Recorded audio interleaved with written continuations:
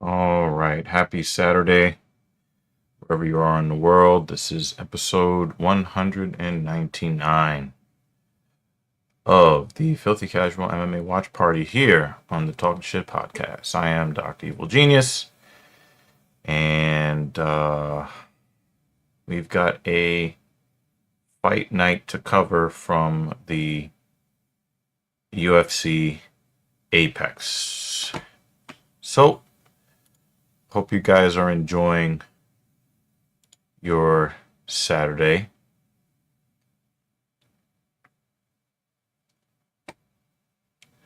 All right, just setting things up here.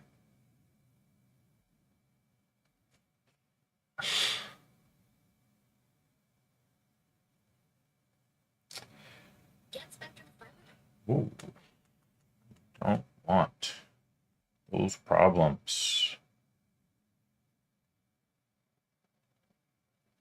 We don't want those copyright problems. Okay.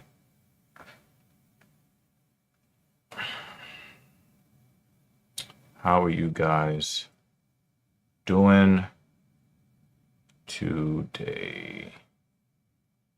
We have to start off Kai Kamaka III versus Dakota Hope. So we got some names here. Definitely sounds like some Dragon Ball Z shit right there. Wow, the Iron Turtle was supposed to fight. And that didn't work out.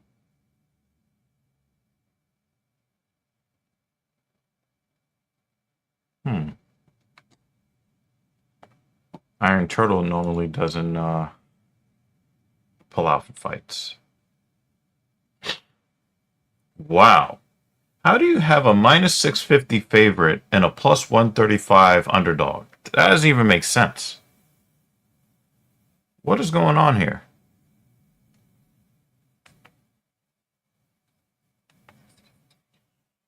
We have JL's favorite announcer in the cage.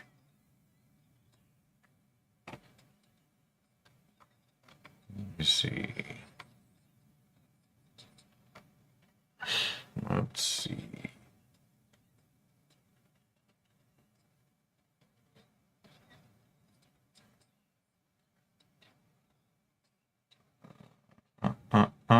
Ooh.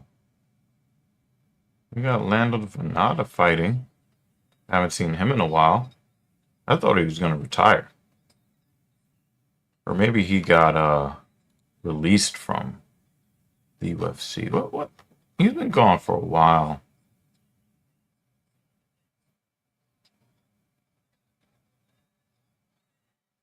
I thought he was released.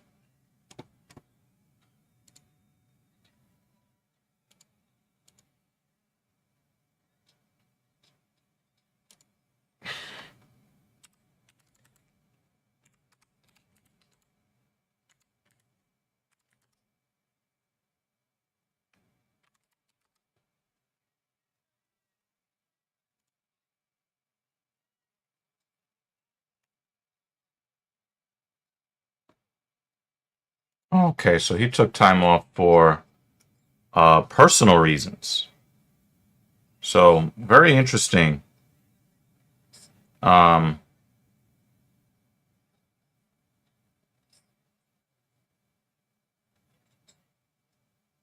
so we're gonna see what kind of Lando Venata we get 3 years away from the cage.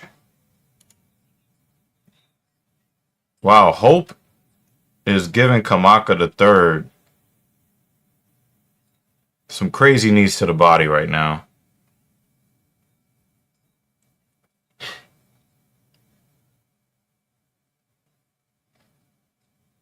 Oh, nice elbow in the break, Mr. Hope. Sounds like a name that you would see in the Matrix, right? Mr. Hope.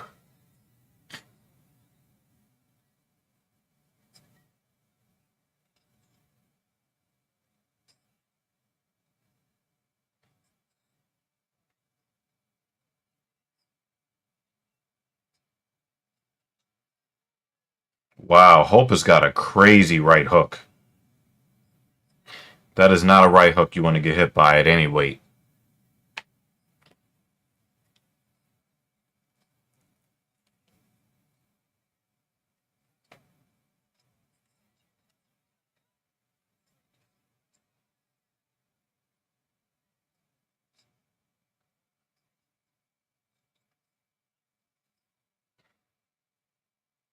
But I wonder with a lot of that hey, I wish you would come over to the regular chat, Mr. Rossman. Come over to the regular chat, the main live stream. Come over to the regular chat, sir. This is the vertical chat where no comments, where all the comments go to die. But it is good to see you, Mr. Rossman of Rossman Group, Rossman Repair Group.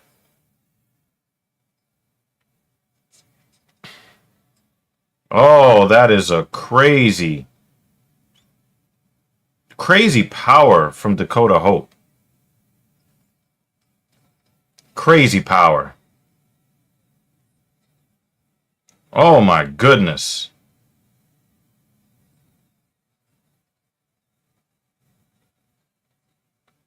Wow. He is given. Oh, Kamaka is really hanging in there. Cheese Louise.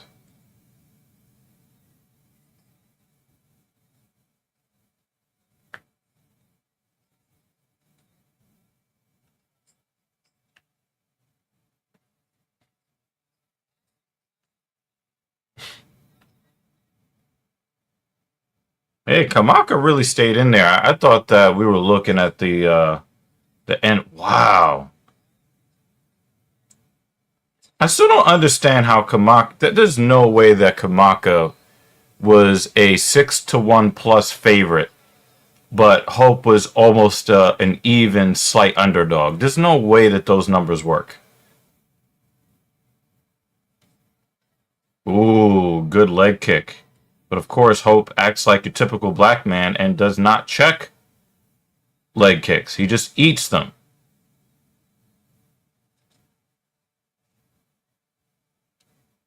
Yep, just ate another one.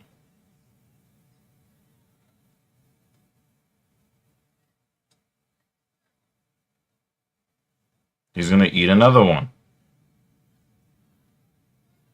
Wait, they're in. All right, they were in opposite stances. Now they're both back to orthodox, and I think Kamaka's gonna smash that calf again. Oh, he went for inside leg kick on that one.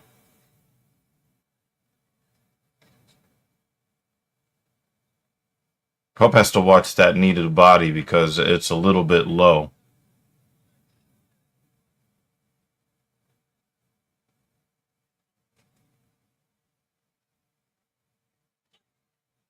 Nice elbow in the clinch. These guys fight in the clinch pretty well. Both Kamaka the third and Dakota Hope.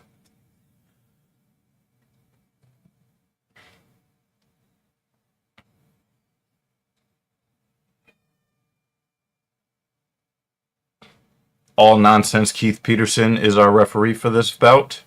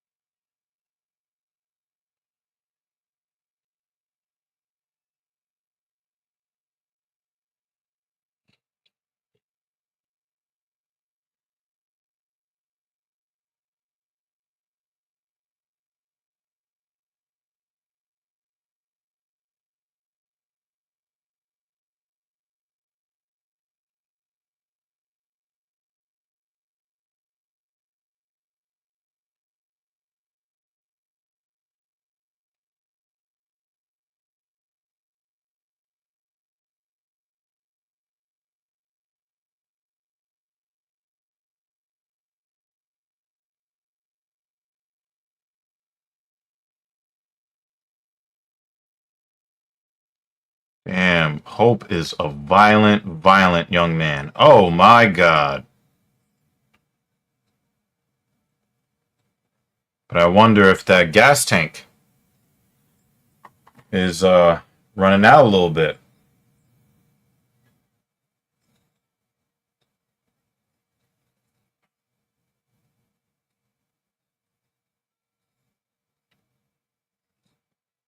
Yeah, both of these guys do really good clinch work.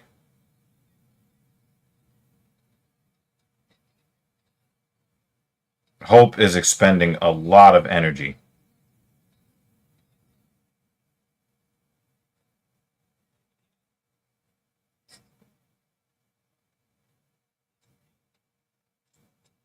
Oh, that was a nice high kick from Hope. If he has any chance of winning this fight or at least sustaining a draw, Dakota Hope is going to need to win this round because I can already see that he's starting to fade.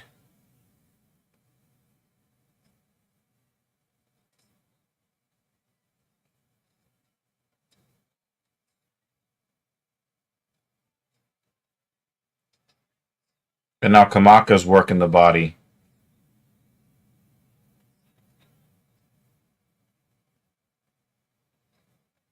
Which is further going to dig into that gas tank.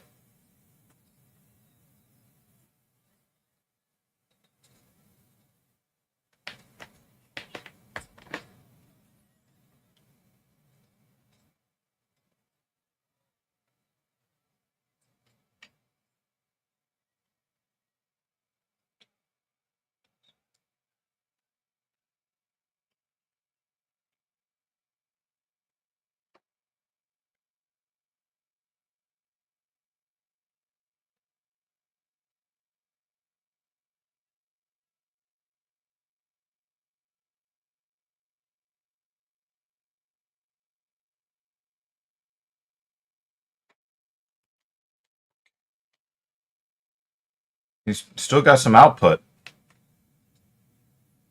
But he's going to have to do something that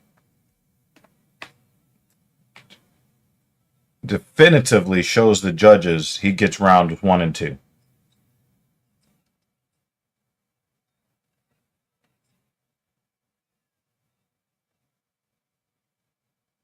He's got a good poker face, but his body language is betraying him.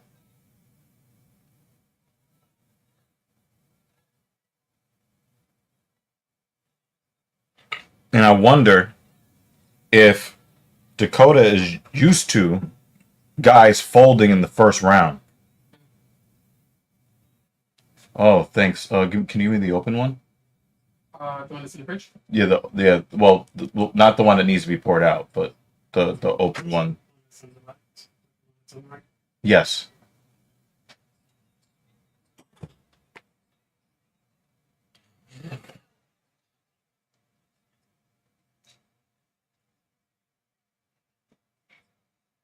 Yeah, this is not going to be easy round to score.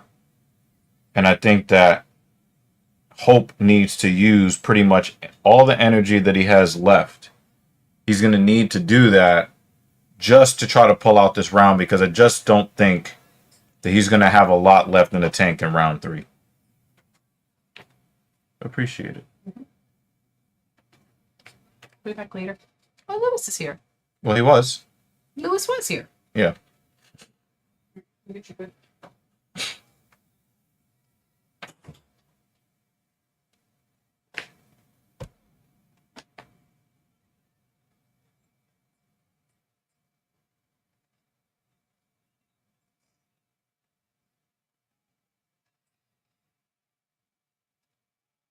He needs at least 2 referees to say that he won this round.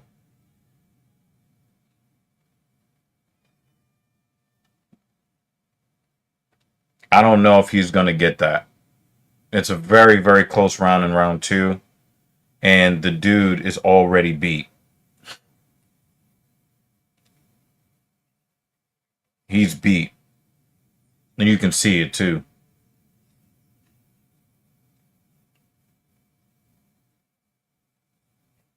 And by beat, I don't mean beaten by his opponent. Beat as in dead dog tired.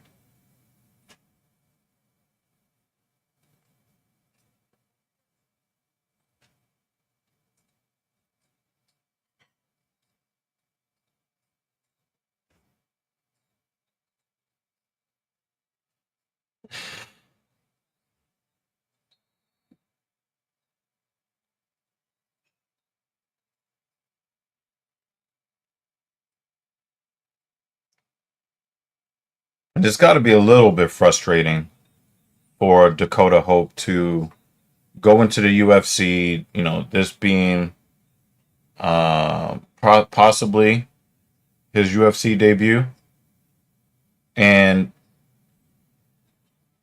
understanding that, the guys in the regional circuit would get down and lay down, but not the guys that put on the UFC uniform.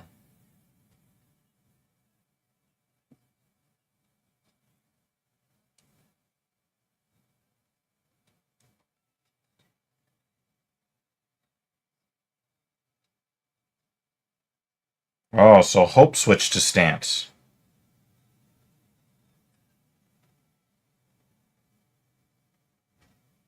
The worst thing would be if Dakota got finished here.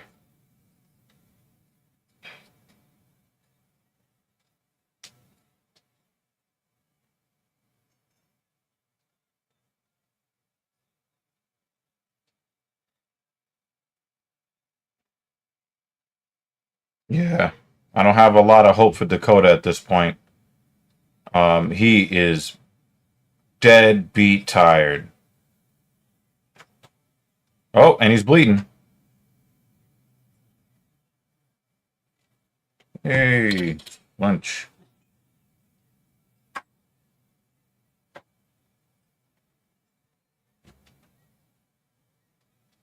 Yeah, he's moving in slow motion now. Damn, man. It's hard for me to say, if neither guy gets finished, it's going to be difficult for me to say because you're going to need two judges to see the fight going the same way. And I would not be surprised if this ends up being a split decision.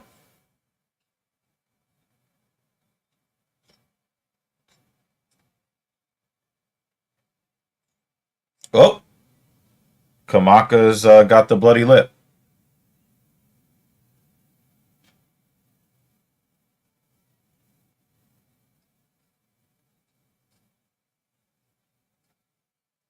Oh, wow. Hope looks like a zombie in there.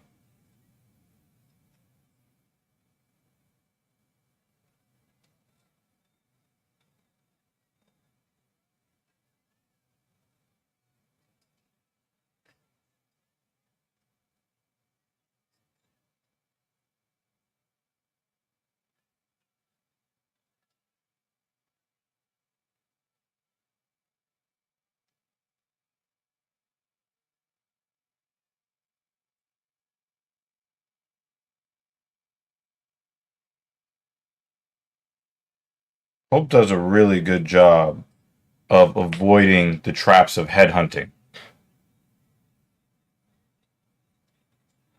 Oh, another calf kick.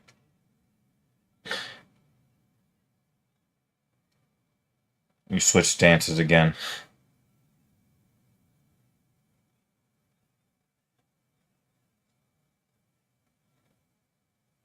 I hope that Hope gets another fight in the UFC and they don't just because the thing is he's got he's got a lot of what a lot of fight fans want to see as far as explosive power, but he also has some good technical fight IQ as well as far as the tools that he uses at different ranges. I really like what he does. Um, I really like what he does when he gets into dirty boxing territory. He uses his elbows and knees very, very well. You could tell that he's had some good Muay Thai instructions.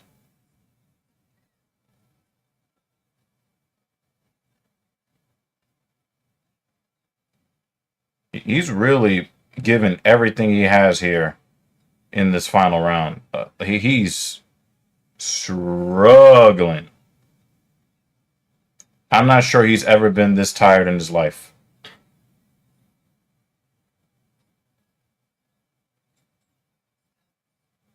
And now you can see that Kamaka. Hey, got the takedown late in the round. That ooh, I don't know. I don't know if that'll be enough. So now he's got a little bit of wrestling chops too.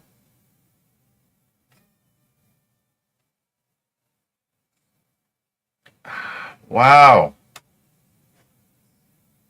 Oh man, I really like the way both of these fighters did their thing. I'm gonna say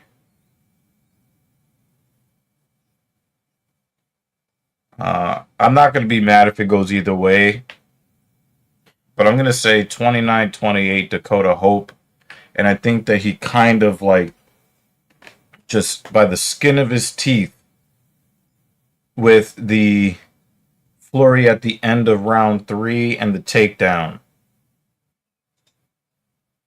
Just like I believe that Kamaka took the round two and differentiated himself by how he finished the second round. You know, when you are talking about uh, fighters uh, in rounds where everything is very close, I think a lot of times the judges are looking at what the last minute, 30 seconds, 20 seconds of the round looks like. And I thought that Kamaka or Kamaka, um, I thought that he did what he needed to do at the end of round two. Oh, it looks like a split decision.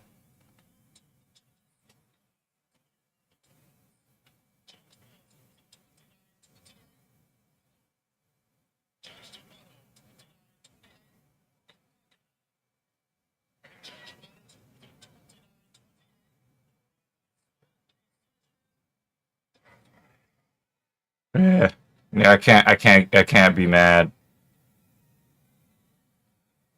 I can't be mad. I think they gave him rounds two and three. They gave Kai Kamaka rounds two and three, and I think the real question was round two. But I think I probably would have given it to Dakota Hope for rounds one and three.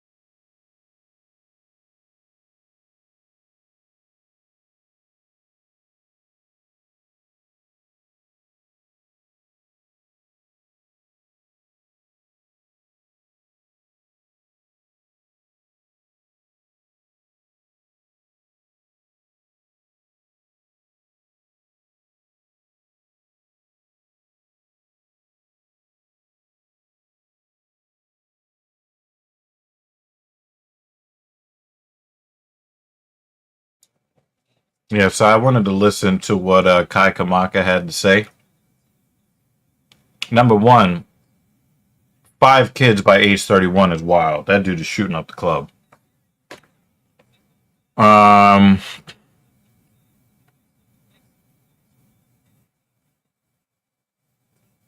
he actually signed the Global Fight League, that big May event that was supposed to happen last year that fell through. They signed all of those big MMA names. He was actually one of the people that signed with Global Fight League, and then nothing happened.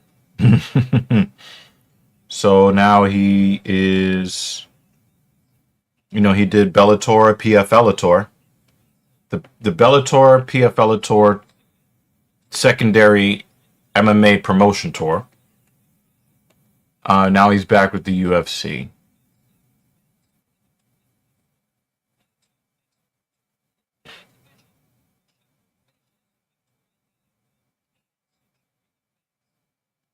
Now, he did win a fight in 2023 where he won the fight by split decision, but all of the media gave it to his opponent. Now, to know that he is very friendly with Sean Shelby, that kind of makes me feel a little bit weird about this because um, I really did think that while it was a difficult fight to score, I thought that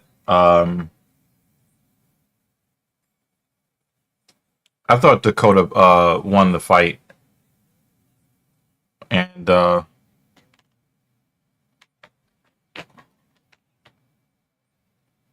me see if I can get something from Mrs. Evil.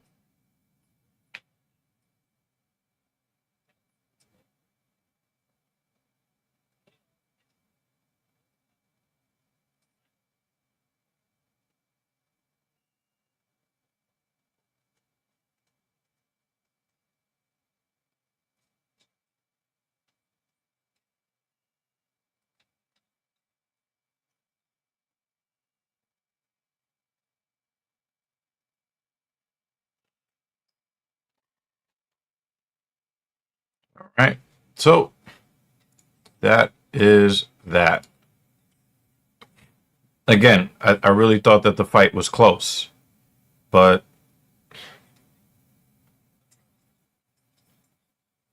maybe I need to go back and watch it. But I had it 29-28 for Dakota Hope.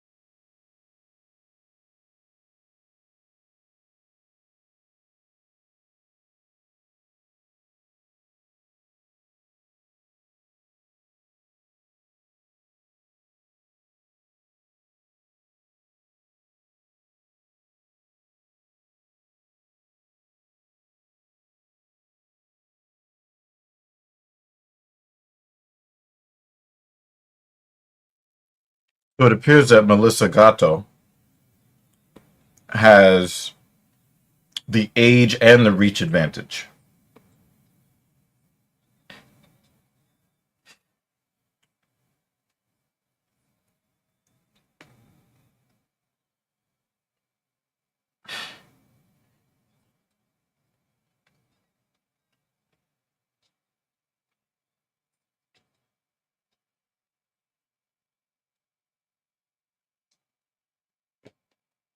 We have Brasilia Violence in this matchup.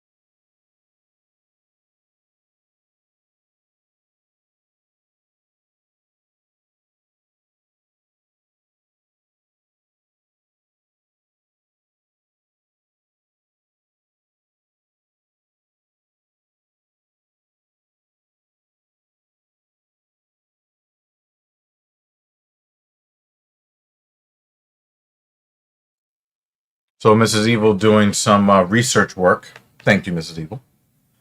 Um, it seems like people a little bit more demonstrative in their opinion of the outcome of that fight. And it seems that the people that I'm seeing agree with me a little bit more. That Dakota Hope won the fight 29-28. You know, just a couple of reactions, but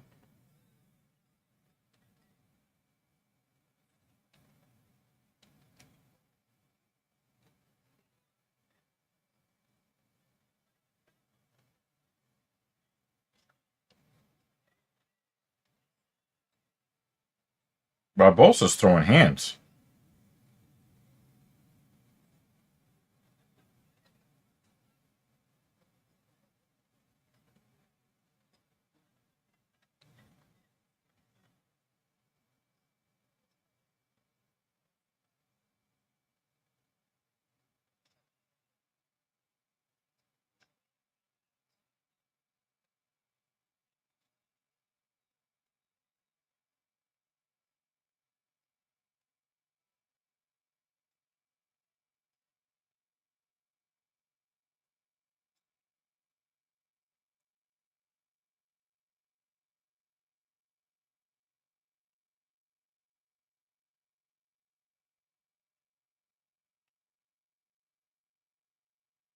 Really not a lot to say about this fight at this point. 3 minutes in.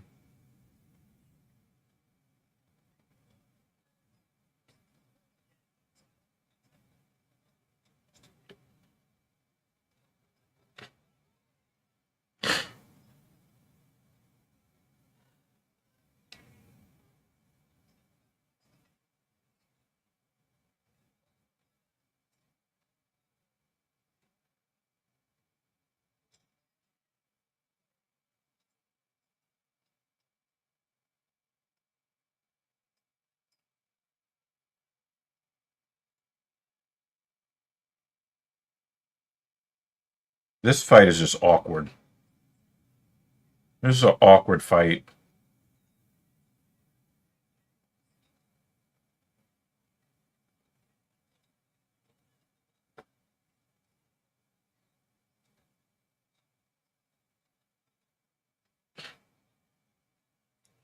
Gato is losing the scramble right here. Very strange scramble situation here on the ground. Gato is on top and getting dominated. That don't make no sense.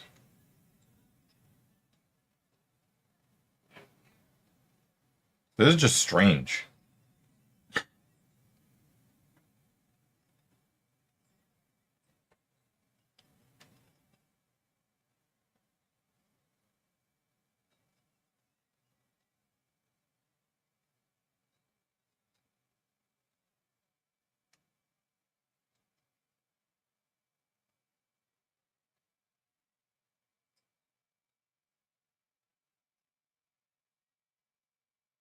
Gotta say, Barbosa has very good hip mobility.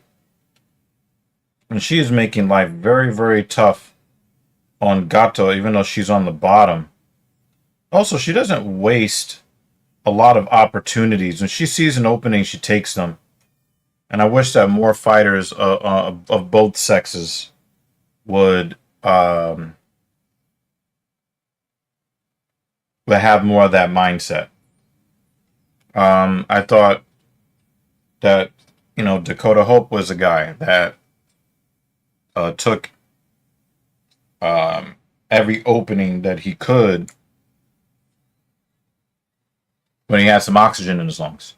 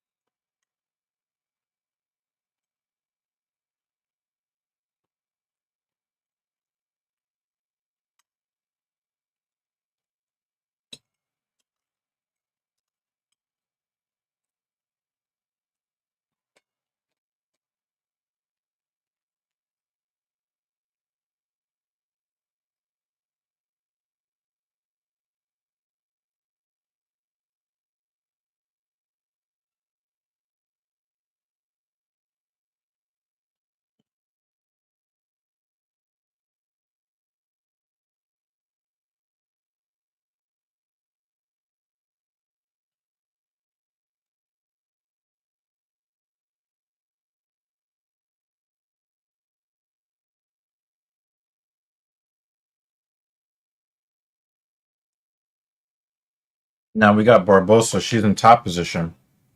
She dominated from bottom position to end round one. I want to see what she's able to do here.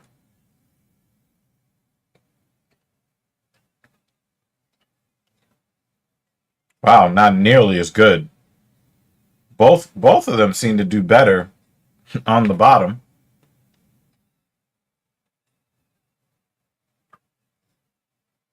Was that an illegal knee?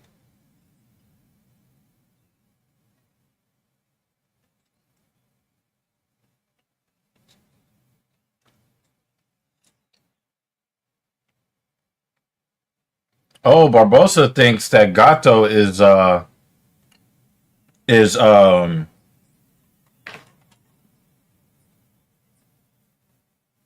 was in the chest. Yeah, she did kick her in the chest. Oh, she's acting. What an acting job from Gato. You get no respect from me.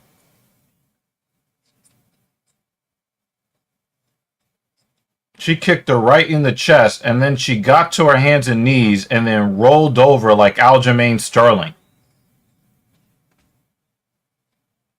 She act like she got knocked out.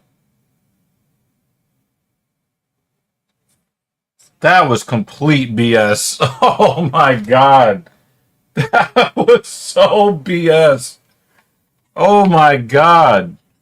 Somebody send her to Juilliard or some sort of acting school or something, because that is terrible. She didn't. Come on, son. She did not get knocked out. She got kicked in the chest. She got that hot stink meaner action. I hope they look at the replay, because she did not.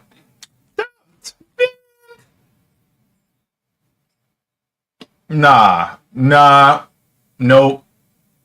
Nope. Nope. Right in the chest. Look, in the chest. Soccer kick right to the chest. It did not go to the head at all. Then she act like she got kicked in the fucking temple. Get out of here with that.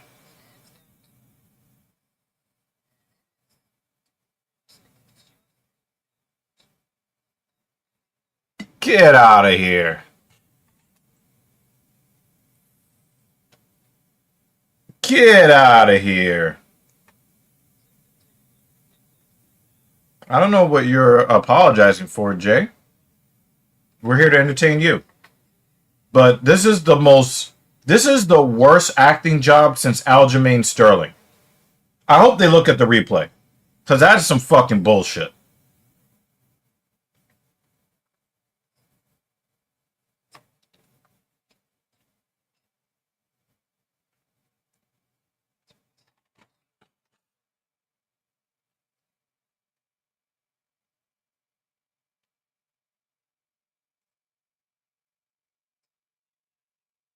And she very intelligently postured up on her elbow, and then like really gingerly laid across her back.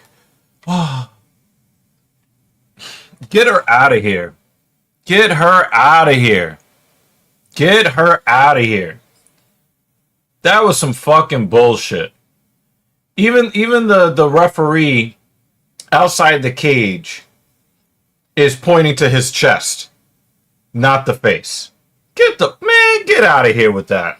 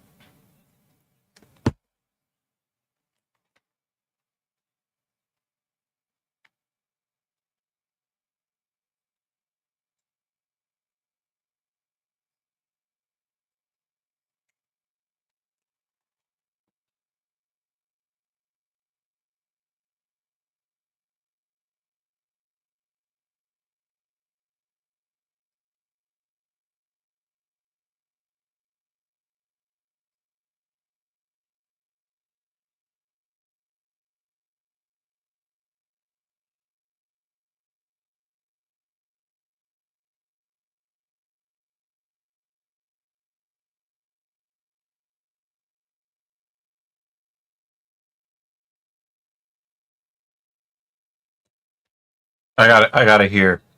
I gotta hear what's being said. I'm gonna mute myself.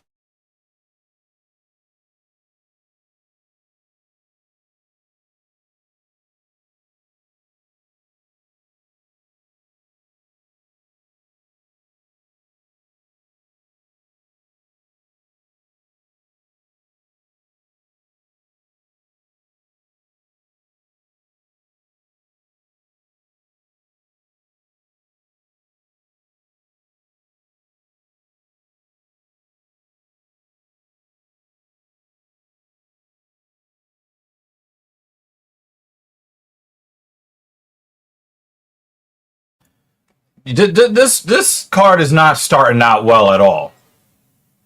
That was some fucking bullshit.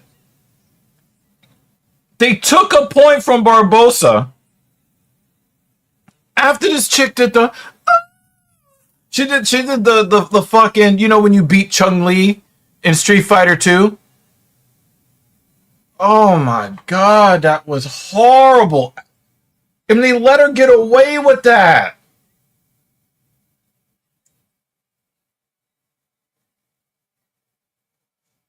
She act like she got completely knocked out. Oh my god. Hold on a second. We got some spam.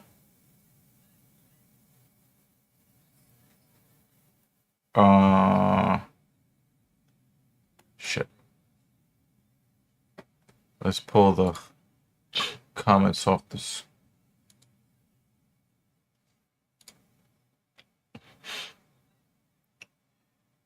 Hold on, we gotta get rid of the spam.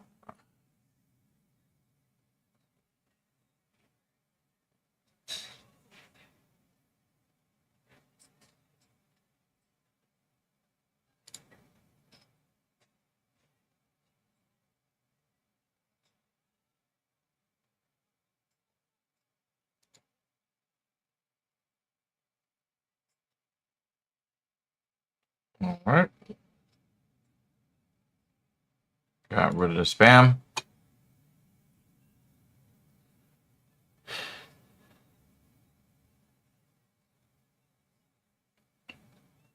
I think that this is very, very shameful on the part of Gato. Very, very shameful. This is a fighter that I would prefer not to see in the cage again. That acting job was absolutely insane. And the fact that she was able to get a point taken away for it, that is just, nah, I'm just not good with that. I'm not good with that. And look at her. She act like she got knocked out from a kick to the chest. And now she's over here just taking punches with no damage.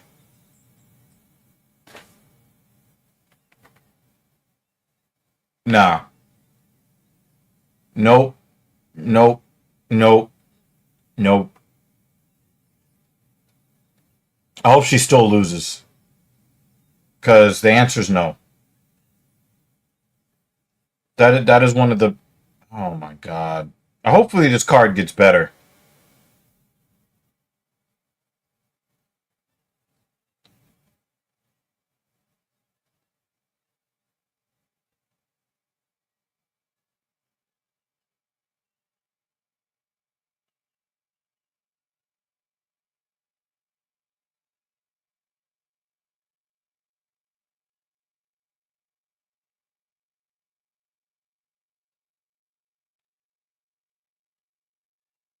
Neither one of these women know what to do when they're on top.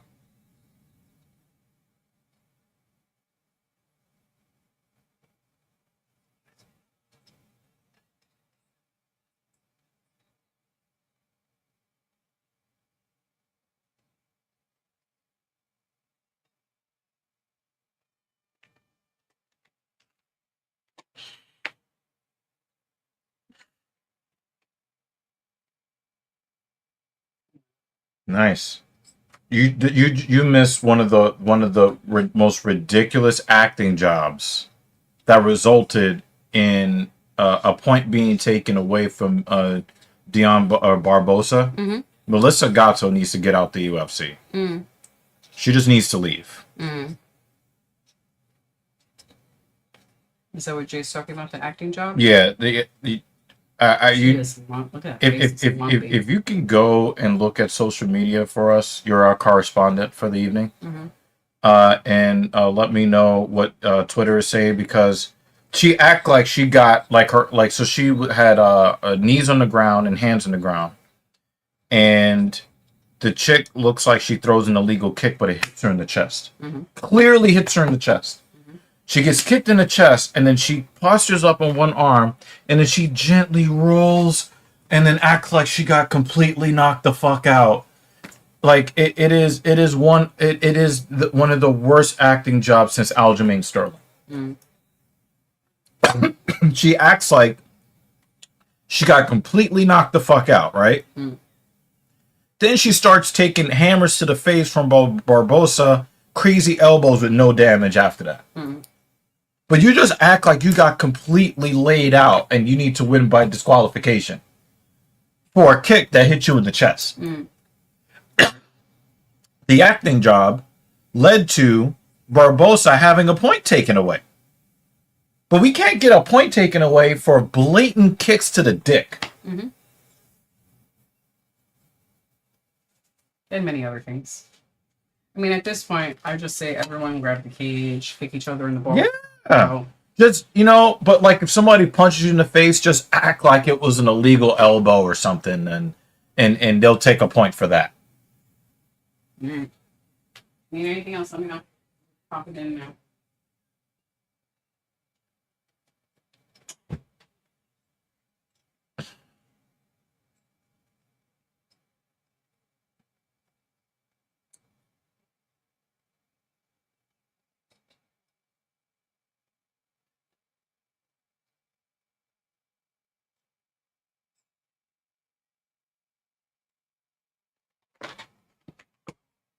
I want to make sure that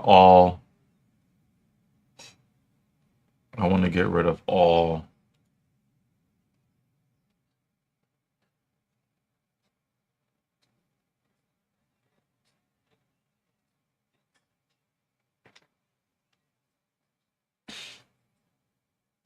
Hmm.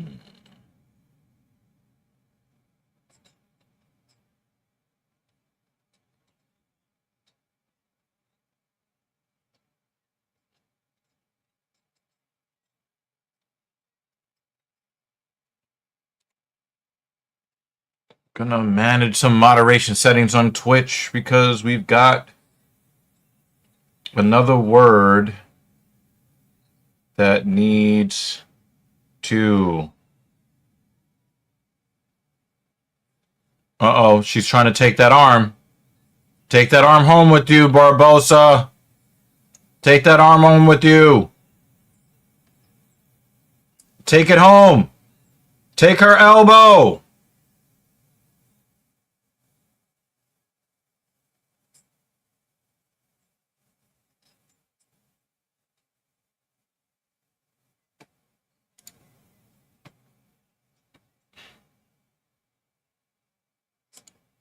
Let's see.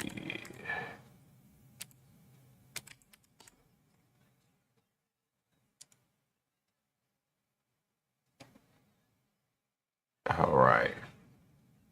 We don't have comments on the stream right now up because I don't allow spam.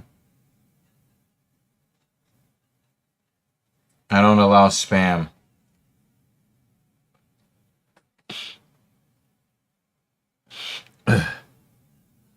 to be shown on the screen. So when more of you guys want to interact, then I will put the comments back on the screen.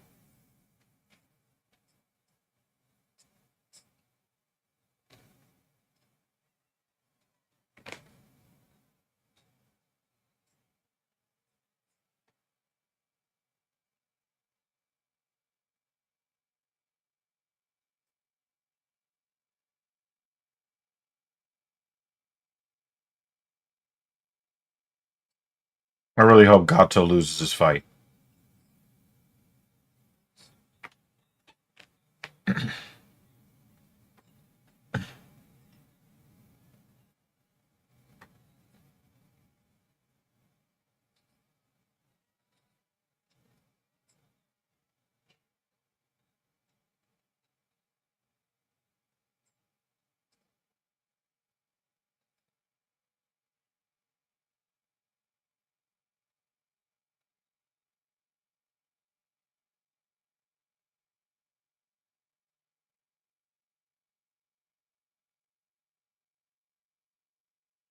I really hope Gato loses this fight.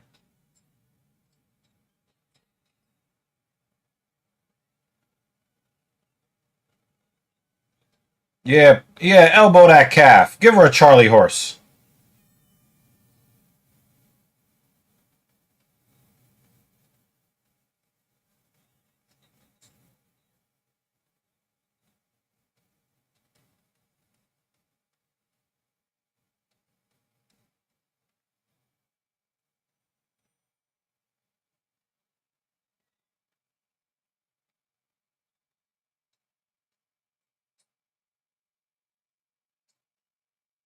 Yeah, that was disgraceful on the part of Melissa Gatto.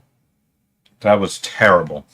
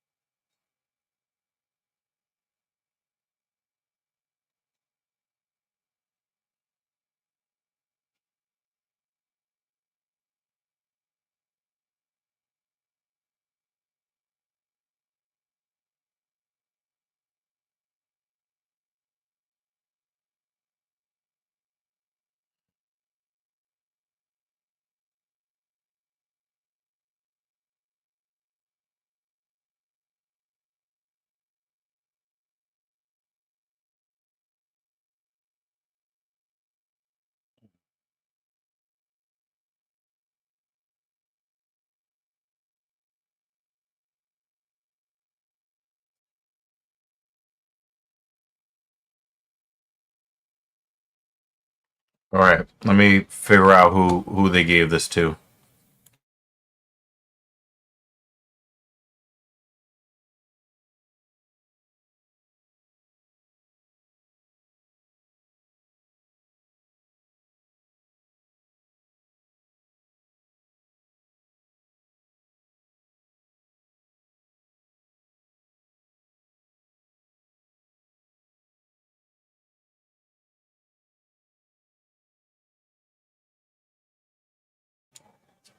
Yeah, they gave it to Barbosa.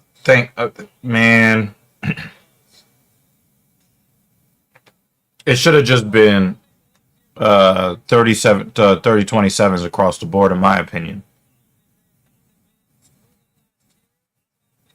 Yeah, I didn't like that at all.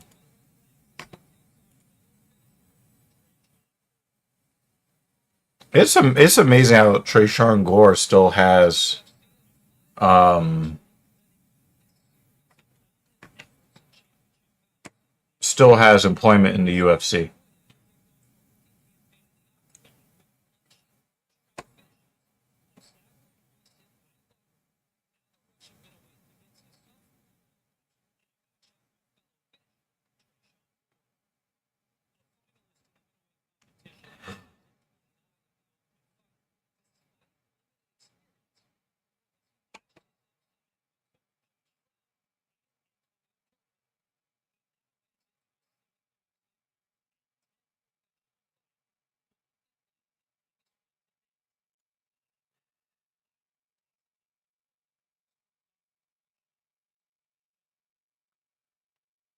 I just don't understand.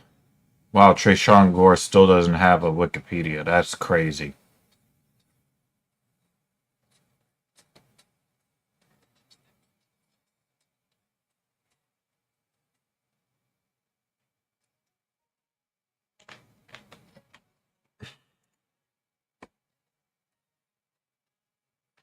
Oh, here we go with Brooklyn Breeze.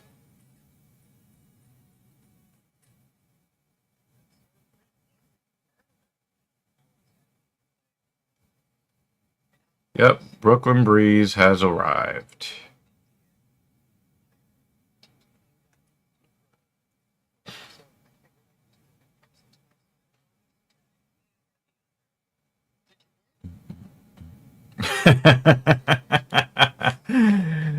I can always tell when Brooklyn Breeze is about to show up in the chat. I ain't putting that on screen though. You wildin'. Good to see you though.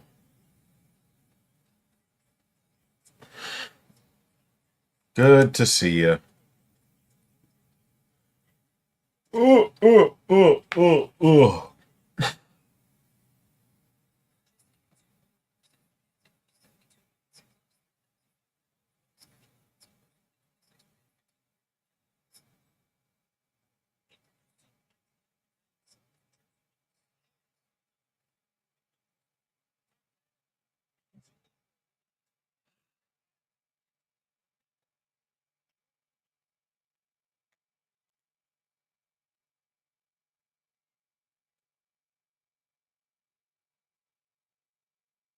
Text me about it because I don't know what you're talking about. Text me about that.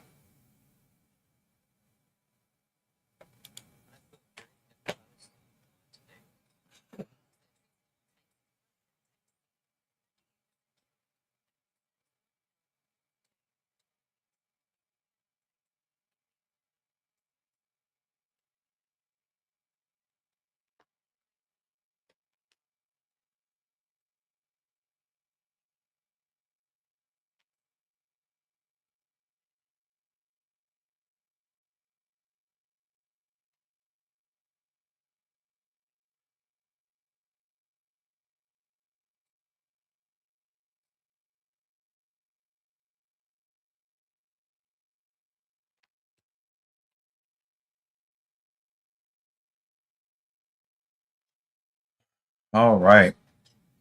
The usual suspects have yet to show up. JL was here for a second. Rossman was the first one to comment. And we got Brooklyn Breeze lurking.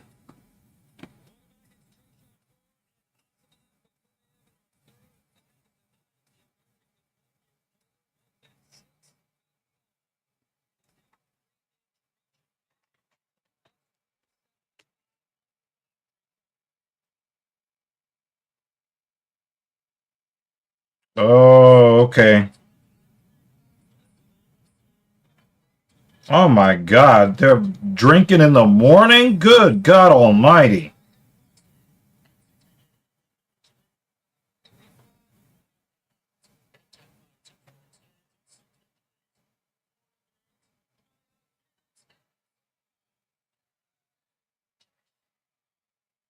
They had an open bar at 9 o'clock in the morning.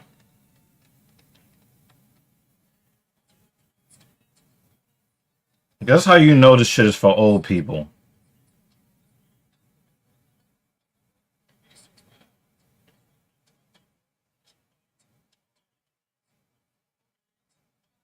That's awful.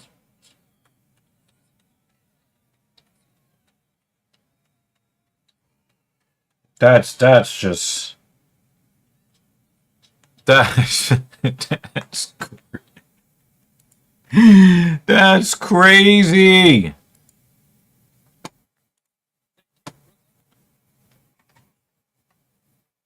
She's got some memories, yo.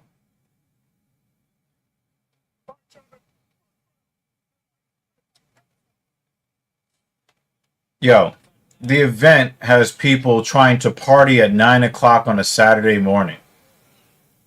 That's some old head shit.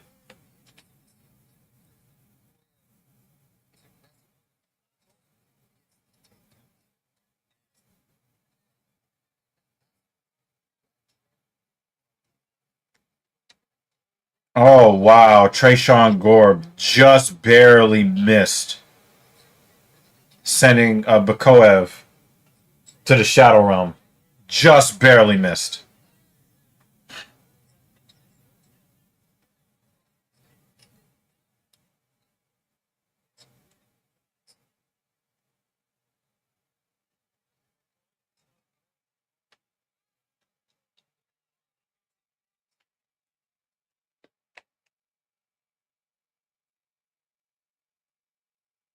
You should be ashamed of yourself, sir. You should be ashamed.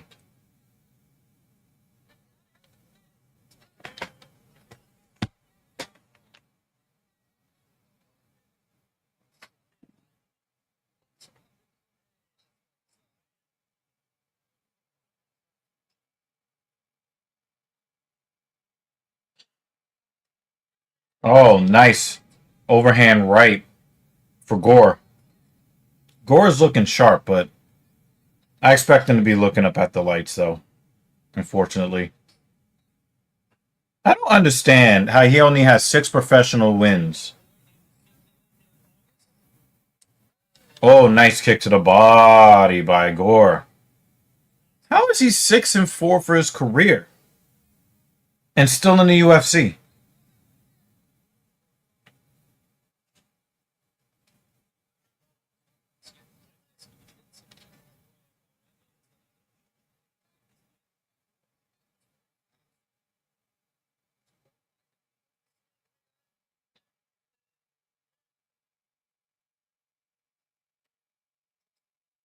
Nice left hand from Bakoev.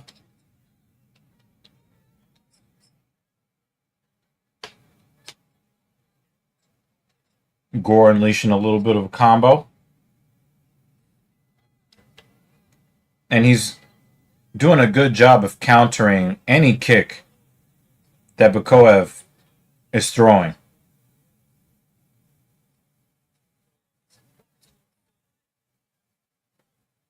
Gore is looking quite smooth here in the first round. But obviously it's the first round.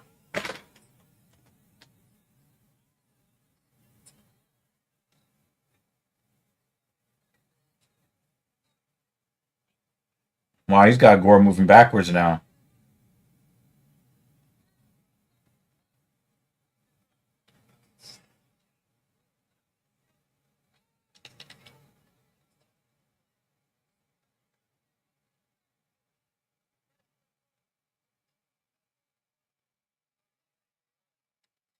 Oh, kick to the body from Bakoev. Another kick to the body by Gore.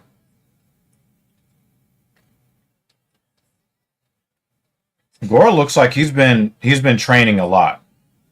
He definitely doesn't look like the same brawler that I'm used to seeing. He actually looks very technically sound. Now, again, this is the first round. So there's no guarantee that as his tank goes down, his newfound technical skills won't also. Yeah, he's definitely looking good. What's going on, AI Hal? Our AI overlord has arrived.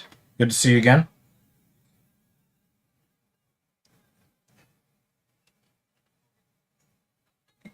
Yeah, I think that I just don't understand how he still has employment in the UFC with a 6-4 record, but he's looking a lot better than usual.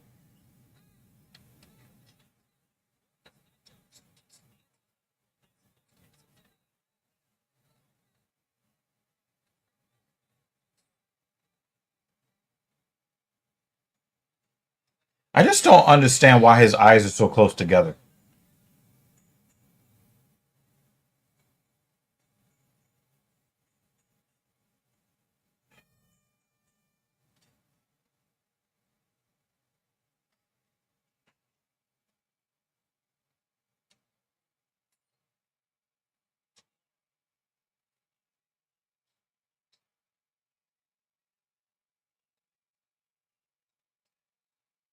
I do believe that Gore is fighting for his job. 100%.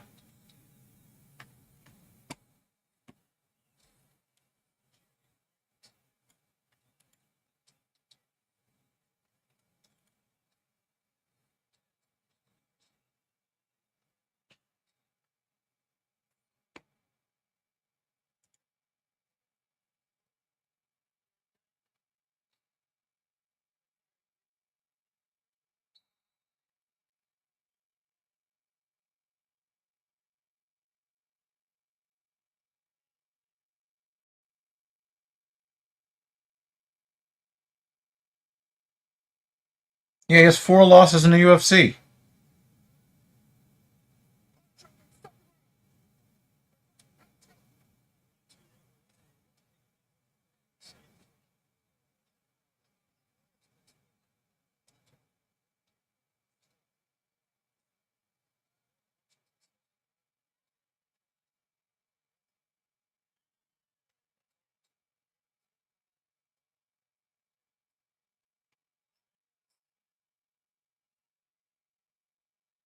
He does have one performance bonus,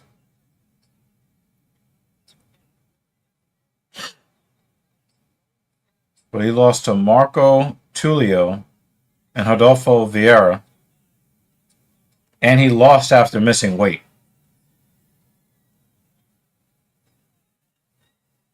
Gore's in a lot of trouble here. Yeah, Bo Nickel. In 2023, they were supposed to fight. Um, the Dobson, AJ Dobson, was 2024 that was canceled.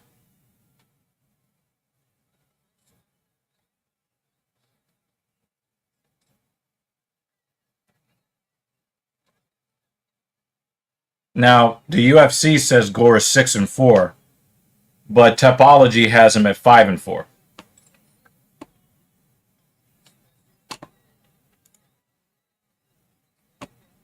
At least the correct woman won the fight. At least the correct woman won the fight. I that acting job by Melissa Gatto really pissed me off.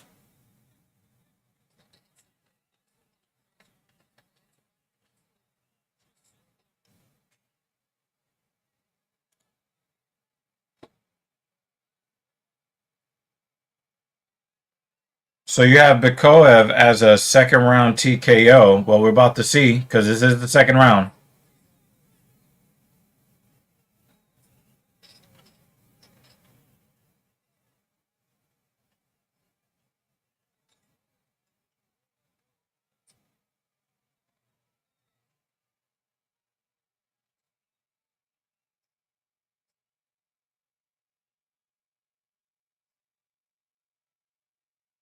All right. So Bakoev has implemented the wrestling.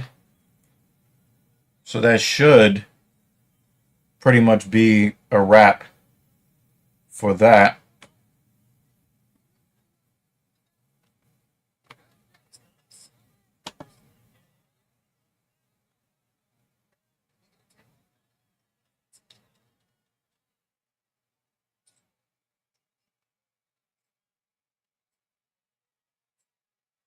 Oh, he reversed it. Uh, yeah, Gore just does not have a good gas tank.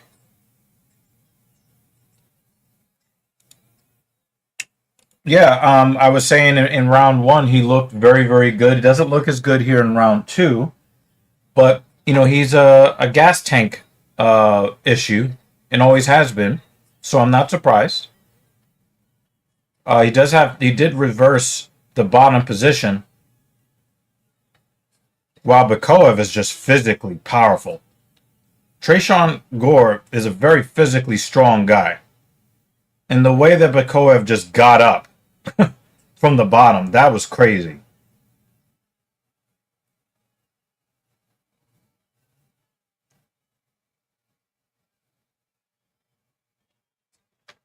But yeah, Gore is definitely better. But I think Gore, if he loses his fight, he is going to be cut by Tuesday.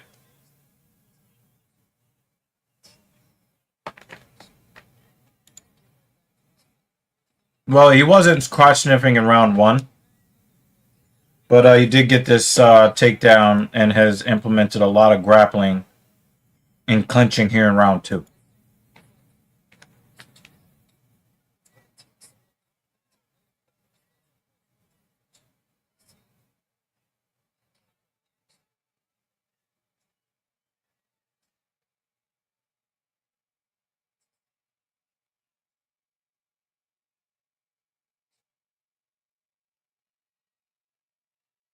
Nice little combo from Gore. Oh, nice lefty. Now it's just boxing time.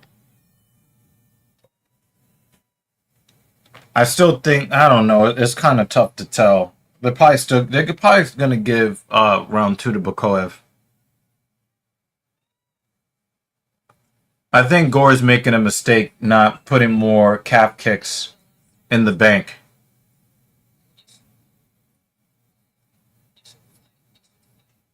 It is good to see you guys. We got JL, we got Ryan, we got our AI overlord. We have Brooklyn Breeze here for a second or two. Pretty cool. Better late than never.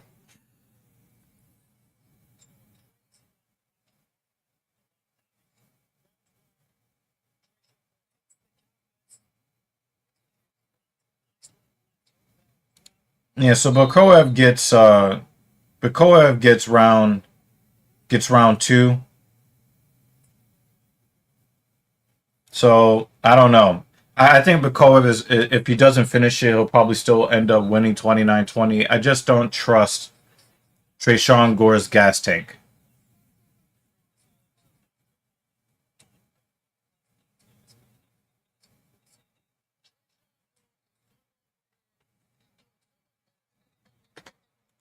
Isn't Wilder kind of like past his prime in boxing?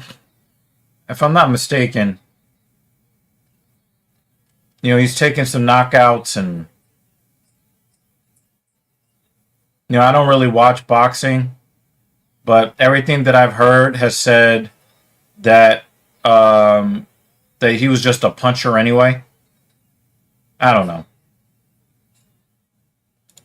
JL, this is like the seventh time you've asked me this, but I'll address this later. Now, I did say that Gore should do more on the leg kick, and as soon as he did,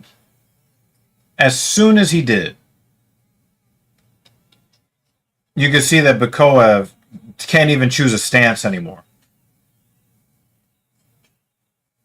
Oh, nice kick to the body from Gore. Whoa, nice combo off the caught kick.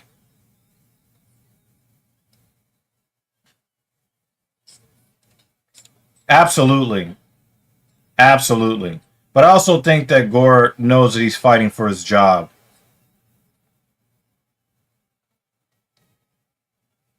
Oh, nope. Stuff that takedown. Oh, and then he gets a takedown of his own. Hey, maybe Gore gets the 29-28.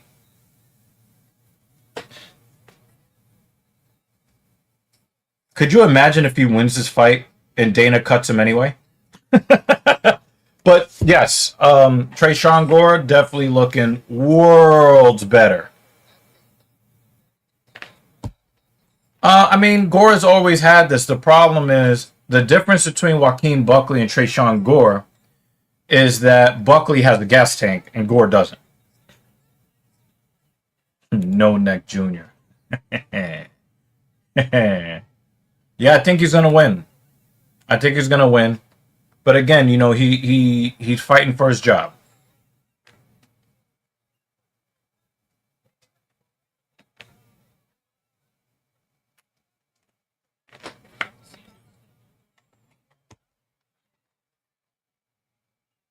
I think Azamat thought that he was just going to wrestle fuck Trayshawn to death, and Trayshawn came out with something else. Oh, he's in full mount.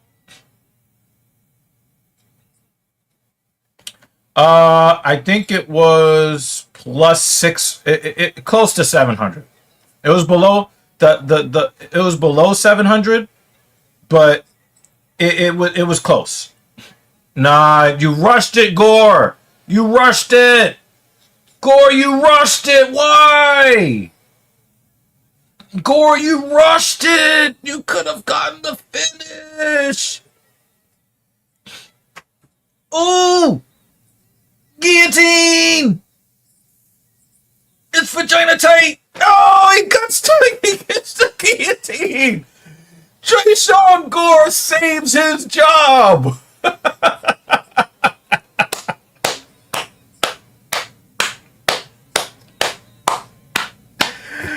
Oh!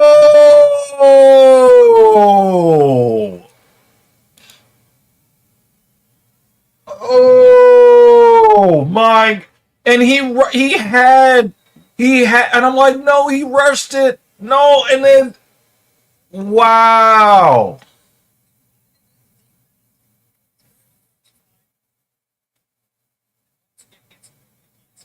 wow, that is a great comeback win after getting knocked down in the second round. Trayshawn Gore looking worlds better than he's ever looked before. If he would have lost this fight, guaranteed he gets cut by Tuesday. That guillotine is vagina tight.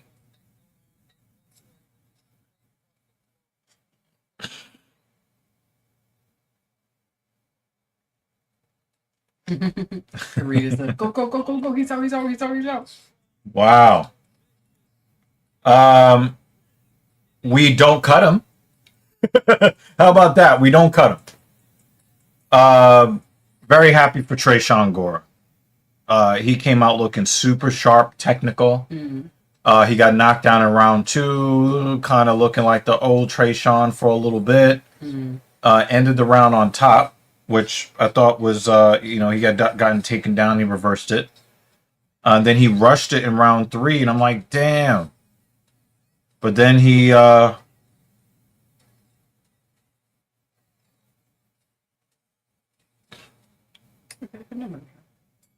Usual suspects. I mean, they all showed up like an hour. I was sitting here by myself for like an hour. Yeah, I saw that it was only like 2. Wait. Oh, he will get a bonus. JJ. James Jonah Jameson? I mean, he is going to get a bonus, but will he get the 100K bonus? Probably not. I mean, again, when you're talking about a lot of these guys that come from that region of the world where they do a lot of crotch sniffing. Oh, JBJ. If you'd have said JBJ, I would have known what you were talking about, Ryan.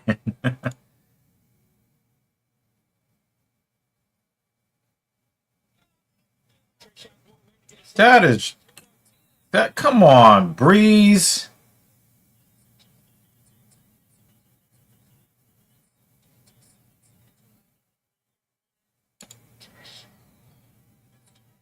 I wonder how many of the people that bet on Trayshawn Gore, how they're feeling today. I just don't understand why his eyes are so close together.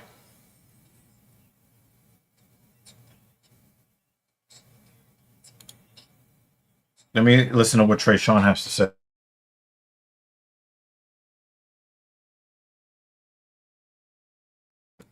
Forget it, forget it. He's doing the religion thing. I just don't understand why his eyes are so close together.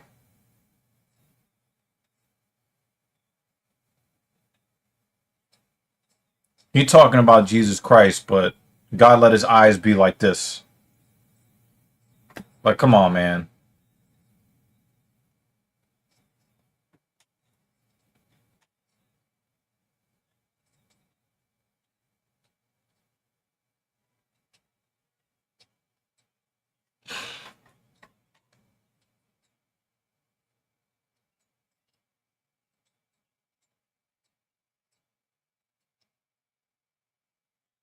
I don't know what you're talking about, Jay, but at least you're not working in that restaurant anymore. That's all I'm going to say about that. No, no, no, no. Stay his ass right where he's at.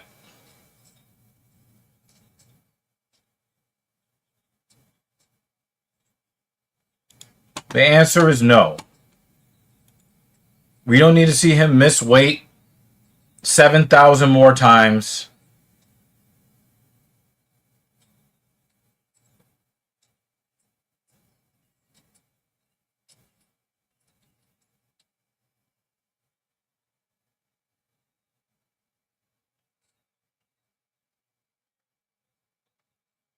But I'm happy for him. I'm happy for him.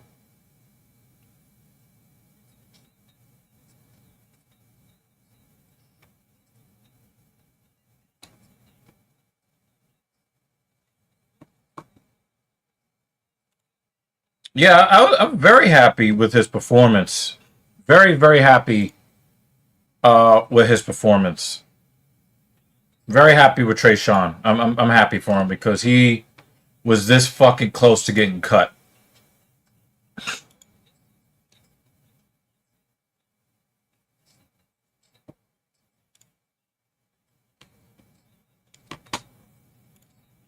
Yeah, it's annoying, man. It's annoying. Like I don't want to hear about religion when you do violence for a living. Stop. Are you serious? Brian Battle won a bloody bare knuckle fight right after missing weight for like the 84th time. But for him, come on, Brian Battle is a UFC level talent. Well, we got two decent looking ladies coming. Oh wow. The UFC correspondents, they just Mackenzie. Just so classy looking.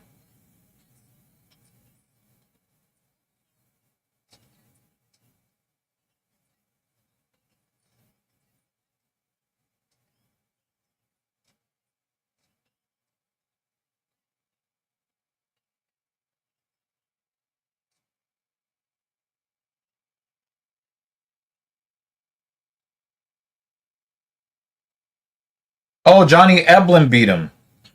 Okay. Johnny Eblin is a good fighter. Okay, okay, okay, okay, okay.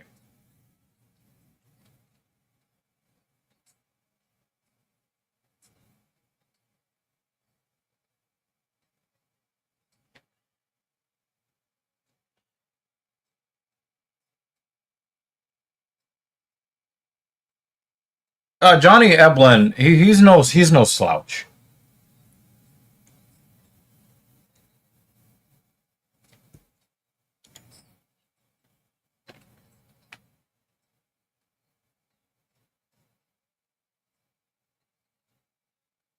Now, Haley Cowan is not bad looking. However, she does look like the type of woman that will call the police if she sees a black man walking down the street in her neighborhood. I mean, any loss outside the UFC for Brian Battle kills any chance he gets of returning to the UFC. And as good of a fighter as Johnny Eblen is, he still lost outside of the UFC after being unceremoniously removed from the roster because his weight issues keep cropping up. Damn, she is good looking.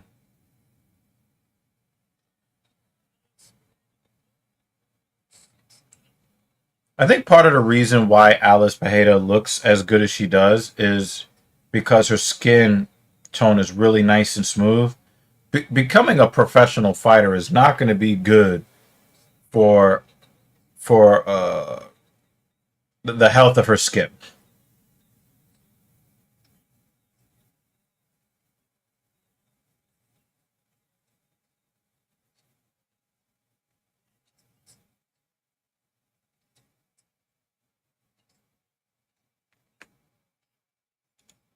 Well, not everybody in the top 15 can defend takedowns, though. That's the issue. If I'm not mistaken, Battle was fought Eblen at 185.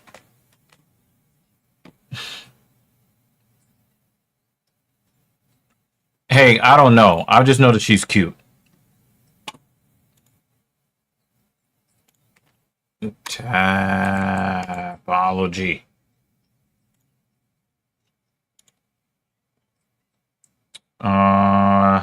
What were we looking for?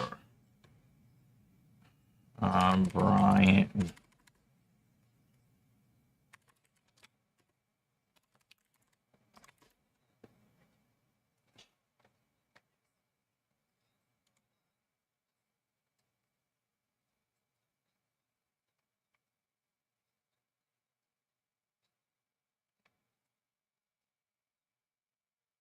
Yep, he got subbed. MPF Tour. 4 minutes of the 10th round. But again, Johnny Eblen is like, you know? I mean, Bo Nickel is beating a lot of fighters. You know, whether we like it or not, he's gonna defeat most fighters. Yeah, Brian Battle was like beating people up in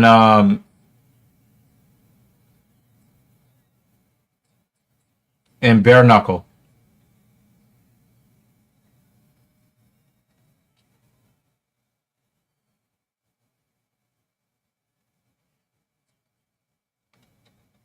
Damn. He missed weight more times than he got a bonus in the UFC. Missed weight against Gabe Green, missed weight against Randy Brown, missed weight, and then the cancellation with Nursultan Aruzabov.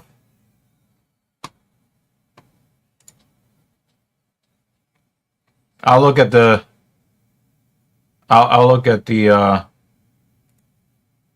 accidental eye poke against Losa.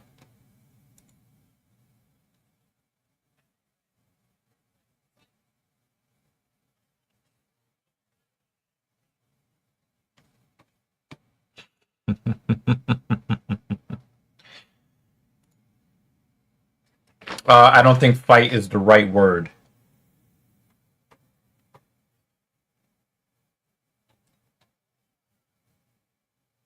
Now, Paeta, she just did like a whole bunch of like fainting, and she fainted directly into getting punched in the face. That was kind of funny.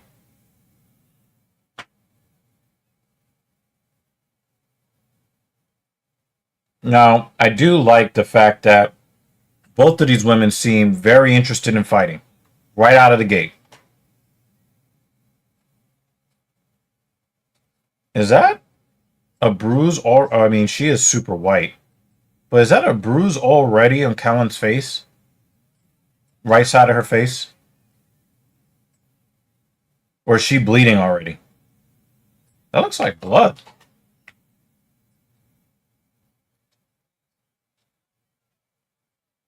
Hmm.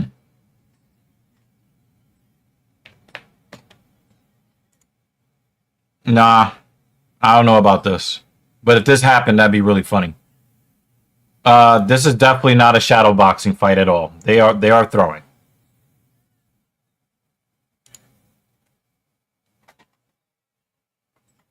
Yeah, I mean, but this looks like a deep red, as if, and she's playing with her nose too, as if there's some blood.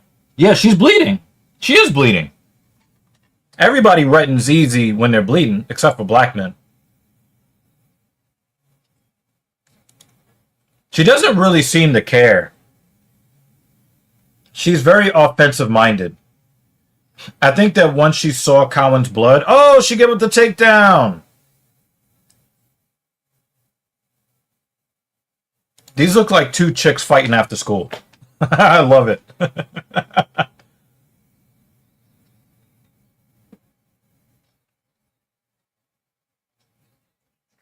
Let's be real. We need way too reckless in the UFC. We don't have enough way too reckless right now on the roster.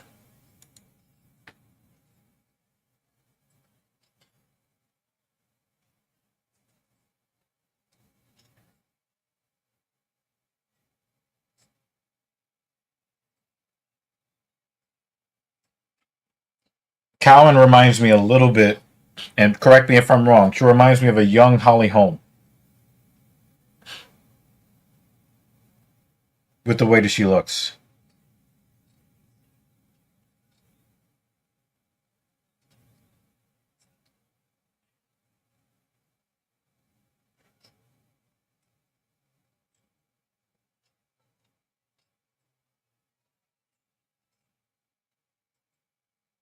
She looked like she can be a distant relative of Tom Cruise.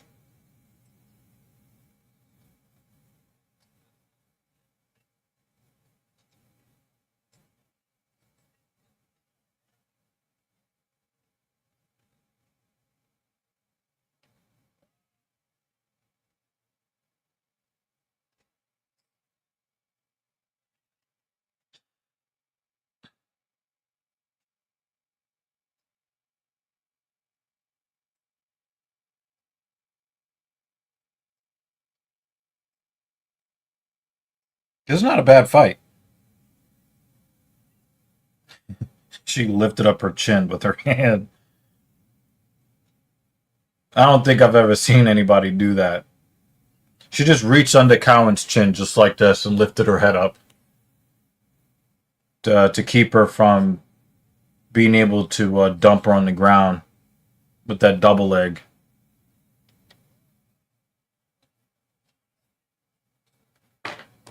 Well, dude, hockey is a very strange sport where I've seen a very poor New York Rangers team um, get completely dominated and win 6-2. I've seen the Rangers actually play decently and lose big. Um, I've seen the Rangers give up 45 shots on goal, only get 14 of their own, and win by a margin of 3 goals or more. Hockey very rarely can be explained.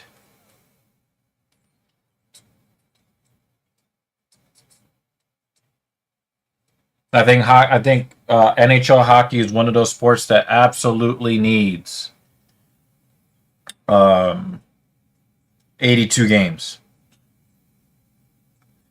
Yeah, I saw Luka Doncic has the grade 2 hamstring strain, so he's going to be out. I think that he's going to be out at least through the first half of round one of the playoffs.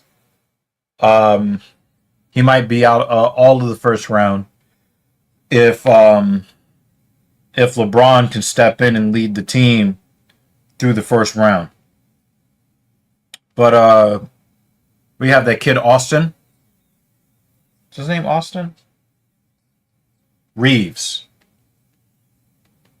You know, if Reeves could step up and do what he did when LeBron was out in the beginning of the season, then they have a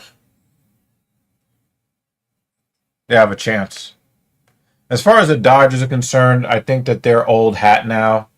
I think that right now, what I'm enjoying about baseball is the new ABS system and how it has added a dimension of uh, nuance to the game. I think that the pitch clock took away a lot of nuance from the game. I think that the disengagement rule took away from the game as well. But I really do like the ABS challenge system a lot. I think the final few will be the Jays, Yankees, Dodgers, and Seattle. That doesn't even really make sense because you just named 3 AL teams and 1 NL team. So the final few, that's impossible. You're going to have to take away one of those AL teams, and you're going to have to add an NL team that you think is going to be in the final 4. I think that you could probably take... I just don't believe in the Seattle Mariners. So I would say Blue Jays, Yankees, Dodgers, and I'd have to think about who could really step up in the NL to be right there in the NLCS.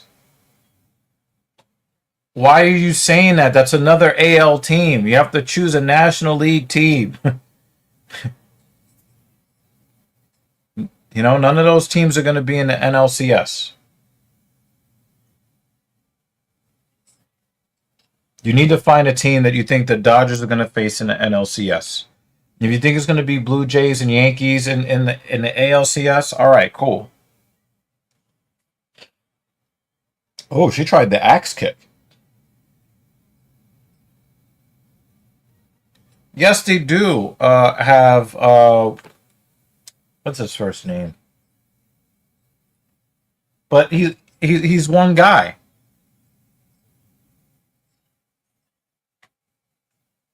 I don't think that Cal Raleigh is going to hit 60 home runs this year like you did last year. I don't think that's going to happen again.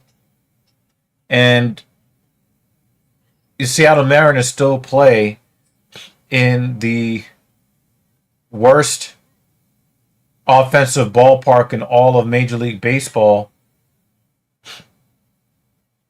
You know, Jorge Polanco is not there anymore. He was a good clutch hitter for them as well. I'm just not seeing it. Thank you, because it's starting to crash. I understand.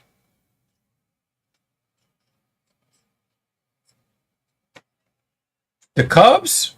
I think the Cubs. I think the Cubs might have that, at least on offense and defense, they're really good. I'm not sure about their pitching. But I like the Cubs. I like the Cubs as a possible team that you would see up against the Dodgers in the NLCS. As far as the New York Mets are concerned, I think the New York Mets have a really great collection of talent, but I believe that the uniform is like kryptonite for baseball players. Like, you will see players play really, really well, show a lot of skill, and then they put on a Mets uniform, and then all of a sudden, all the bad... Oh, she's dead!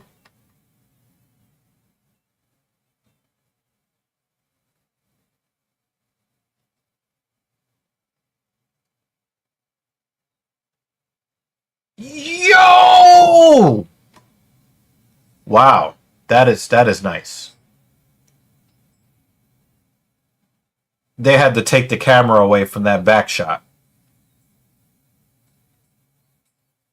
Oh, look at that knee! Go to sleep! Go to sleep!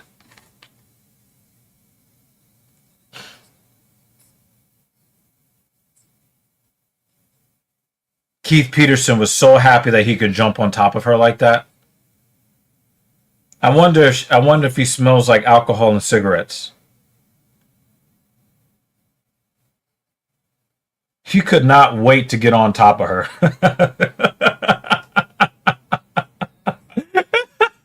The way he dove on top of her like that.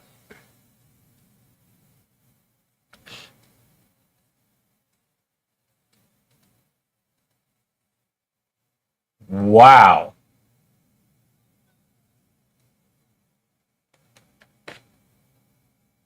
Oh, Joshua Van is out? Wait, are we talking about Joshua Van?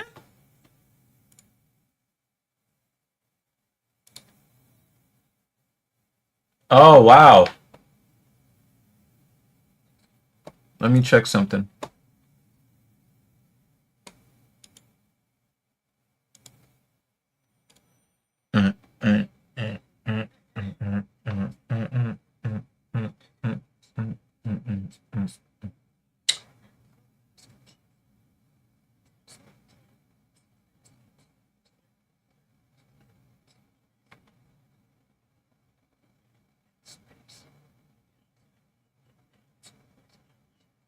So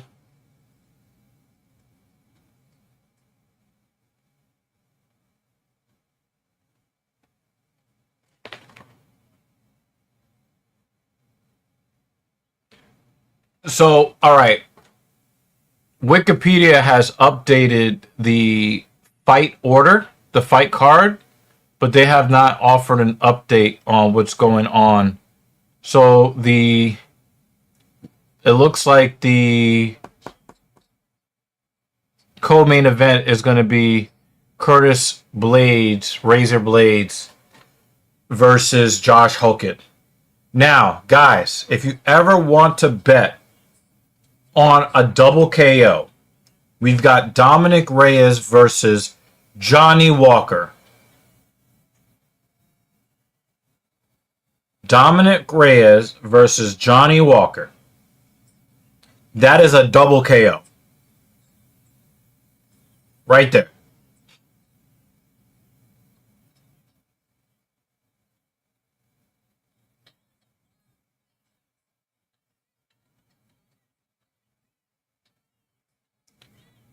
Hokett was moved into the co-main because the fight between Joshua Van and Tatsuro Taira is no longer on the card. I think it's going to be a double KO. They both have glass chins. They both have glass chins. So, my prediction is double KO. In your opinion, since you're a native New Yorker, which part of the city are Mets and Yankee fans? I would say that the entire planet Earth is Yankee fans because it's easy to be Yankees fans. In fact, a lot of the Yankee fans are now Dodgers fans. Let's just put it like that. Okay? I will tell you that geographically, if there is going to be a little bit of a shift, you will see Queens and Long Island. And Queens, Long Island, a little bit of Staten Island, you'll see representing with the Mets. I would say mostly Manhattan, the Bronx, and Brooklyn are pretty firmly on the Yankee side. There is a fair bit of Mets fans in Brooklyn, but I believe that Yankee fans outnumber Mets fans in Brooklyn. The Bronx is almost all Yankees fans, And in Manhattan, it's a bunch of fake Yankee fans that are probably now Dodgers fans.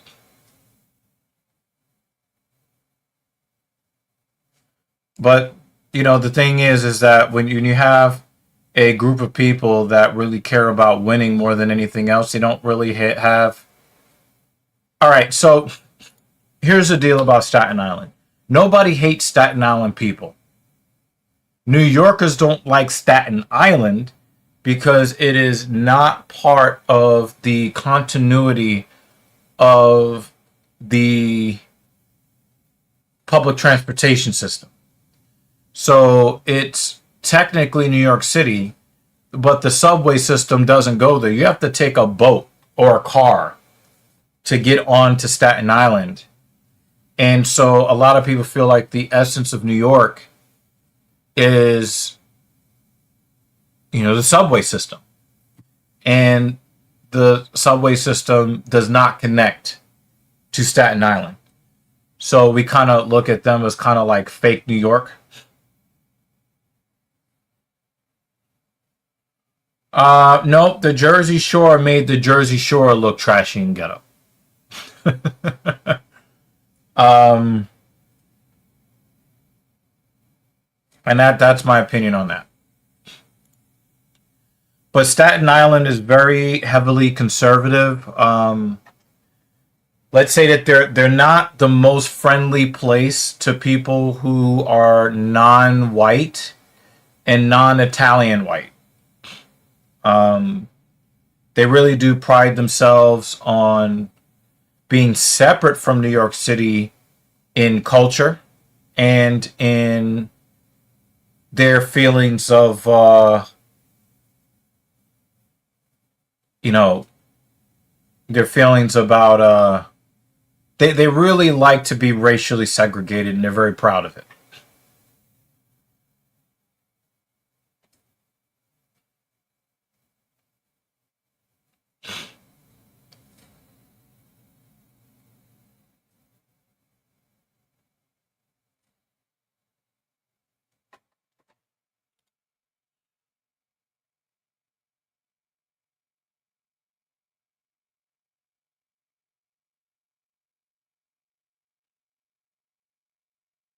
So the Stream Deck added another Stream Deck with a lever on it. Is that official?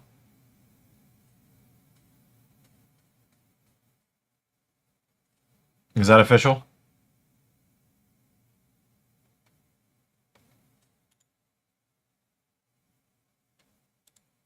Okay.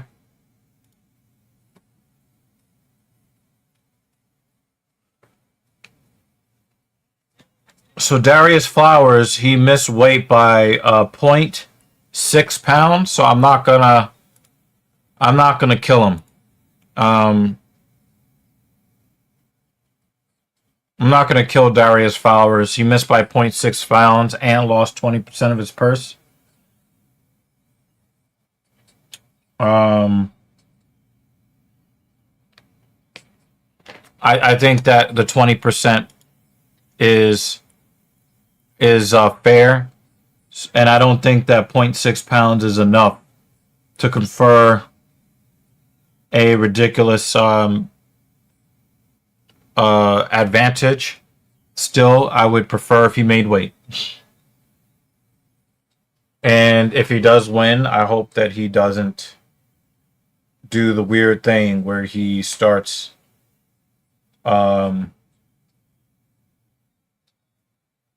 doing a lot of celebrating. Lando Venata, I gotta see. I could have sworn he was a 45er. Am I wrong about that?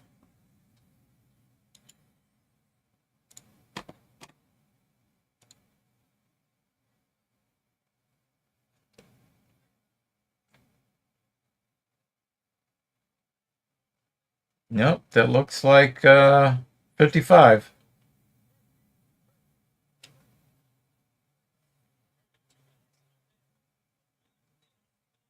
My bad, I think. I thought Charles Jourdain, Andre, I think these guys are all. Am I wrong?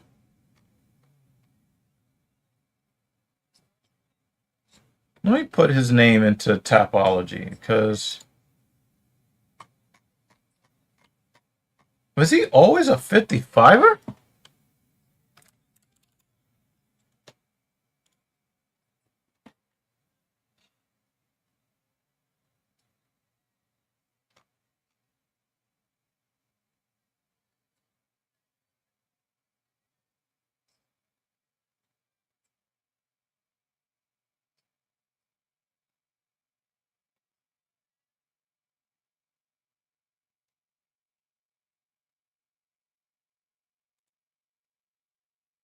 That was at 45. I know I'm not fucking losing my mind.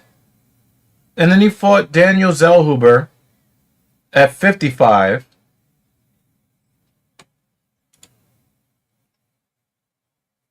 He canceled a bout in 2024, 55, and he canceled Breeden, 55. I remember him at 45. Venata got injured when he was supposed to fight Andre Feely. That was supposed to be at 45. So maybe he's a 155er now.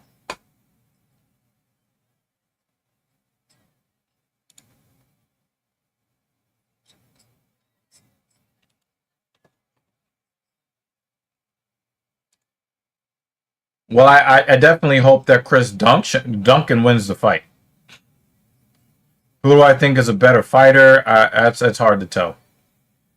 I haven't seen Chris Duncan fight enough to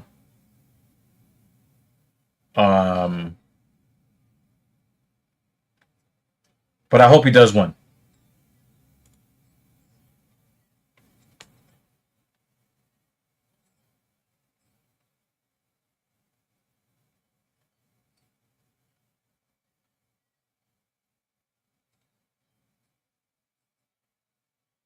Flowers had a triangle right there for him, and he let it go.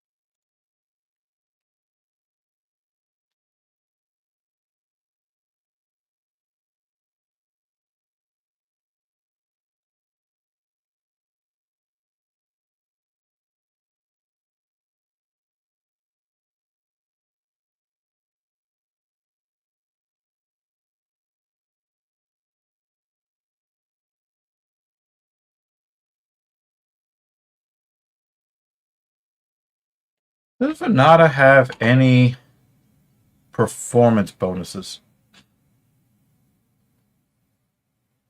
He almost got his elbow ripped off his body by Flowers just now. Yeah, he got a fight in the night bonus against Bobby Green in 2020. Got a bonus against Bobby Green. Again, fight in the night. That was in 2017. In 2016, he got a performance of the night bonus and a fight of the night bonus with David Tamer.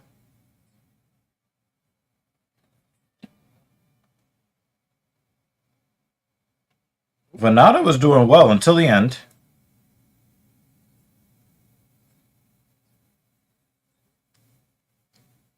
Looks like he caught a body shot that he didn't like too much.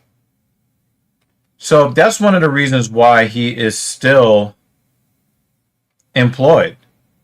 He has 1, 2, 3, 4, 5. He has 5 bonuses in his career, which is he has more bonuses than wins in the UFC, and I think that that's why he's still on the roster.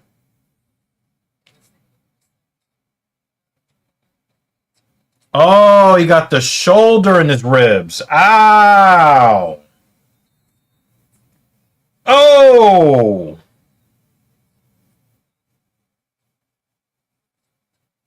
He's hurt. He's hurt. But he's staying in there. But I think that Flowers might go to the body and end the fight very early on in the second round. Let's see what he does. Is he going to go for the body? Right now, Venata's... Oh, man, you can see it poking out. That rib. Ooh! I'm just sipping my tea, y'all. I wouldn't be surprised if Venata's got a cracked rib. That bald spot on the top of Flowers' head. Kind of feel bad for him. I think he's too young for that.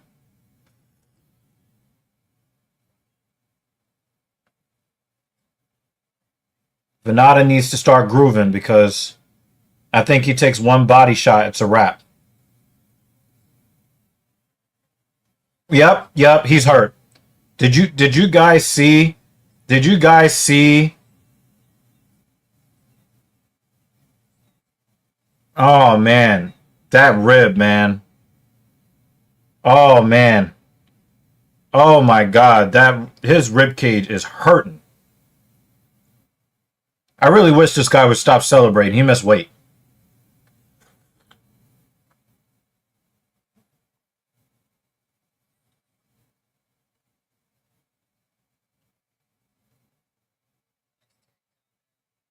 Yeah. Something, yo, Venata is legitimately hurt. I wouldn't be surprised if he gets cut. He hasn't fought in 3 years.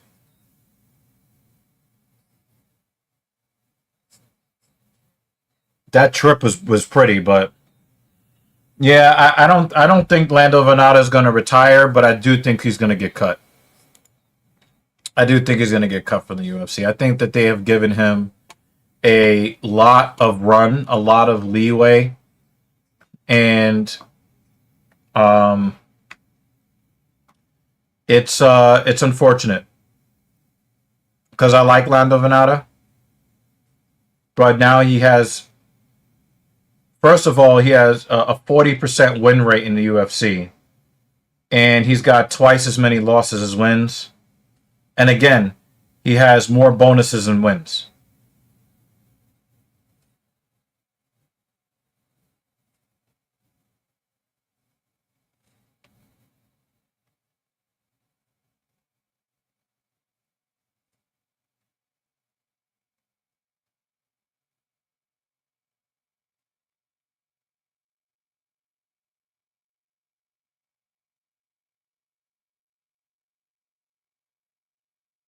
Now, Mrs. Evo,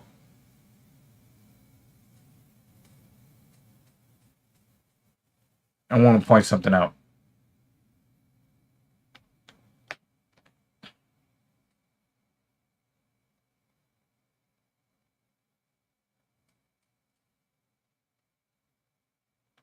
I don't hear anything going on in the other room.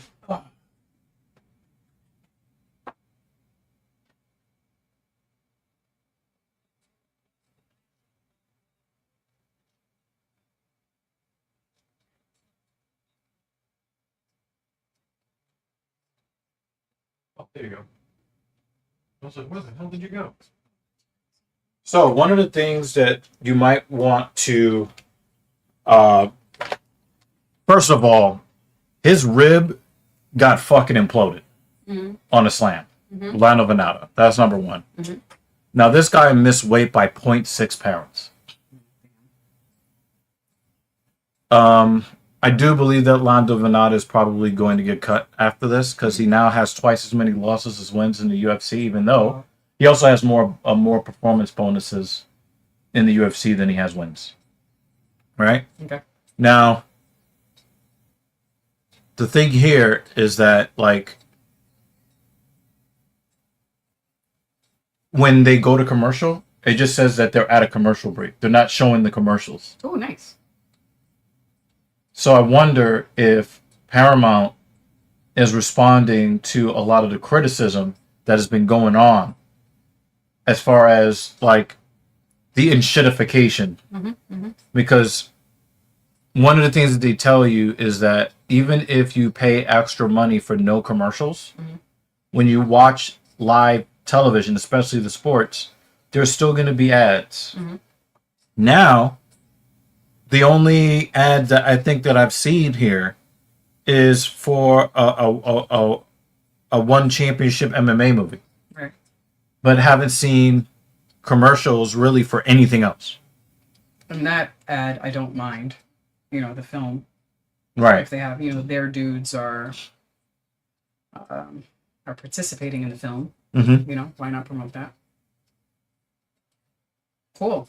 I like it. I hope it's working because I was seriously considering getting rid of Disney Plus for a while.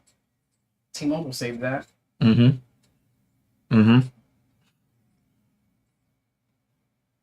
I don't know why this guy is so happy. Like I get it. You only missed weight by 0.6 pounds, but you still did miss weight. I don't understand what's all the bluster for. Like, Maybe he thought he was going to lose.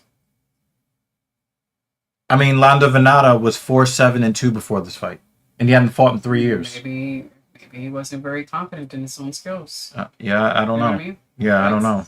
But he missed weight, and I really don't like to see too much of that when somebody misses weight. But we did actually have a fighter miss weight at heavyweight, I think 2 years ago. I forget who it was. Oh, yeah. But we did have a fighter miss weight. She definitely got a personal trainer. You can tell. See the skin around her knee is a little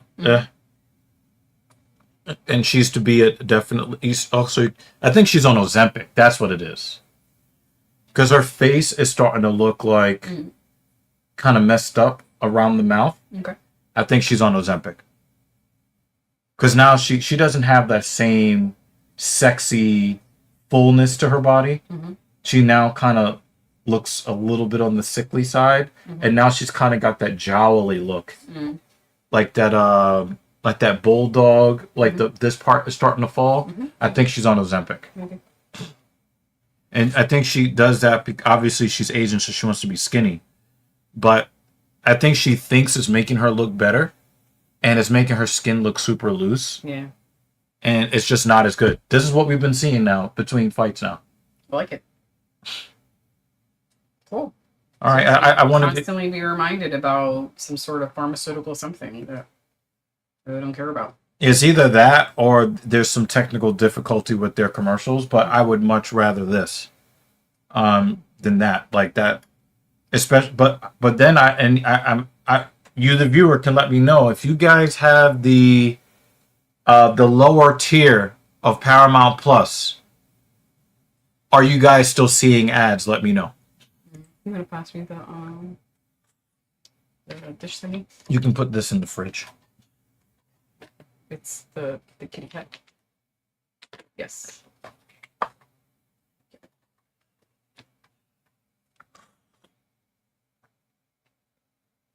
I mean, a lot of the guys at heavyweight have stories of, getting into training and combat sports to overcome morbid obesity. So to me, it's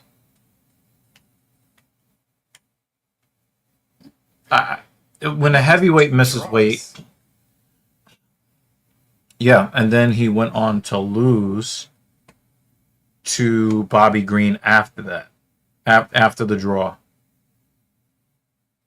And it doesn't look like he got a chance to to do the mat steamroller for Vola. He wasn't able to get that one back. It's 2018. Majority draw.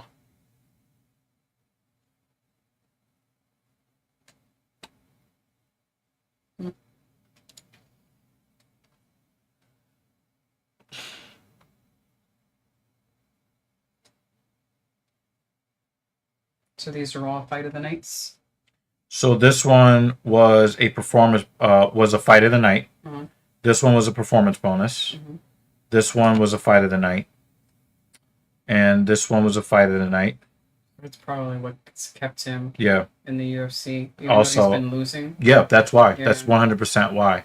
And he canceled. He actually has pulled out of 3 of his last 5 fights. Mm.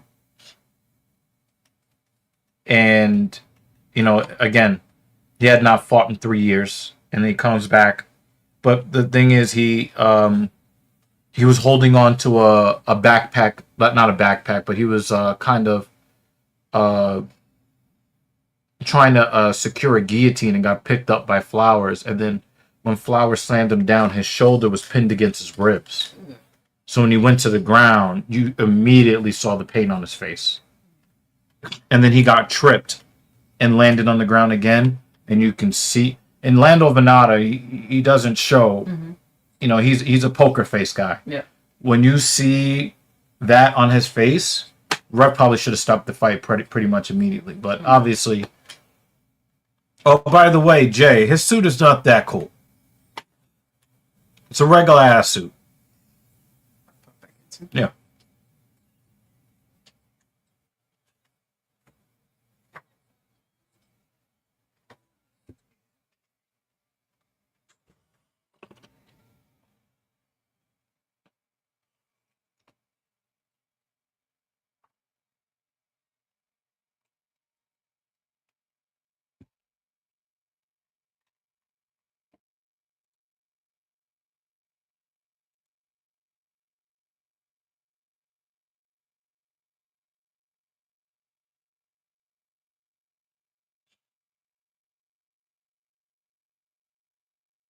We know that Janjidoba is going to win.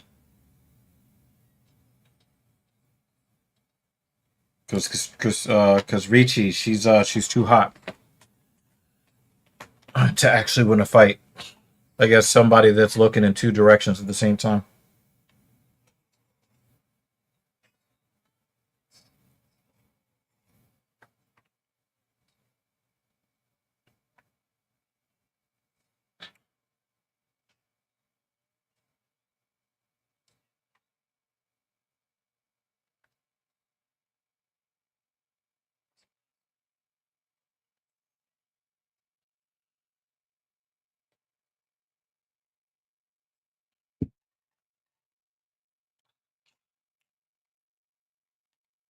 Let's check out Stuart Nickel.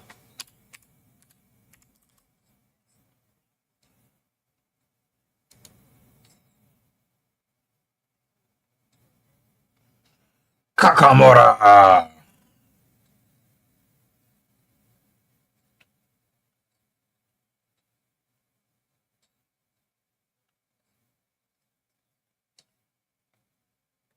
So he's 8-2 on a 2-fight losing streak. That sucks. He's got a decision loss, a submission loss.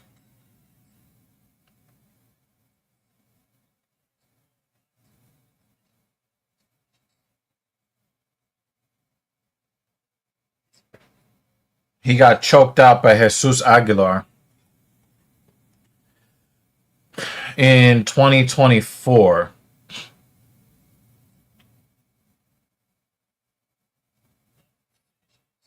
So he lost his UFC debut after going 8-0 on the regional circuits.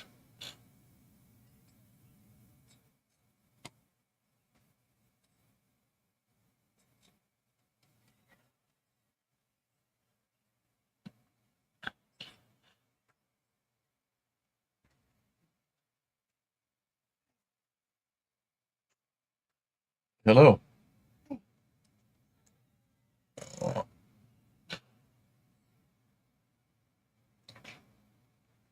All right.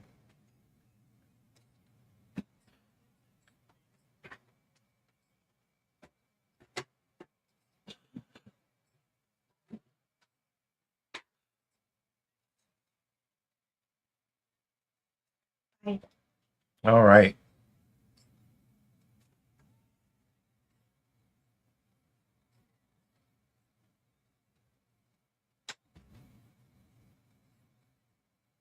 So he won 2 titles at XFC, the flyweight championship, and then the flyweight championship.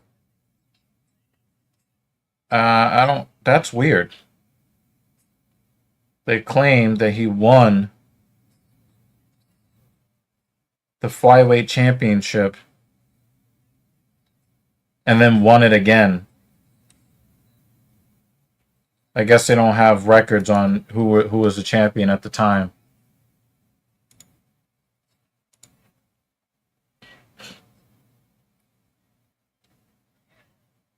Yeah, there are no names of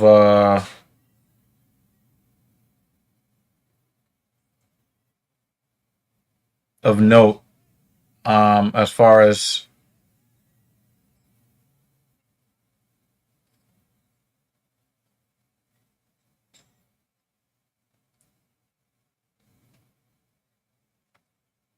as his record outside the UFC, but he is 0-2, and it looks like he's having some problems against Alessandro Costa.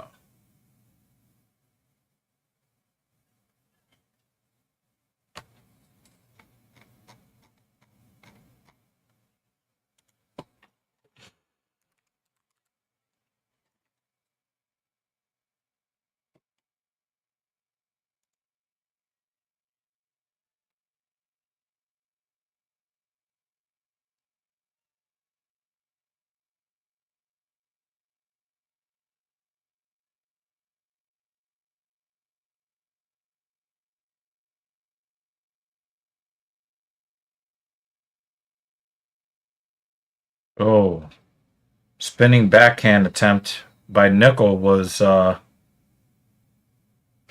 defended against.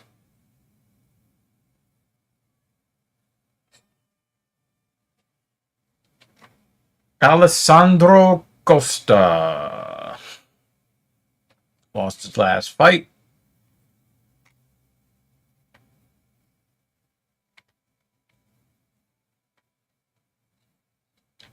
Won the Contender Series bout in 2022.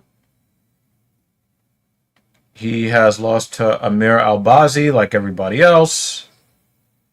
Steve Erceg before Steve Erceg, started losing.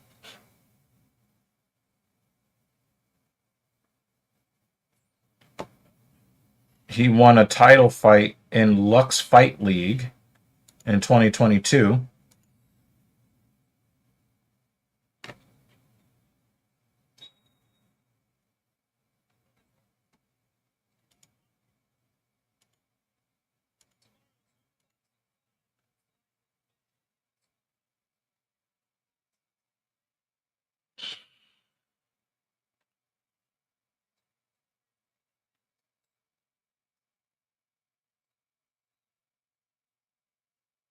I guess he vacated. So he won a split decision in the Contender Series in 2022 and then returned to Lux Fight League and I guess won their belt back.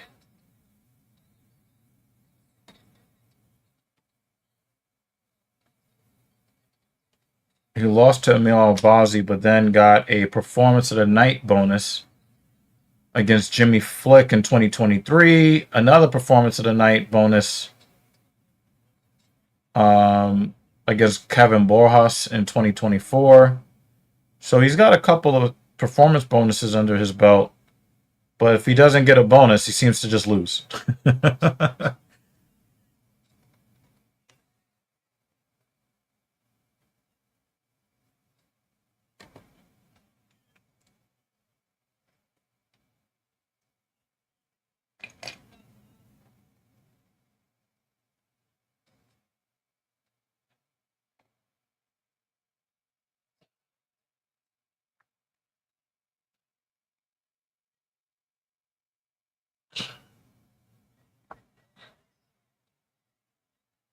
Oh, Nichols just. Oh, it looks like he's about to get taken down anyway. It looked like he just saved himself from getting taken down. Yep, and there it is. Costa's backpacking, but he's a little too high. Yep, he's too high.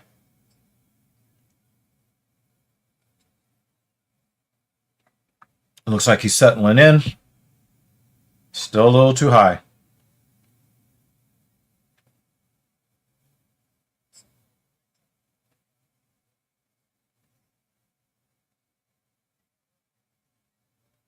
All right, Nickel got out.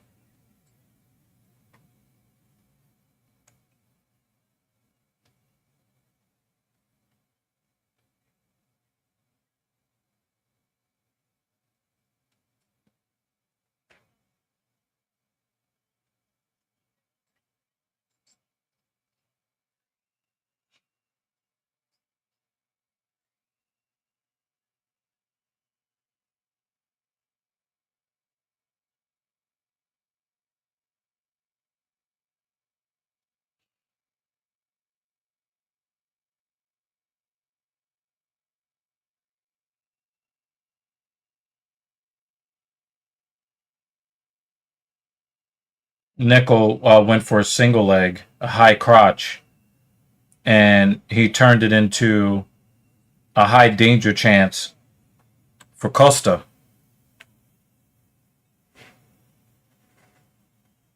Oh, nice step and elbow for Nickel.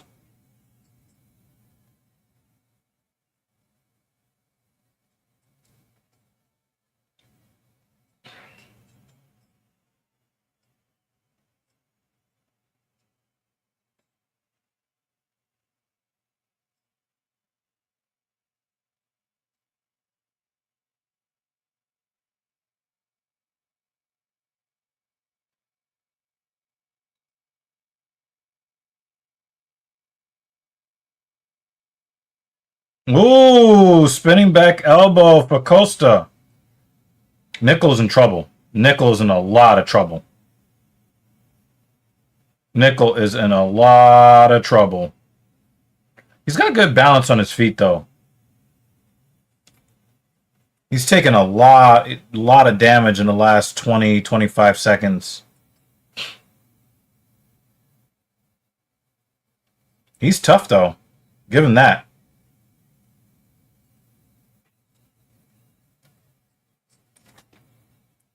I haven't seen anybody really that good at getting rid of a backpack. Costa's gotten into position very quickly, and Nickel just has a way of, just kind of grabbing the heel to remove any kind of hooks or body lock, and then just turning. Oh, nice 1-2 from Nickel. Oh! Oh, he caught it to the body! Oh! He went to the ground immediately!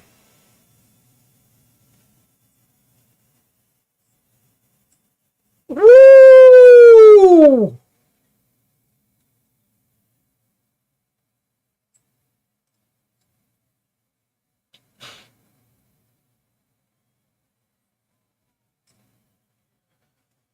Look at this body shot. Gong! Hold that. Damn. Ugh.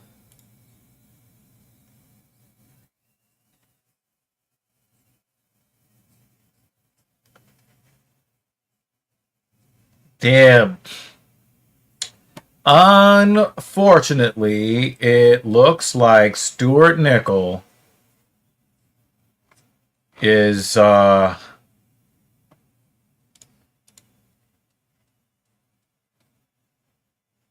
think he's gonna get cut. That's 0-3 in the UFC. I think he's going back to beat down promotions.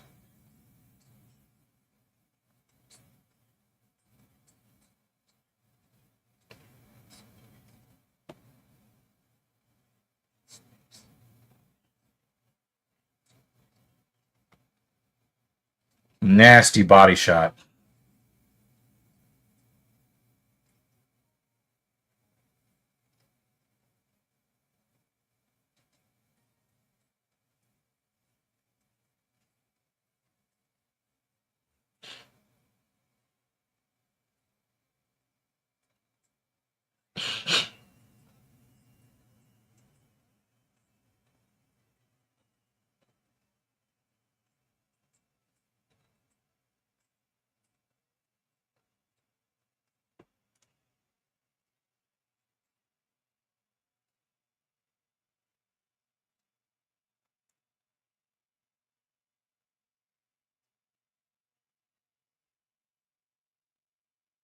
I think Stuart Nickel is gonna have to go back to the regionals.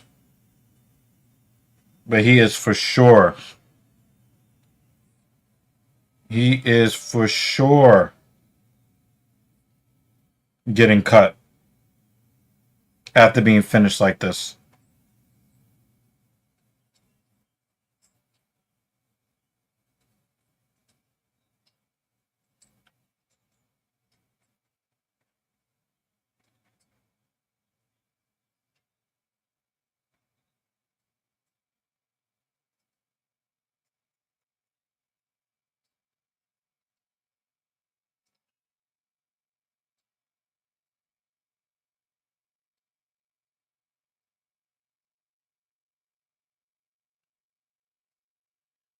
But one guy we know is not getting cut is Alessandro Costa.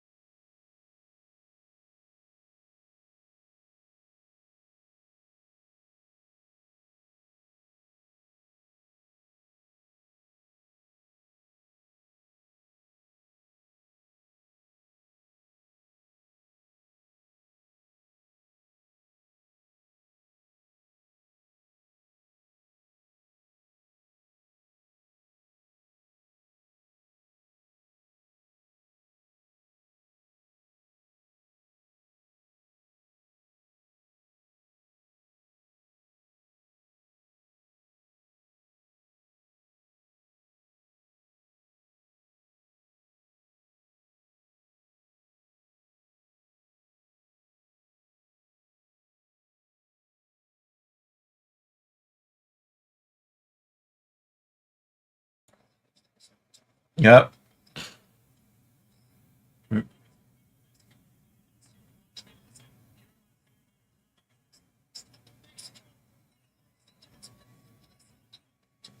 Yeah, very nice. Very nice for him. Unfortunately, Nickel is going to have to go back to the regionals. Yeah, that body shot was insane. That body shot was absolutely insane.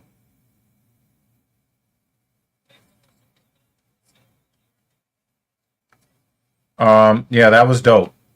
That was dope.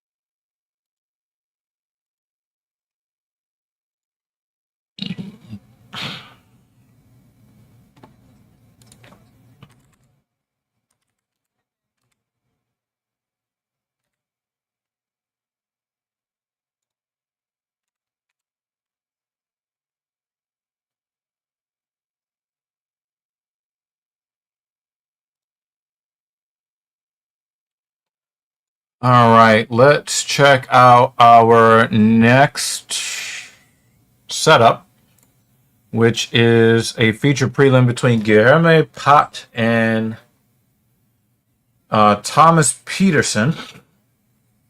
Guilherme is undefeated. Tapology has him as 6-0, but says that he's on a 7-fight winning streak. How does that work?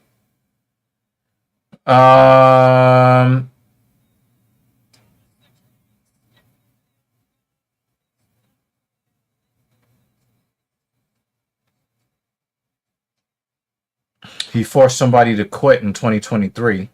But this all looks like Brazilian stuff. He got a win in LFA in 2024. Had his Contender Series bout canceled in 2025 and then got on a fight night card and got a unanimous decision win against Alan Fry Jr. in December.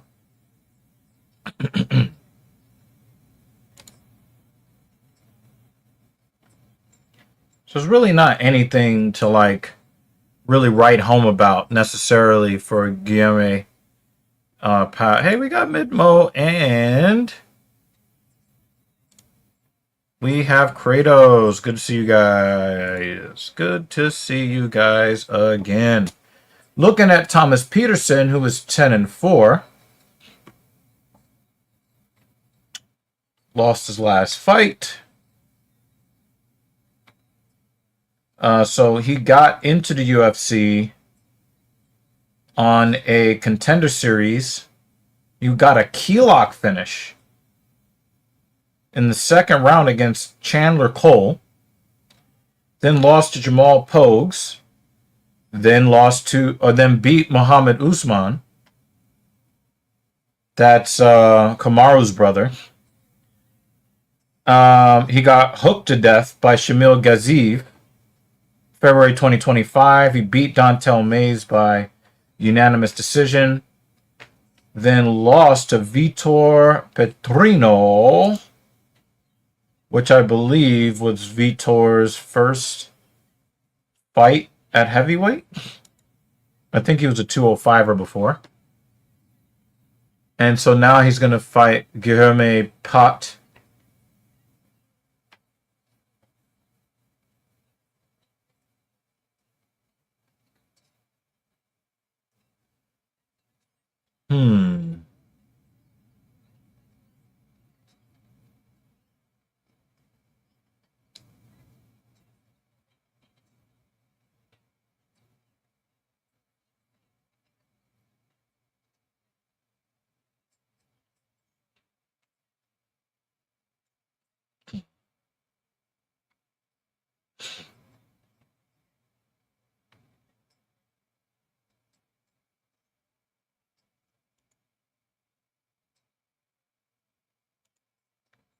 All of these regional. Oh, he lost to WCA.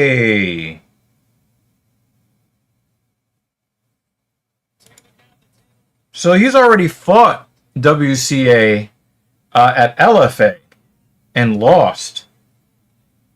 Now WCA is looking at possibly getting close to a championship opportunity at heavyweight in the UFC. All right, Midmo, it's good to see you. We need to get you to start decoding kayfabe again. We'll see if that's in your future.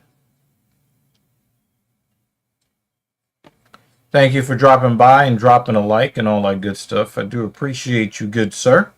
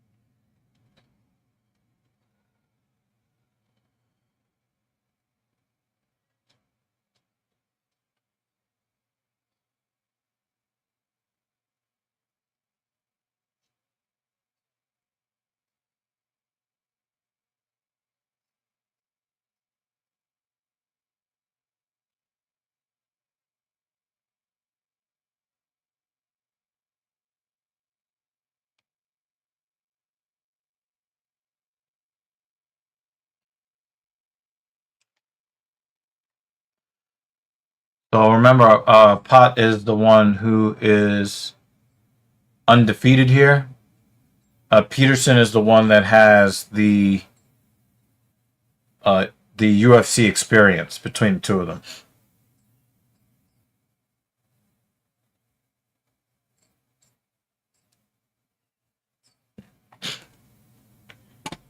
That's what I'm talking about. This is that time of the year people start waking up, getting it together.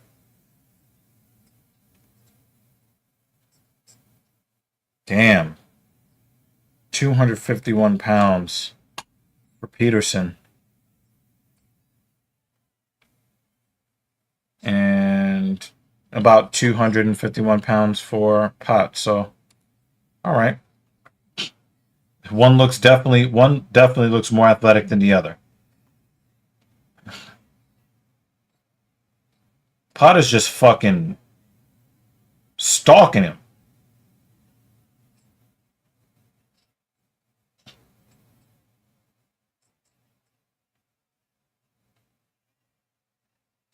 Inside calf kick from Pot.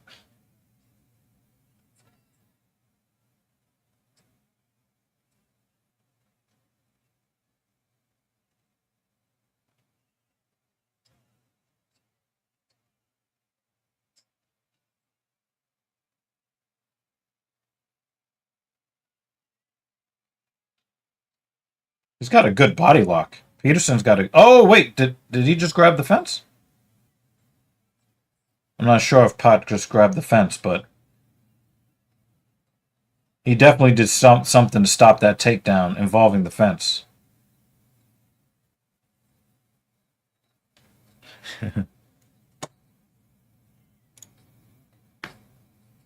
Yep, absolutely. He had that weird stalking motion.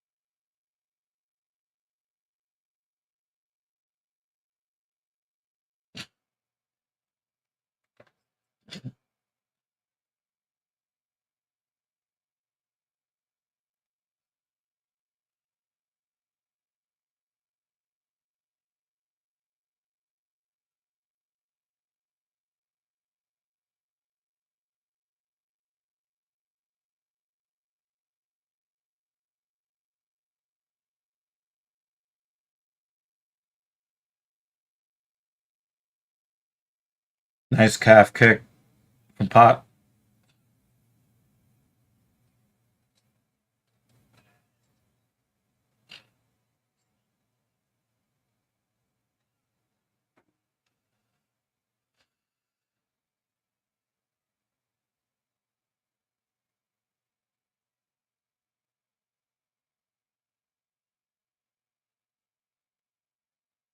It looks like Pot is already.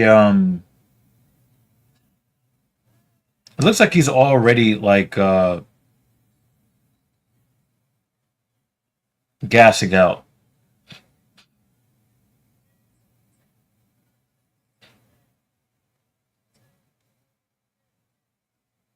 Well, let's actually be fair. This card has been very good, minus a couple of little weird oddities, but the action has been pretty good to this point.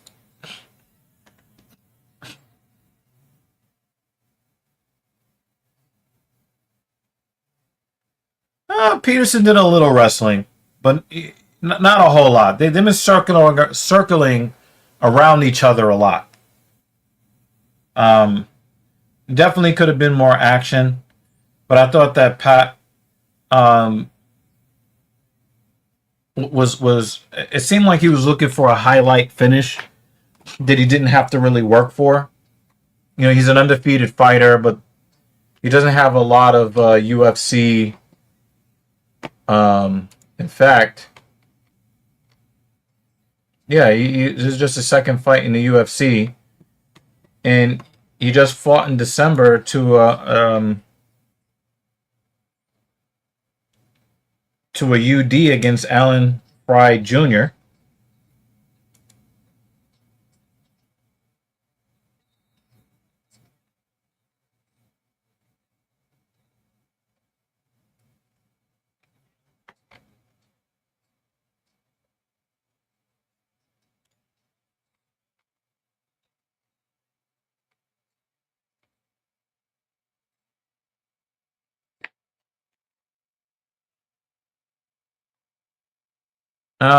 Yeah, I'm not going to argue with you too much on that AI. I didn't love the way that Pat fought in the first round.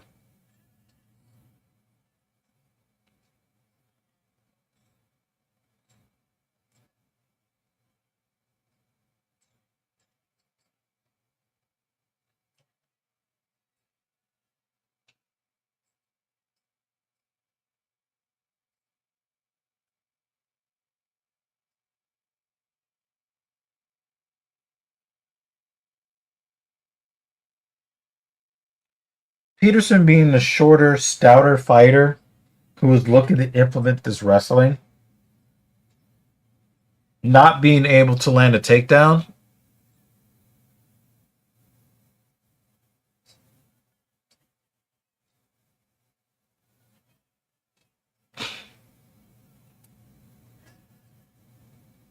Pot got some separation there.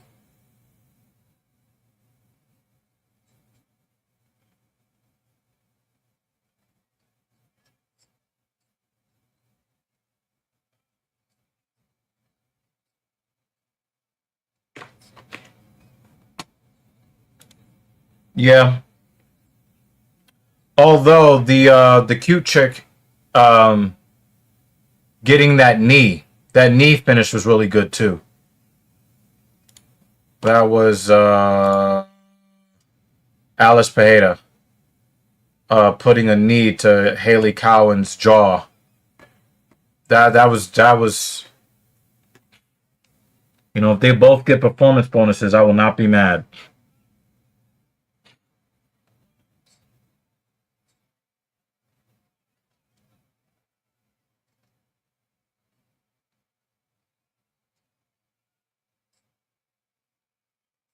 Peterson is doing if Peterson is not trying to wrestle, he's running.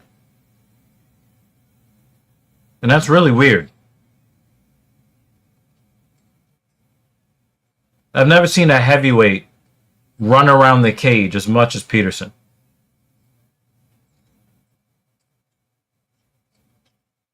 Looks like he's got a broken nose.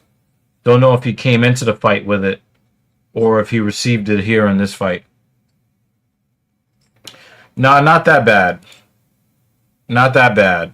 But this is really it right here. This is the real issue.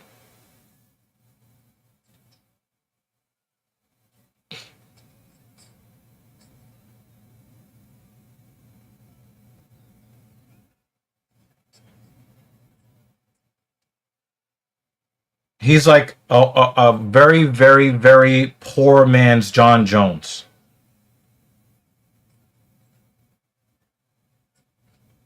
Like very, very poor man's version of John Jones.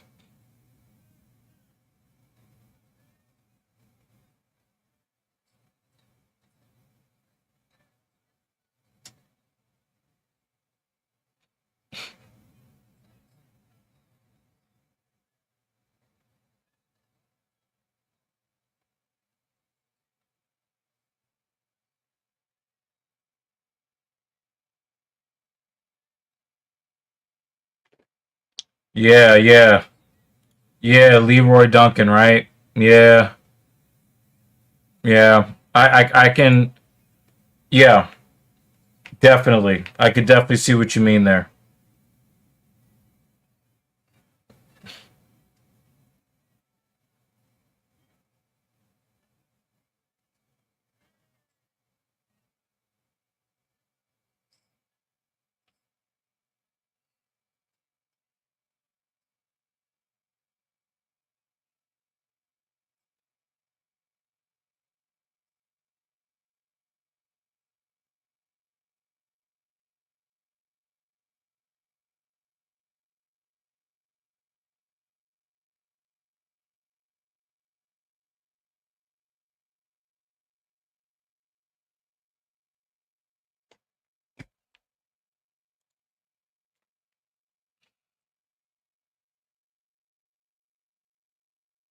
Although Peterson's got good footwork. Peterson's got good footwork for, you know, a pudgy boy. But the flow of this fight is not doing it for me.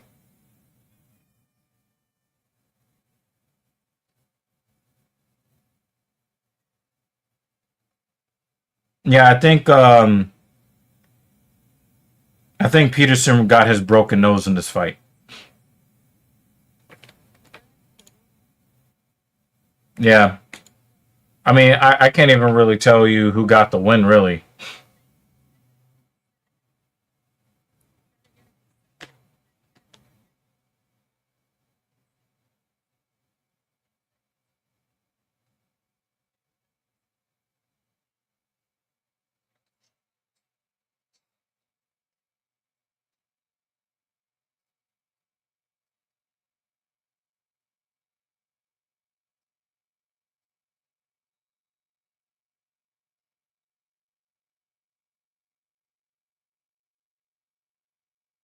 Oh, the Lakers are fucked.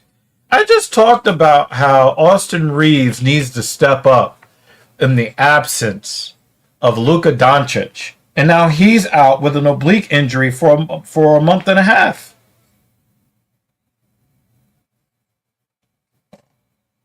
He's got a grade two strain,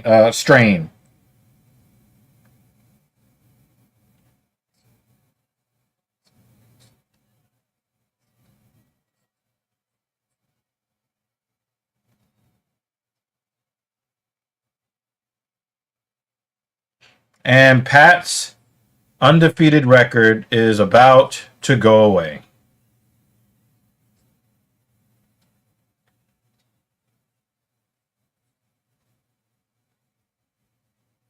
Wow. Pat almost knocked himself out trying to get the knockout.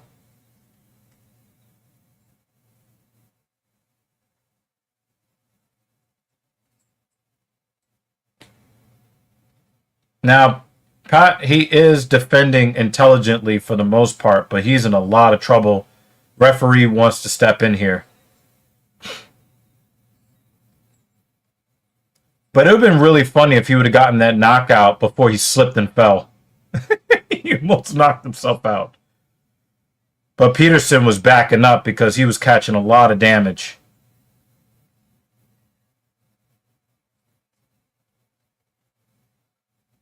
Yeah, it looks like Pat is going to be taking his first L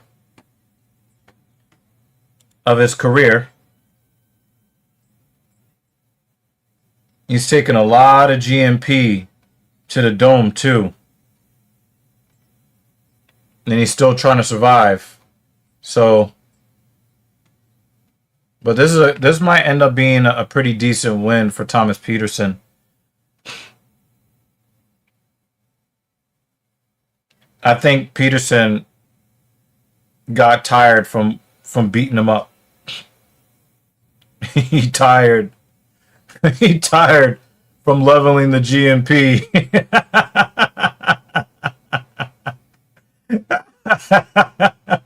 Heavyweights can be funny sometimes, man. Pot is tired from getting beat up, and Peterson is tired from beating him up.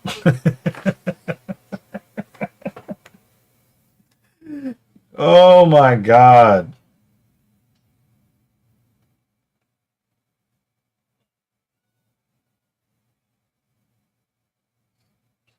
All right, we still got half guard here.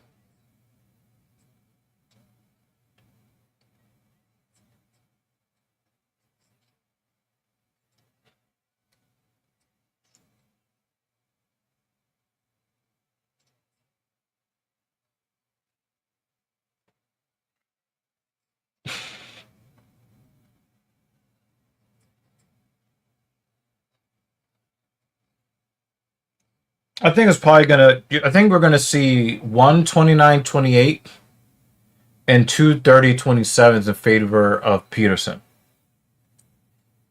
I think it'll be an unanimous.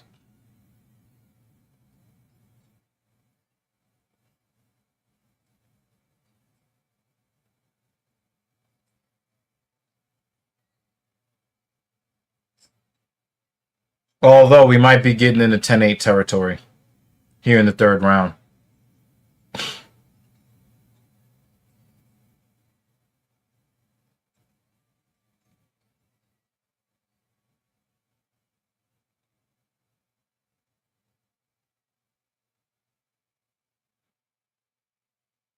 Every time Pot tries to get up, Peterson is like, nope, shoulders back on the mat.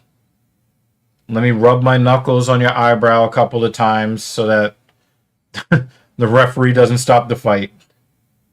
But this is where the fight's going to end.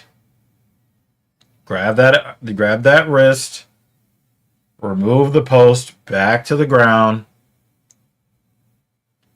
Nobody is happier than Peterson right now.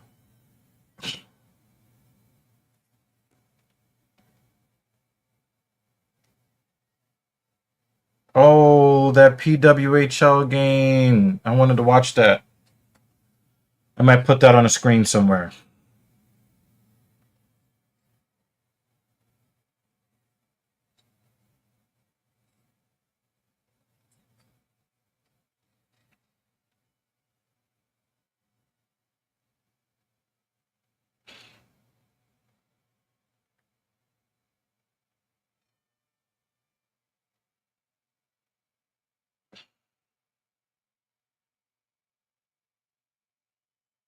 Now, that was not a pretty fight, but you gotta give both guys some credit. That was very, very hard fought. That was very, very hard fought.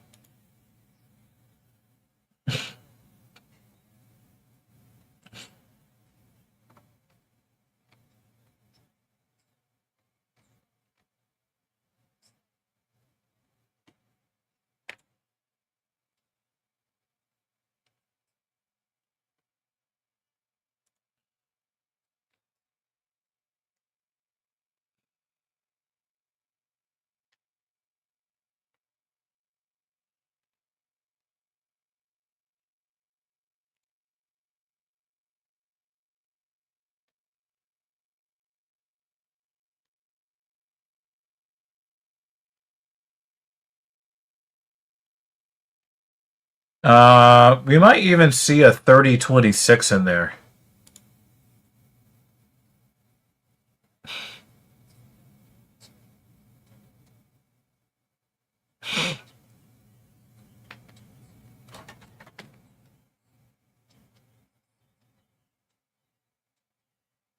$28-28.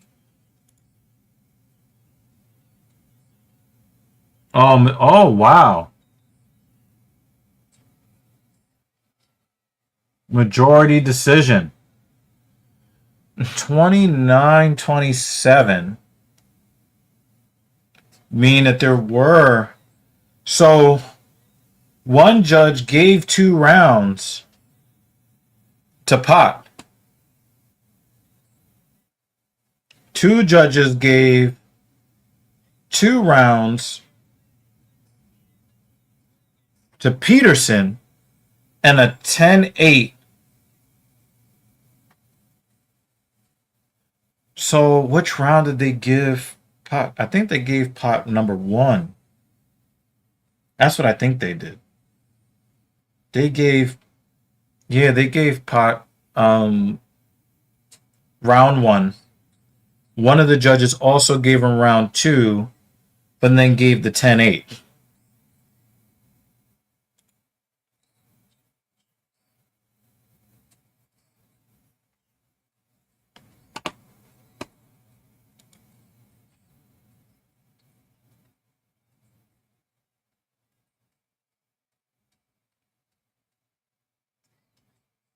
Wow. If Pot could have just did better in the second round, he would have at least earned an opportunity for a rematch. But it was not to be. It was not to be.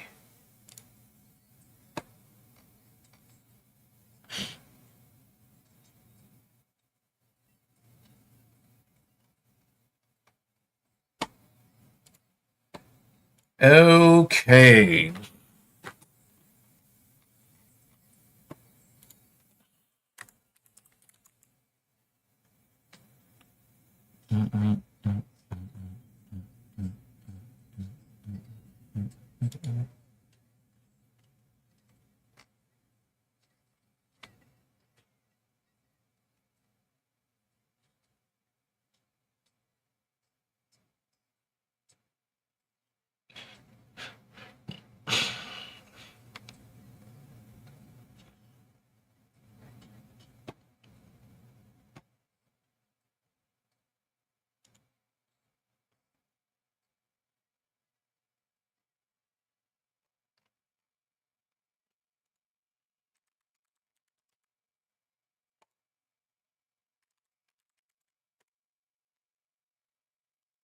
His nickname is Faker? The fuck? What the fuck kind of nickname is that?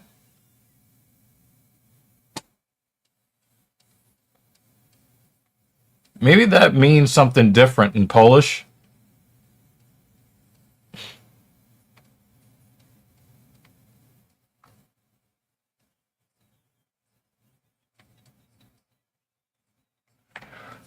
All right. So,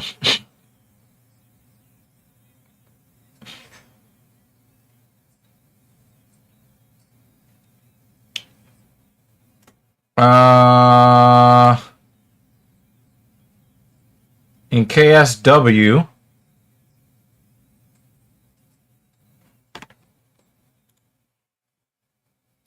Ruchala has won some bonuses, performance bonuses. You got a fight of the night in 2022 in KSW 75, a performance of the night in 2020, KSW 56, KSW 58, performance of the night.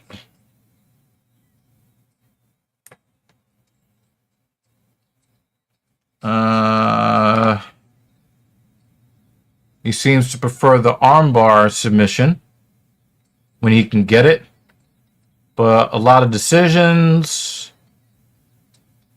KSW, he won an interim belt, then lost that belt about 4 months later. He lost by soccer body kick.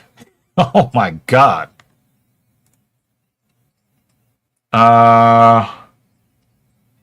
He then won the belt back the next year.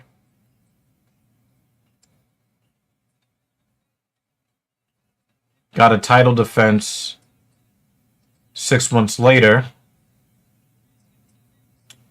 And then had his UFC debut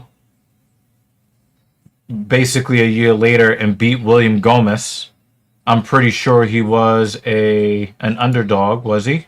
Yep, he was a plus 220 underdog, and he won by unanimous decision. So now he fights Jose Mauro Denalo. What's his story? Okay. So in August of last year, he won a contract from the Contender Series against Manuel Exposito, the unanimous decision, but still got the contract. He last fought in LFA.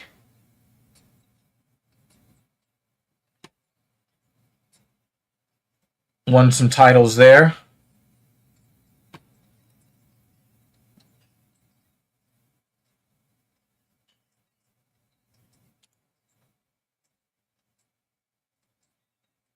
Okay, this is a different John Silva. I was about to say. That dude is 4 for his career. Ay, ay.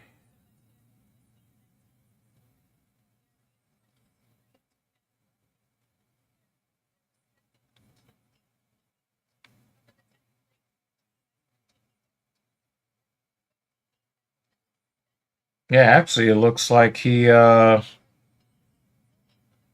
lost two of his first three professional fights and then started winning. Decisions. We've got what kind of submission did he get here? Doesn't say. Professional Shoto Brazil. He got a submission in round 2. Doesn't say how. When he beat John Silva, it was a Kimura. When he beat Paulo Ricardo Rodriguez, he got a knockout in round 2. Got a unanimous decision. In Favela Combat 30, back in 2018. Just working my way backwards. In LFA, he lost to Gabriel Santos. He took a liver shot. Yikes.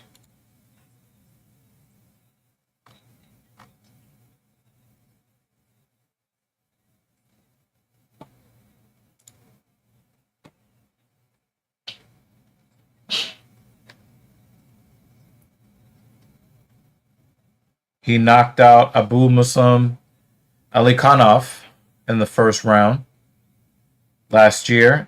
Then did his thing at the Contender Series. And now he gets his official UFC debut versus the Pole. And his nickname is Faker.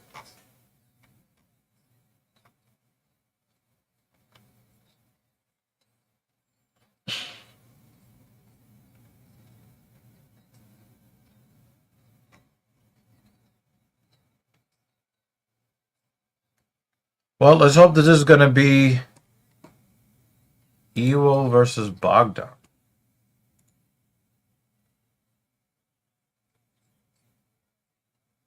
I don't know what you're referring to there.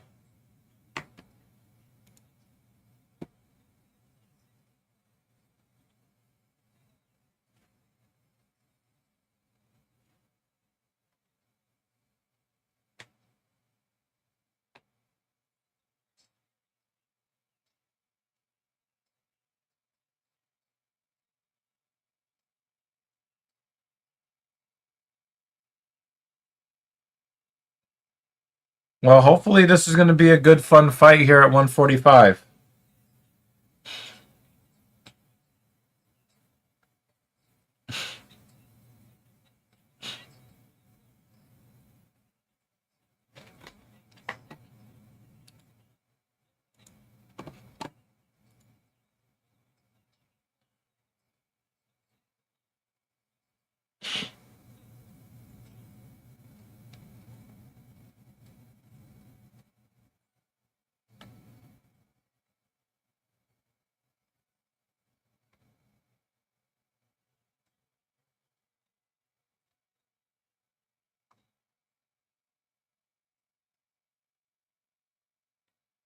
Trevor Peak. Let me check that out for you.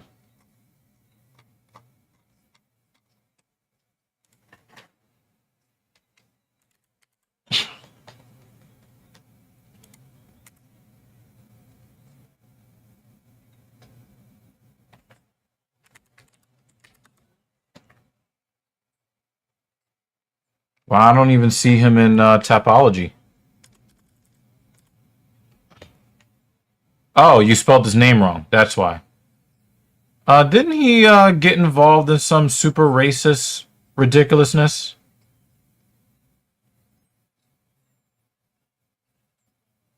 Two and three in the UFC.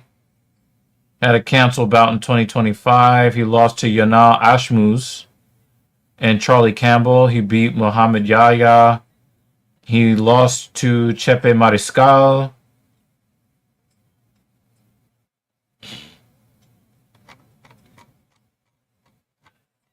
Yeah, what's the deal with this guy? If I'm not mistaken, he got into some I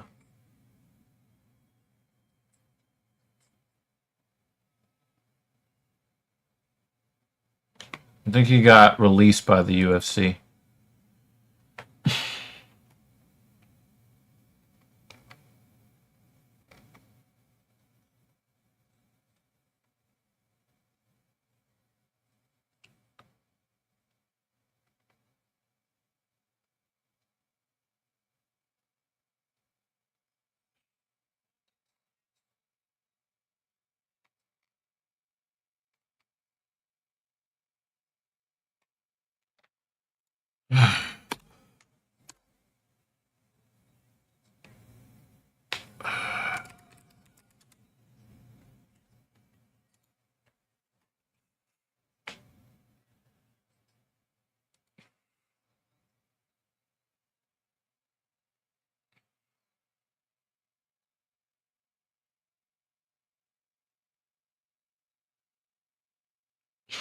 Looks like he had a bad leg injury of some sort.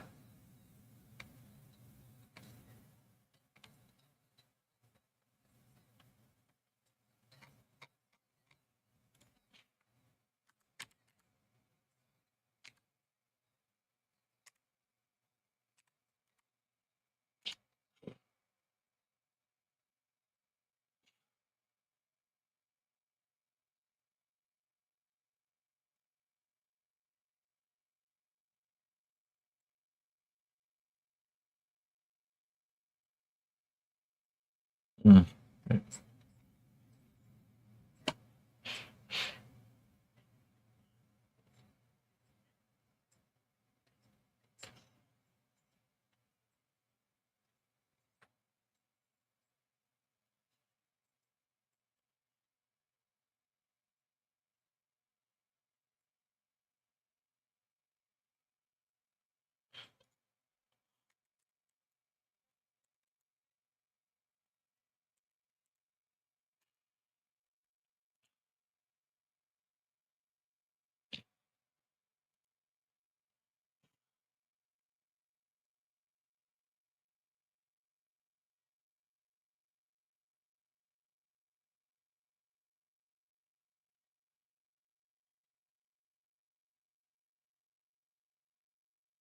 Oh, he broke his leg jumping rope. Yeah, Trevor Peak. Yeah. Hey, we're reading the same thing.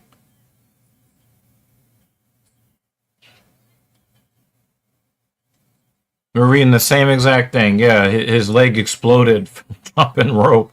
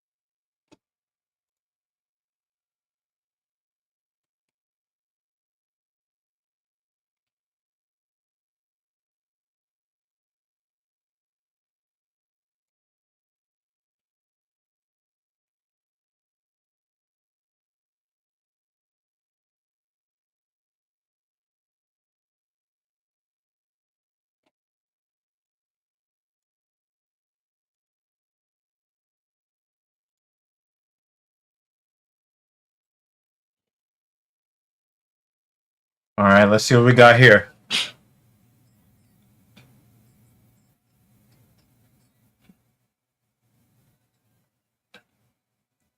Yeah, I would be surprised. I would be surprised if this goes to the judges.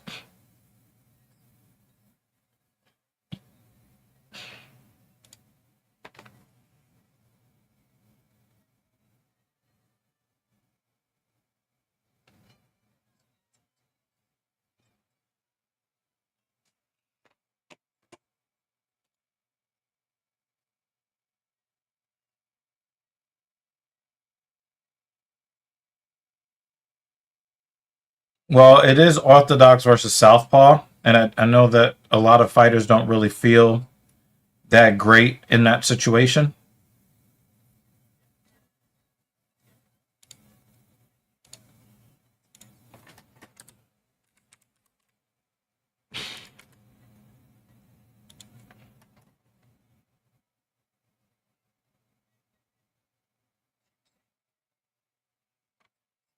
Oh, he's a Bible thumper. That's the thing with Trevor Peak.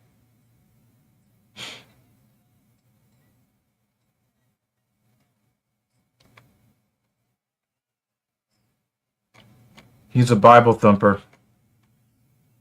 That used to do a lot of drugs, apparently.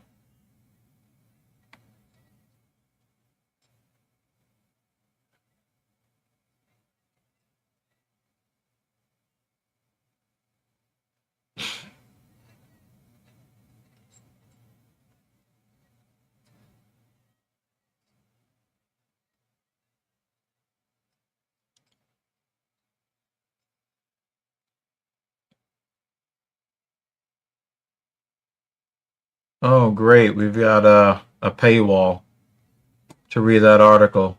No thanks.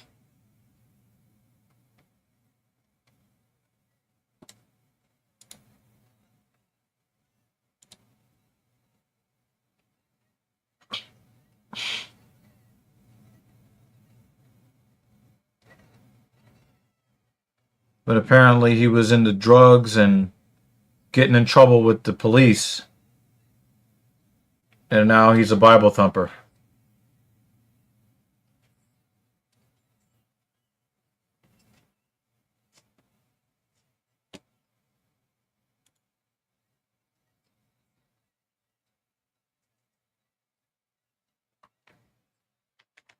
Back to this fight.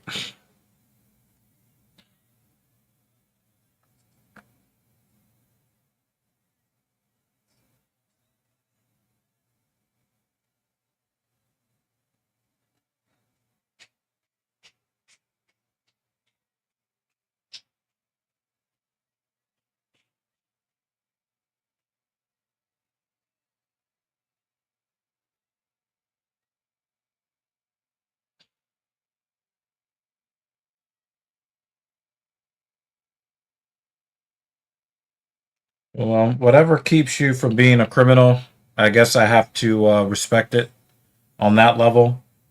But I don't really love all the Bible thumping.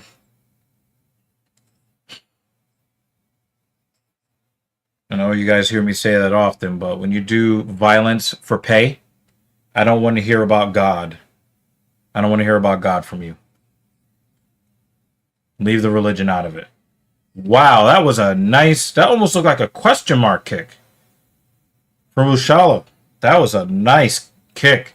Delano seemed to be a little surprised. Rushala's got a nice high kick. He's very quick with it. Very direct mechanics. I like it.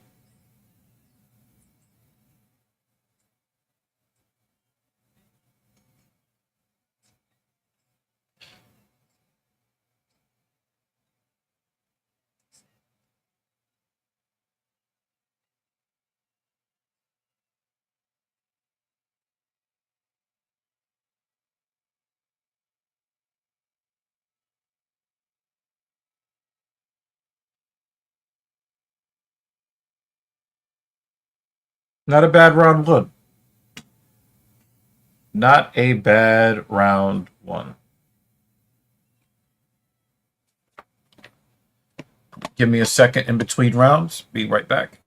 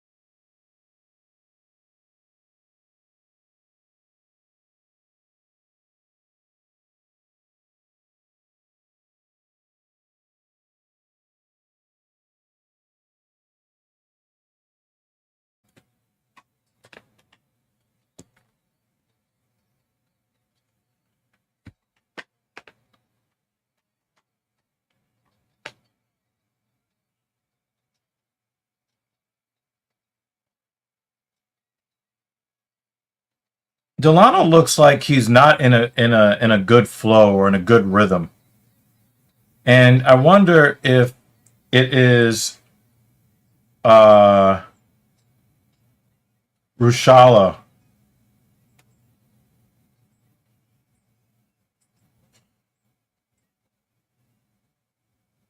Delano has started this second round very strong, though. Rushala's kicks are very good. Very, very good. Oh. Do, re, mi, fa, sol, la.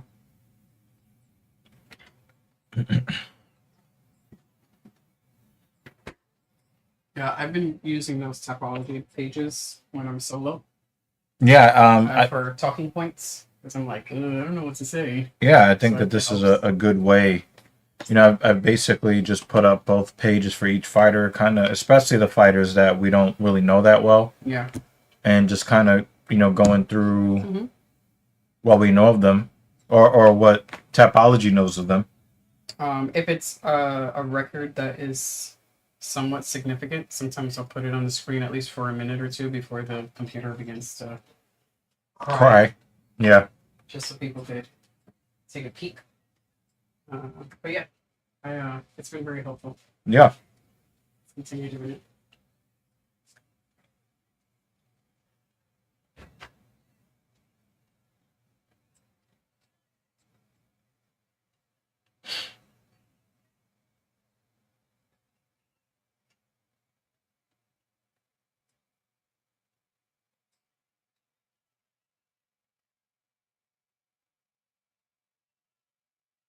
Nice combo from Delano.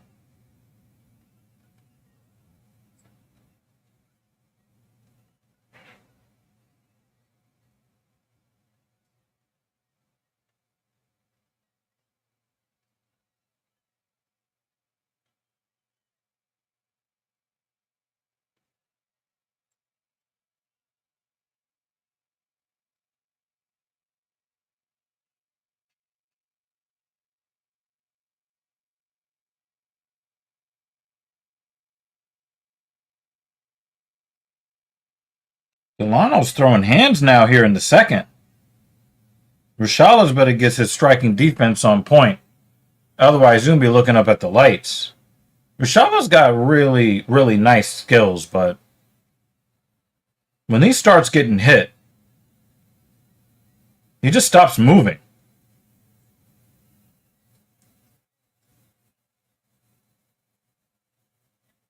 Delano is a rugged fighter. And he's catching Rushala. Rushala does not move his head off the center line.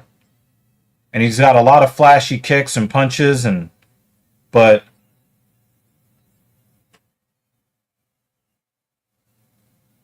when they get in clinch range, Delano's giving him the business. And I think that one of the things that's going to make the difference in this fight is striking defense discipline. Delano's got a lot of it. Rushala not so much. And every time he catches one of the snot box, he becomes less and less of a threat. I got Delano winning this round pretty easily.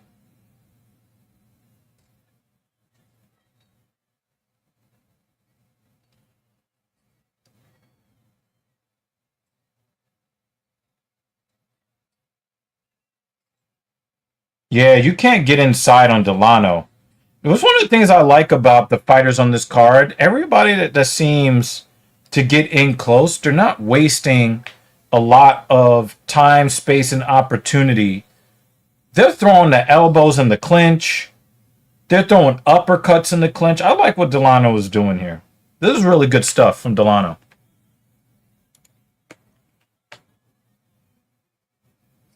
Oh, Rushala with the head kick again.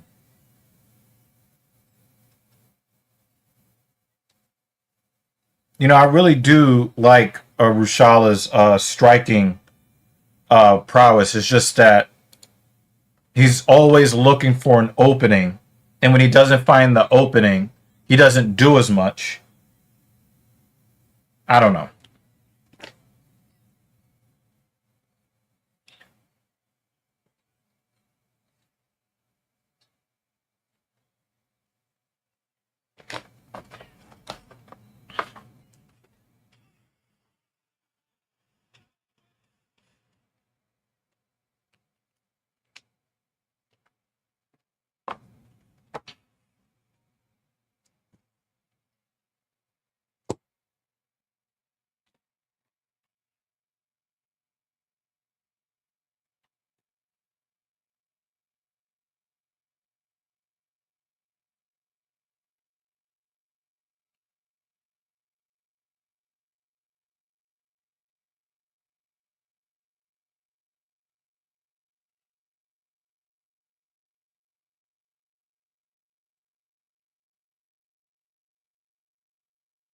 Oh, you got it. 1919. All right.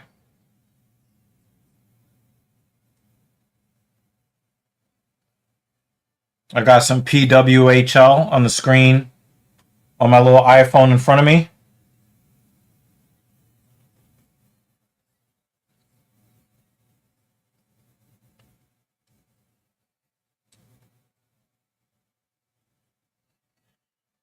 Some people got it 2-0 Delano, but yeah, I'm gonna side with you, Hal, and say 1-1.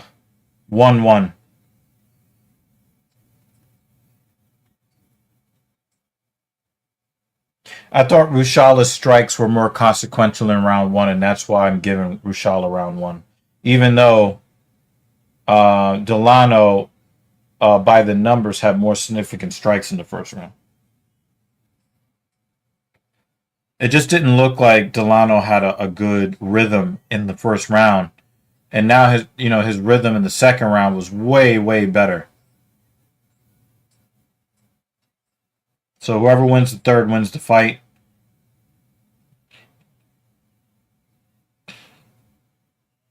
I'm surprised that this fight might actually go to decision. I didn't think that it would. But it's still a good fight regardless.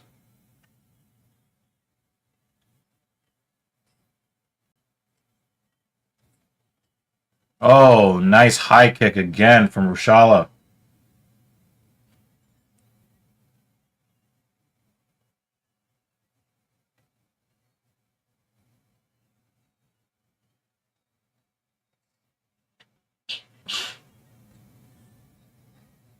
When Rushala lands, it's nice. When he lands. We got what, DeMaio here? Unrelated to MMA, what are your thoughts on Call of Duty Black Ops 7? It's trash. Call of Duty is dead. Um Call of Duty is dead.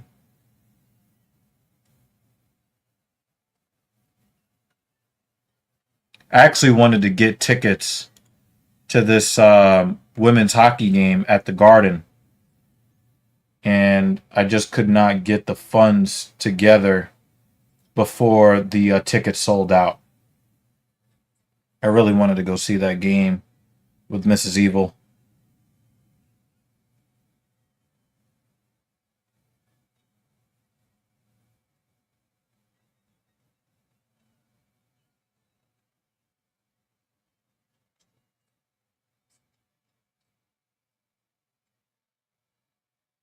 Oh, he's grabbed two hands on the fence. He's getting a point taken. Oh my god. Yo, he's yeah. That was crazy. He grabbed the fence with two hands and was just like, no, no.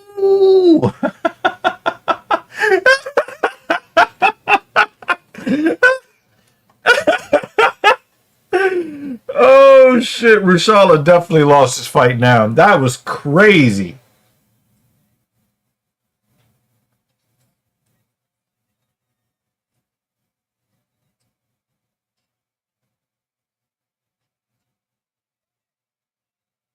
That was crazy. Oh my god, that was hilarious.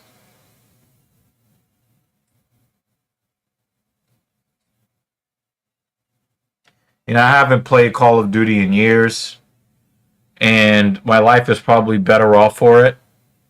But I think that I think that there is a world where I could be happy being a less productive loser if Call of Duty was fun and stayed fun like it used to be. But just not what it is. Call of Duty is trash. Nobody cares about Call of Duty anymore. A lot of the gamers from 15 years ago, they really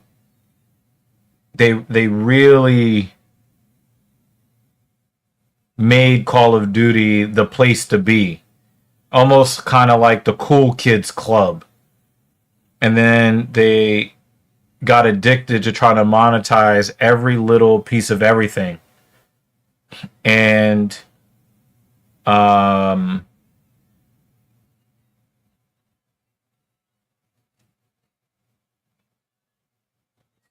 and they basically killed the IP.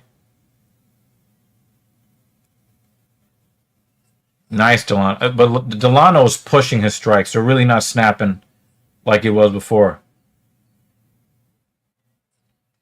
Wow, Rushala tried to do the mini Max Holloway and almost got knocked the fuck out.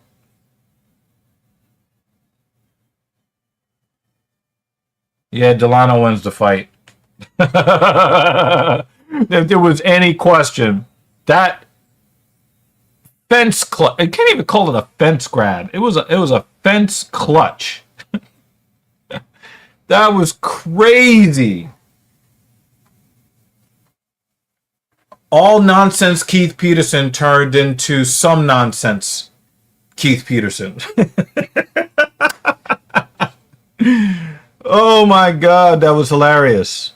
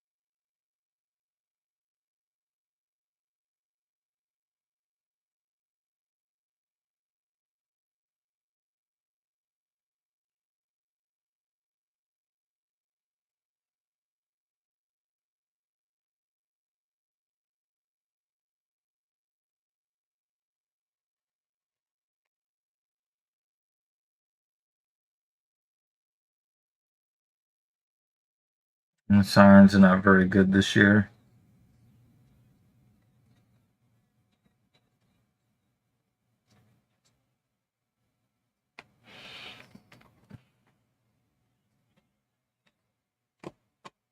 See how quick topology is.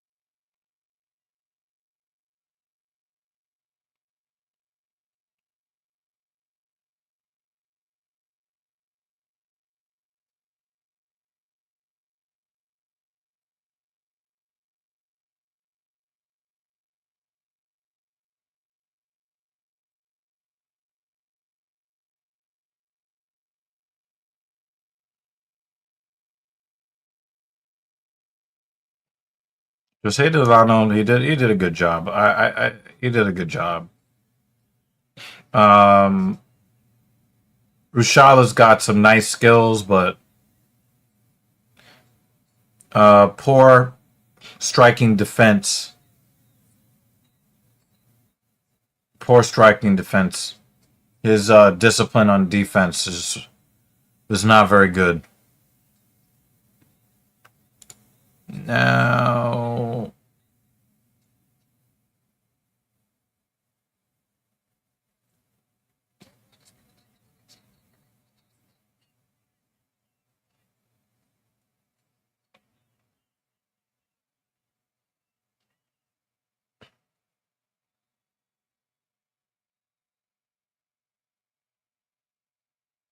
All right. Up next, we have Tommy McMillan versus Manolo Cecchini.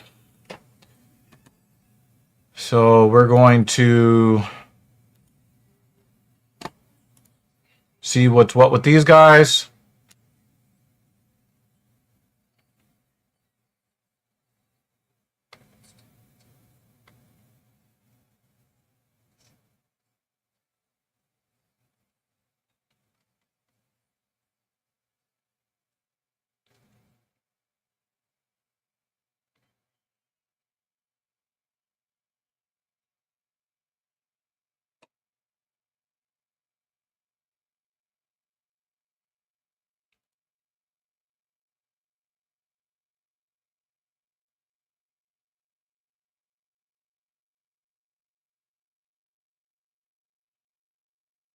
So you got a win but lost the belt? I don't understand.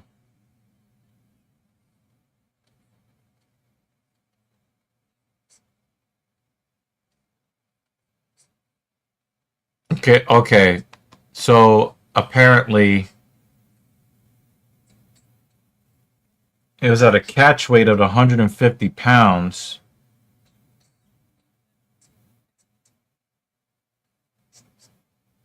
I don't know about that. That's weird.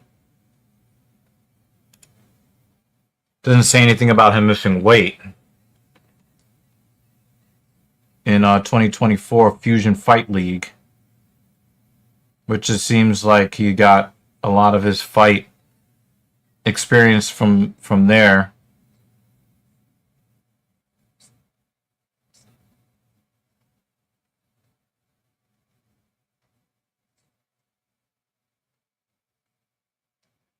You got a majority decision against David Ngoyen in September.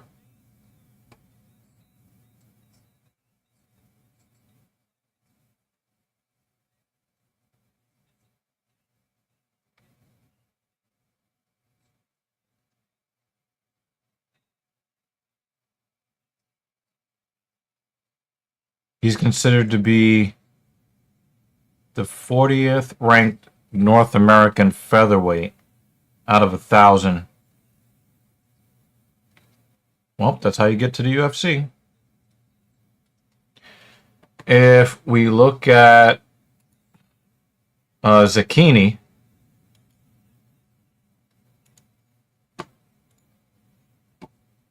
hailing from Italy,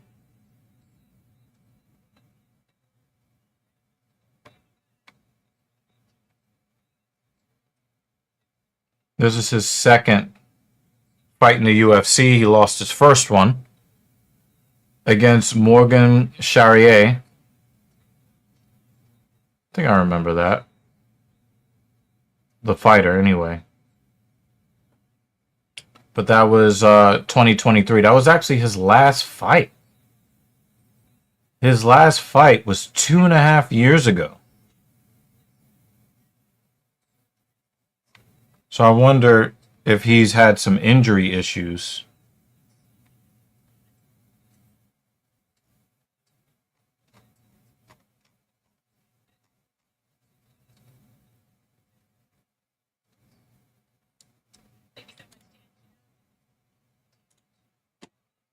Let's see.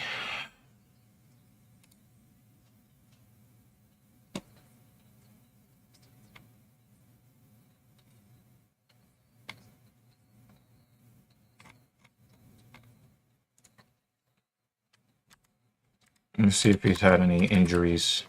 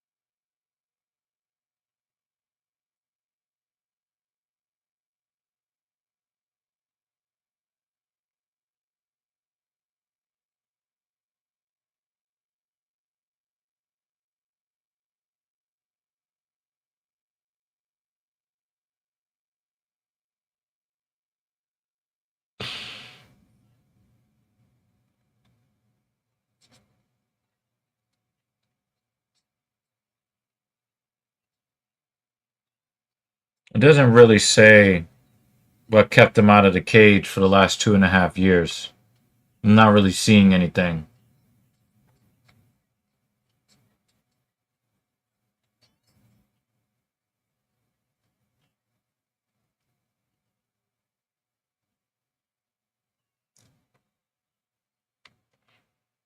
So yeah.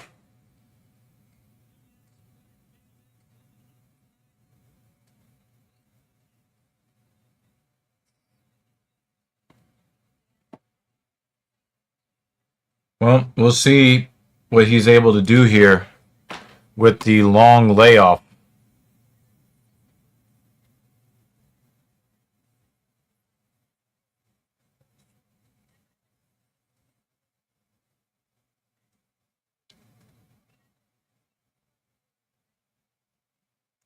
It's really crazy how a lot of these guys feel like they have to try to act like the camera is not like right there in their face when they do the walk-ins.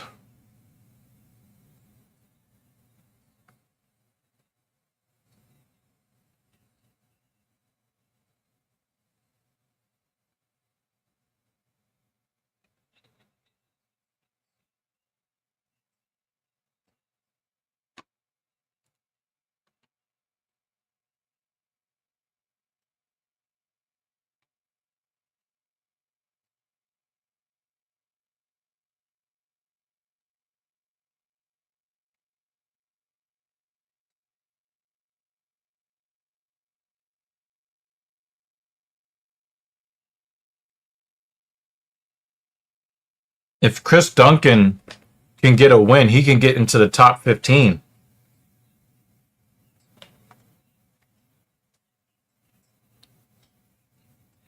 Tapology has Chris Duncan the 34th ranked UFC lightweight, with Renato Moicano at number 9. So maybe Duncan can get inside the top 15 if he can get this win. It would be nice if he got it.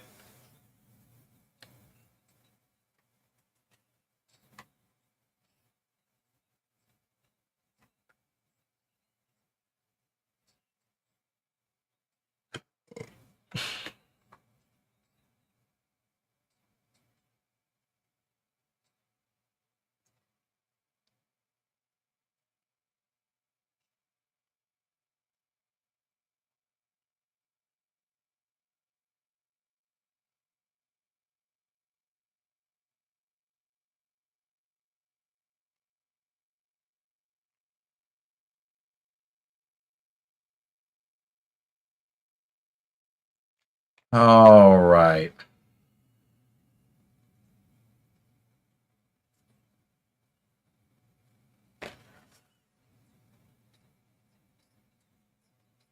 Not a fan of Moicano. Nope. Definitely not.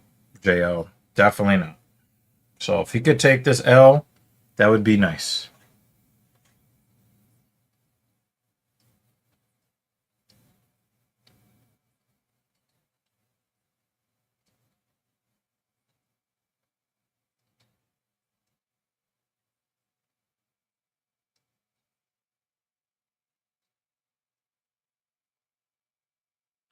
Now we got the pharmaceutical commercials now.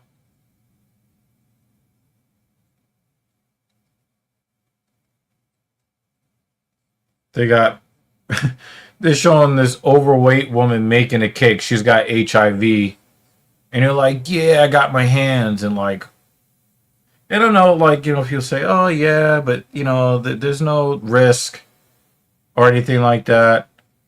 But it's still weird. It's still weird.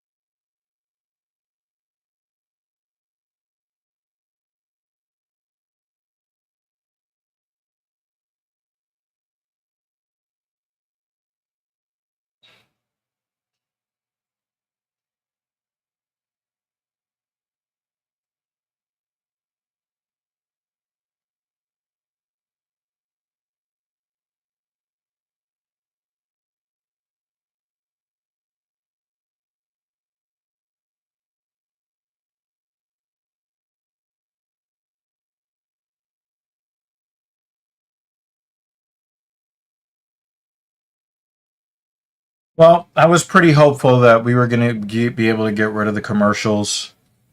And I guess they figured out exactly how they wanted to do their commercials. And they got their commercial game back going. Oh, well.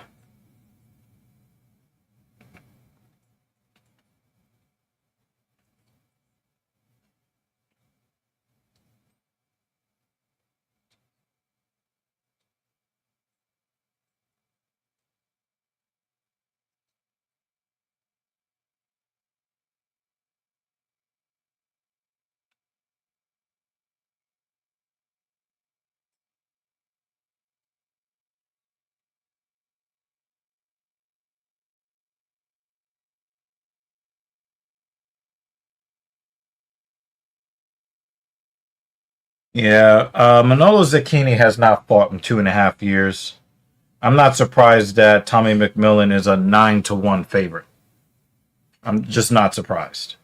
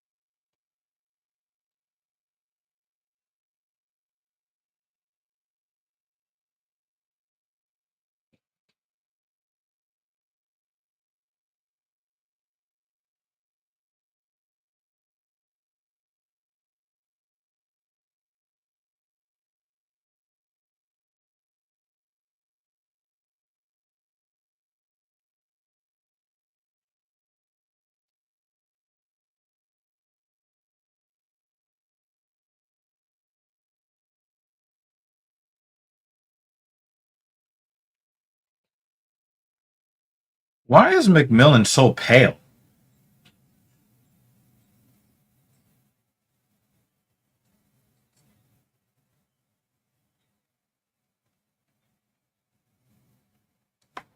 McMillan looks like he's about that action.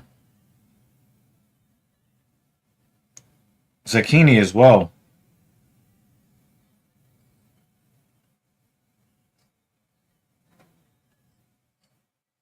Spinning back elbow for Zucchini. Looks like it just barely landed. McMillan looks like an exciting fighter. But he also looks like he died 3 weeks ago.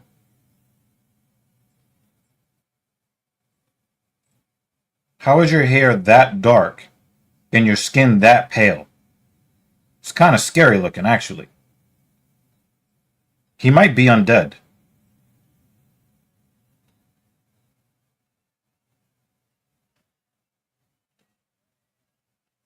What if he's a vampire?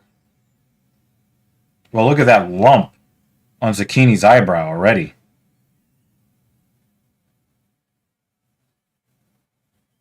These guys are not wasting any time. They're like, we don't get paid by the hour. McMillan with the spinning back kick.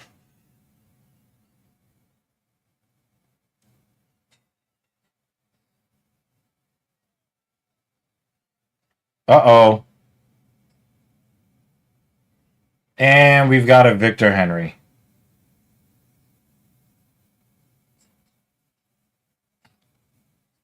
I thought it might have been a body shot, but apparently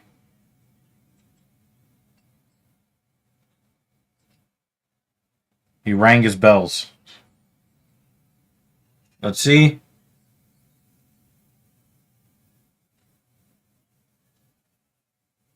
I don't know. I don't know. That looked like a needed a body to me.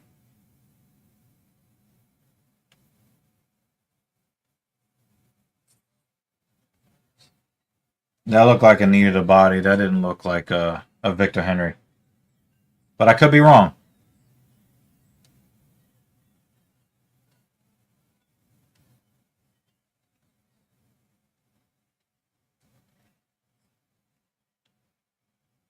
McMillan has a stars like a star fighter's makeup as far as like how action driven he is.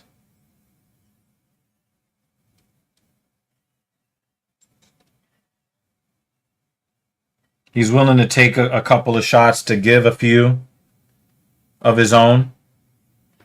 He's got a lot of crazy angles. He is not afraid to throw. He's super pale. He's got a ton of tattoos. This guy might have what it takes if he continues to win.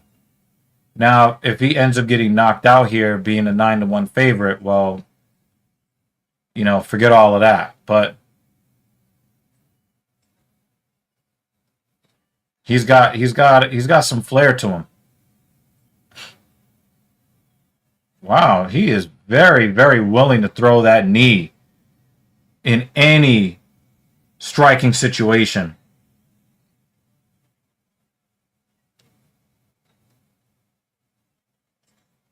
Now, the only thing that I think that would make him just devastating is if he added some leg kicks in there.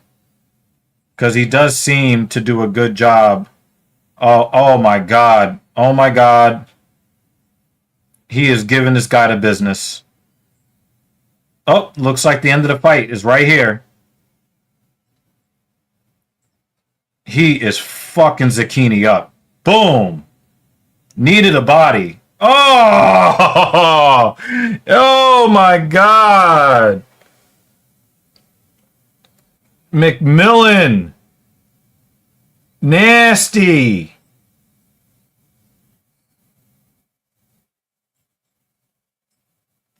Nasty. Nasty. Nasty. You could tell he don't give no fucks. And then hit him with that body shot. Look at him. He does not mind taking some punishment to dish out more of his own. And the knees are on point. He's mixing it up. Head, body. Oh. Where was that knee coming? That knee right? Boom. Boom. There it is. Right in the liver. I said, dude, where were you? Where were you? I said this. I said this already. Where were you? All this shit that you said, I already said. I didn't say this, but I was thinking something along the lines of this. But very, very impressive. I think he's got star power. I think he's got star potential. Absolutely.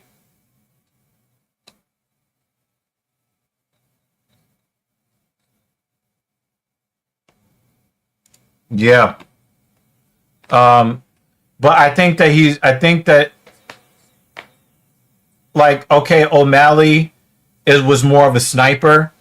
This guy actually reminds me of something possibly above. I would say a mix of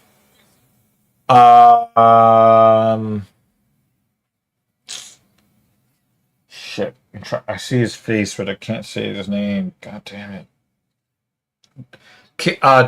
Talbot and O'Malley. He reminds me of a weird cross between Talbot and O'Malley, because O'Malley is not as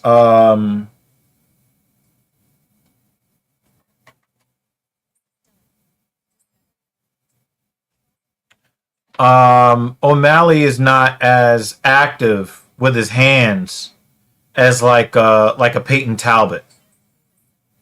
But this dude has a, a caution to the wind.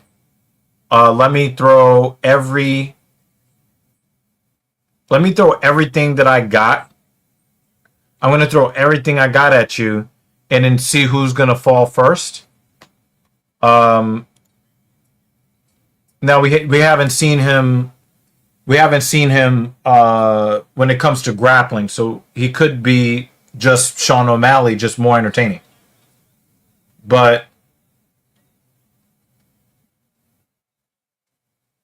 just from the opening 30 seconds, you can tell that that guy has something. Yo, this guy Zucchini is wearing it.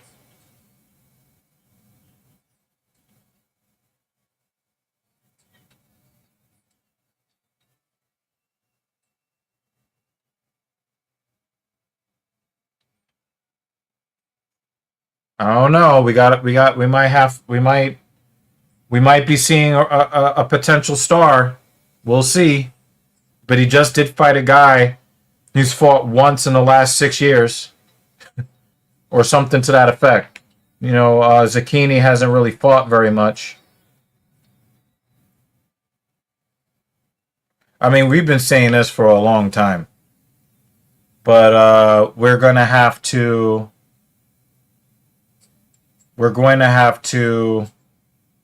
uh,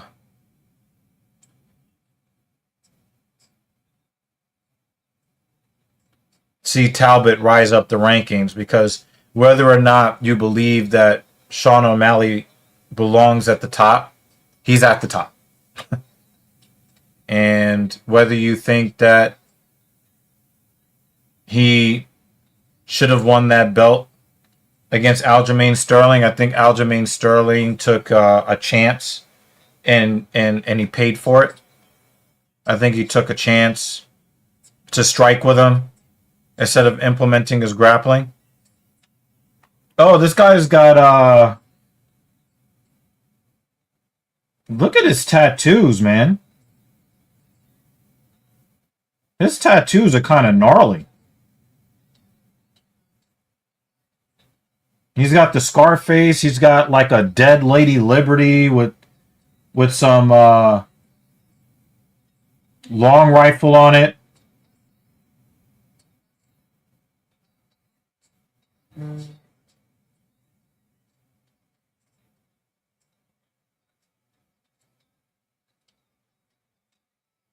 It looks like he's got like a Cars, like a Pixar Disney Cars tattoo on his chest next to Tony Montana.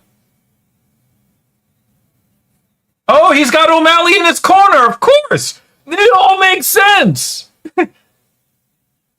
He's part of O'Malley's camp.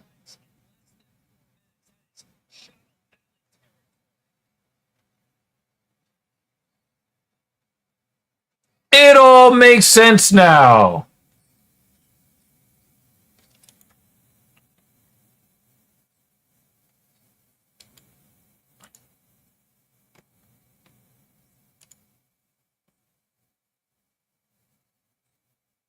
That's some weird fucking tattoos, man.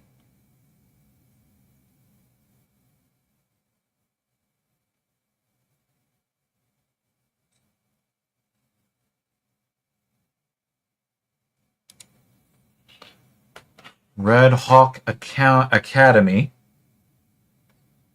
Yep. Okay, so these are the guys that they have.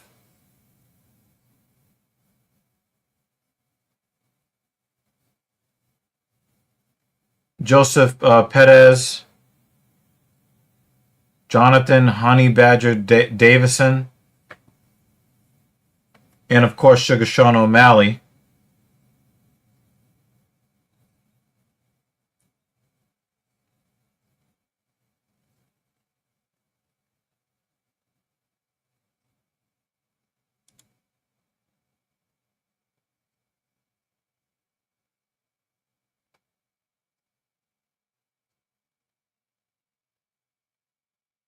So yeah, they're training out of Arizona.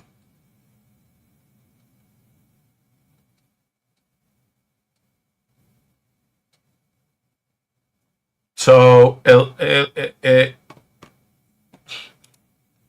I'm going to say yes. I'm going to say yes from what I saw. But again, remember, Sean O'Malley looked this good when he first started.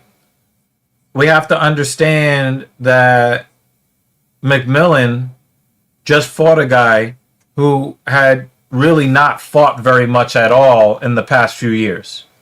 And his last fight before tonight was 2.5 years. He's got like a bunch of personal issues going on. So remember, a lot of times these guys look like world beaters against guys that have never done anything. But do I like what I see? Absolutely. Absolutely. Very, very dope. Obviously, it's not fight of the night, but it might get a performance bonus. I think that they're going to have a tough time giving out performance bonuses tonight because my contenders for bonuses right now, Alice Pajeda,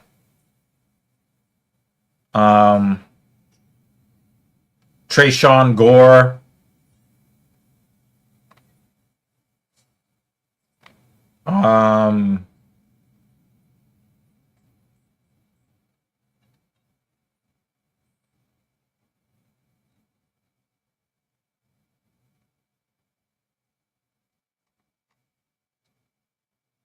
so yeah, Alice Pajeda.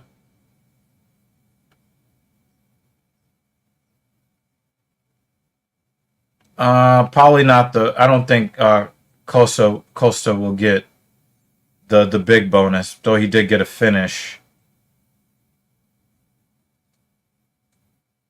But McMillan's got to get a performance bonus tonight. He's got to get it.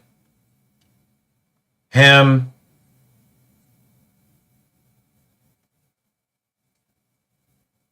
Alice, Trayshawn. I think those are the 3 finishes that are in the running.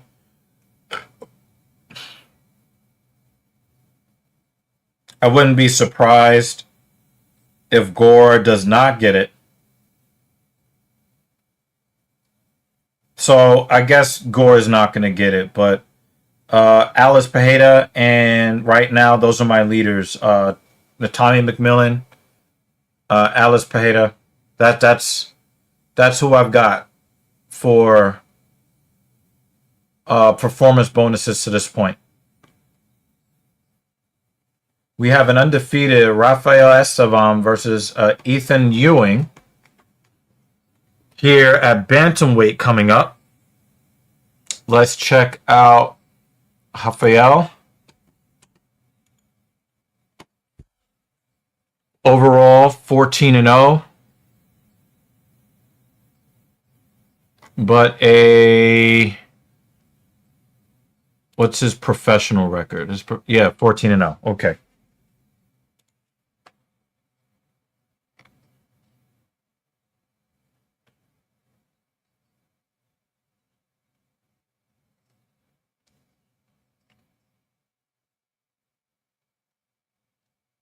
Seven decisions, 3 submissions, 4 KO TKOs. He got a 1 win in LFA. He won his Contender Series bout. But this guy can't make weight to save his goddamn life. He beat Charles Johnson in 2023, but he missed weight. He got a finish against Joao Elias in 2022 to get his UFC contract. 2 canceled bouts in 2023. Carlos Candelario and then Zalga Zumagulov. Then he missed weight. He missed weight by 2 pounds over the non-title limit. And he won by unanimous decision. No bueno. He won by unanimous decision again This guy is just a fucking weight cheater. 4 pounds over the non-title limit last year in August, and then he gets a cancel bout where he withdrew against Alan Nascimento, and then he missed weight again here against Ethan Ewing. Like, yo, what the fuck, man? Do your job. I mean, this time he was half a pound over the limit, but do your goddamn job. He's undefeated, and he's missed weight at least 3 times in his career.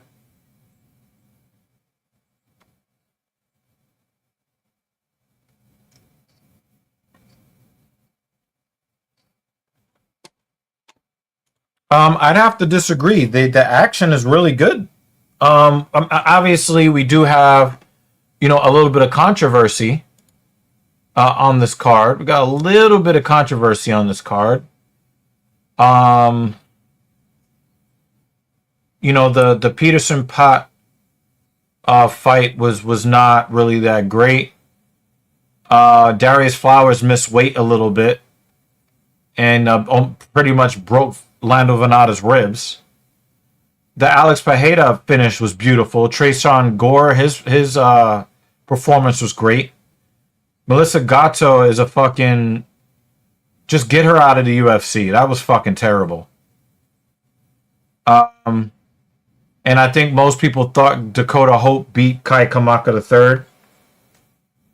So there is a little bit of controversy on this card, but we've gotten some nice fights and some nice finishes.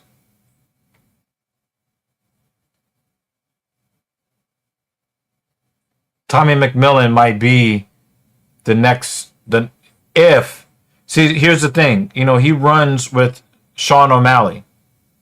So him running with Sean O'Malley might mean that, maybe their grappling, their defensive grappling isn't so good.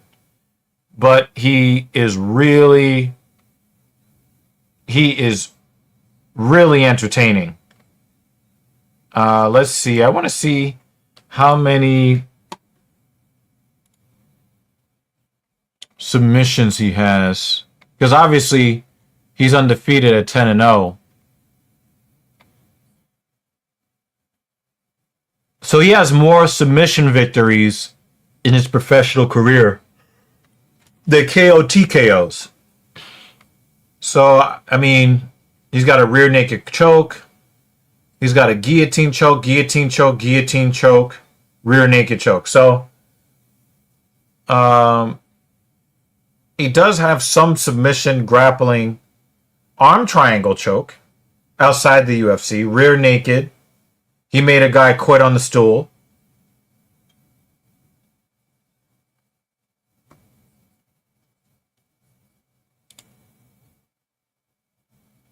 This was at welterweight. So he has fights at welterweight. His first McMillan's first fight was at lightweight in 2016. Then he fought at welterweight. Then back to lightweight. Lightweight, up to welterweight again, where he won the FFL welterweight championship. So I guess that's like he won a lightweight at Fight Force, and then he won an FFL at welterweight. He won their belt in 2017.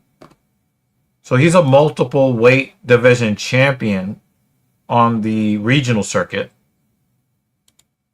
He won a decision victory at lightweight in 2018, an arm triangle at 45. So he's got professional wins at 170, 155, and 145. And I don't see any weight misses. But he does have a catch weight.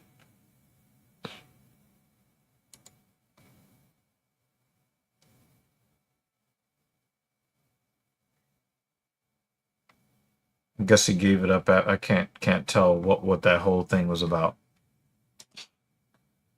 But let's see what we're gonna get from Estevam, the weight misser versus Ethan Ewing.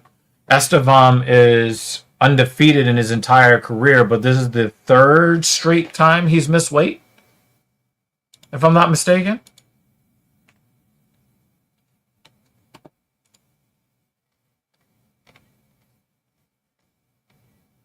Yep. No, wait. He's missed weight in 3 out of his last 4 fights, all in the UFC. So even if he wins, I think he's in danger of getting cut. He just can't make weight. First of all, let me figure out what weights is he failing? Because if he wins this fight, I can see them forcing him up to lightweight. Not lightweight, welterweight. All right, so he failed to make weight at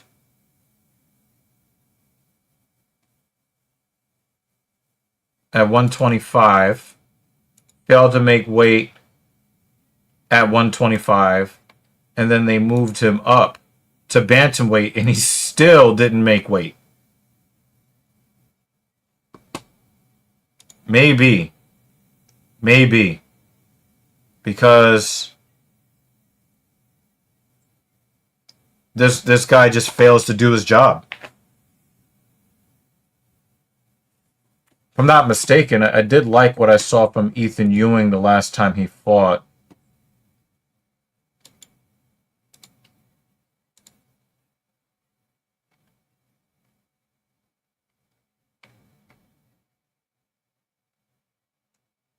Yay, he beat Malcolm Wellmaker.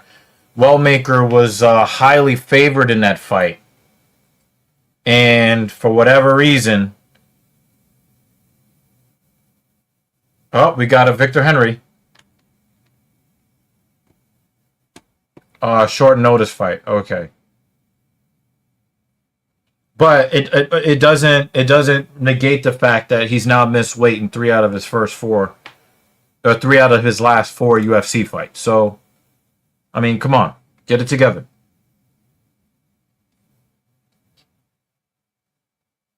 And I'm not going to kill him because, you know, he missed weight by half a pound. Okay. But, like, come on, guy. Get it together. Yeah, Malcolm Wellmaker did not look like the guy that he was purported to be.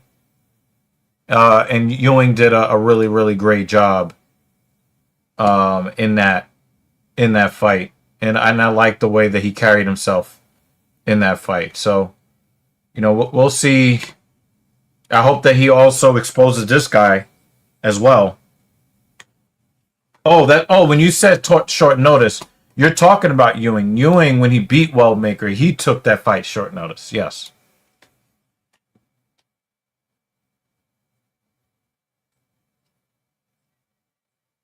Oh, nice sprawl, Ewing!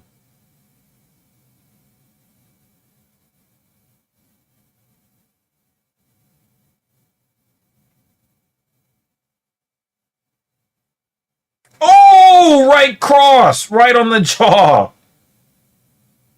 It's very difficult not to like Ethan Ewing.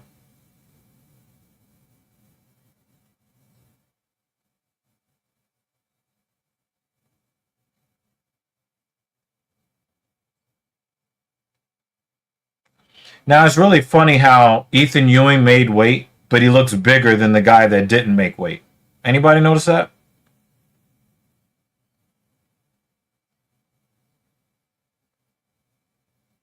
New York Sirens are losing to the expansion Seattle team. If anybody cares about PWHL. It's not a great name for the league. They need to change that.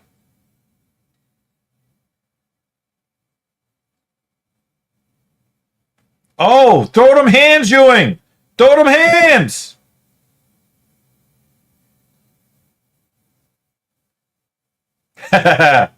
He's got a little flair in there.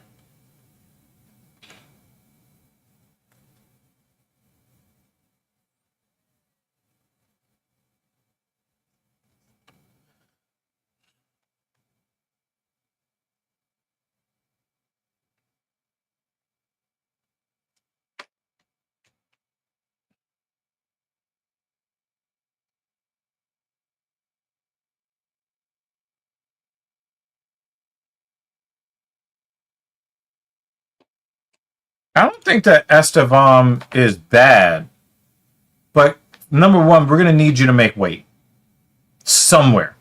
You need to make weight. And the thing is, I don't know if Ewing is a future title contender, but at the very worst, he'll be a gatekeeper. I like his attitude. I like his fighting style. You know, the UFC really needs fighters fighting fighters. They need fighters. They need fighters that other fighters like. And I think Ewing is one of those type of fighters.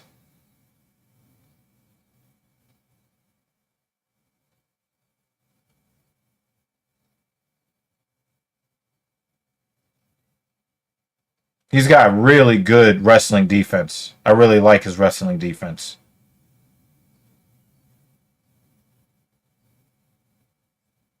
He's 5 for 5 on takedown defense to this point. And Estevam's shots are not bad shots. It's just Ewing's defensive wrestling is just that appears to be that damn good.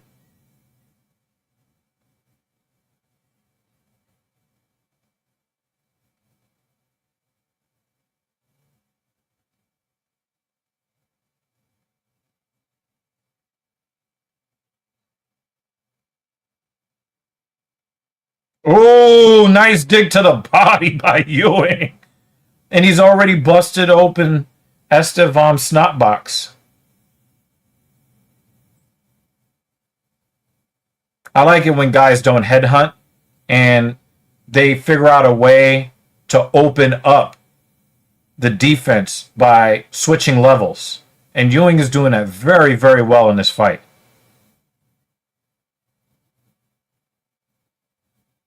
Oh, what an elbow. Estevam looks like he is completely beleaguered.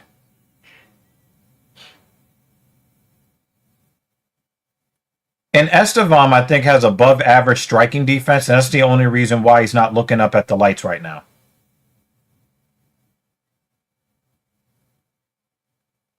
Because Estevam is making Ewing miss, but not by much. And when he's getting caught flush.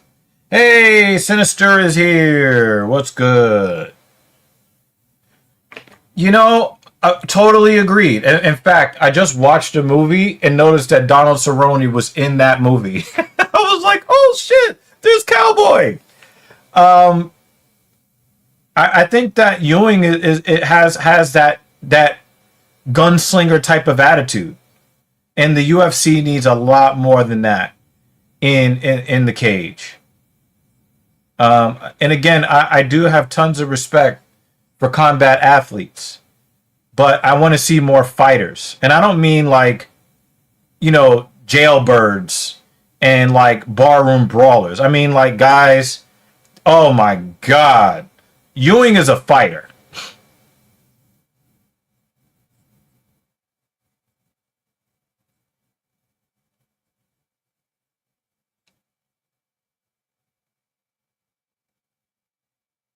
I think Ewing is a boxer. That's what he is. So he looks like a BMF worthy type of fighter. I just think that he probably has like really, really good, crisp boxing skills. And that's really what he did to Malcolm Wellmaker last year. Dan, where's Dan?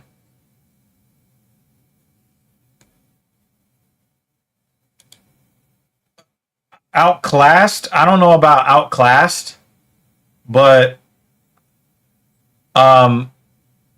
Ewing definitely looks to be the dominant fighter. Definitely. I'm doing pretty good, Sinister. What did you make for dinner, Sinister? Sinis dinner?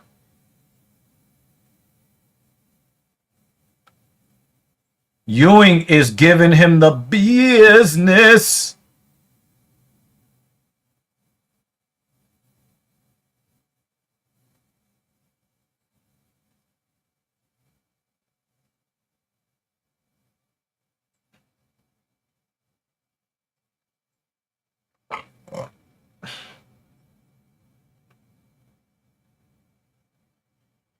It's not embarrassing. Ewing is that good. Like, and not every fighter needs to be embarrassed. Sometimes the fighter that you're fighting is just he's just that dude. And Ewing definitely seems like he's that dude. His boxing is really, really nice. Now Estevam is doing a good job not giving in. But he is getting dominated. Made some steak with little bro. All right. All right. Do you like your steak medium? Medium rare, medium well? I enjoy steak when it's medium well the most, followed by medium. That was not a 10-8 round. Stop it. Stop it, JL. Stop it. That's 10-9. It's a dominant 10-9.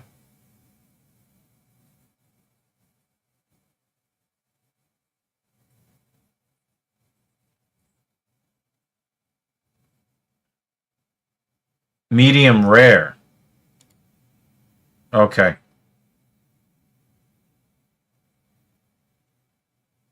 Yeah, I like medium to medium well.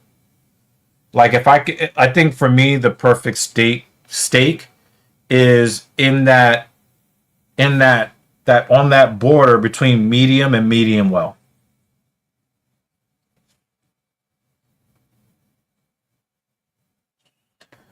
I like well done as well. I used to only eat well done for my safety. But I can enjoy a well done steak. Every now and again I could definitely enjoy a well done steak. Because it almost caramelizes a little bit. It kind of gets a little sweeter, almost like jerky.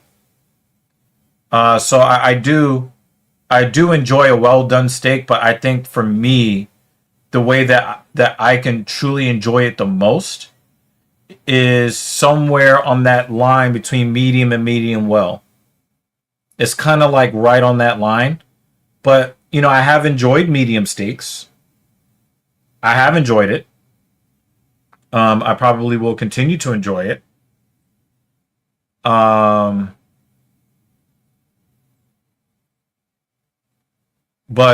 for me, I like medium well. And every now and again, sometimes I just love a well done steak. And I like the dryness of it. You put some A1 on it, I just enjoy it. Estevam is getting pieced up. And he is getting his shots in. But every time he opens up to try to counter, he just gets hit 2 or 3 more times.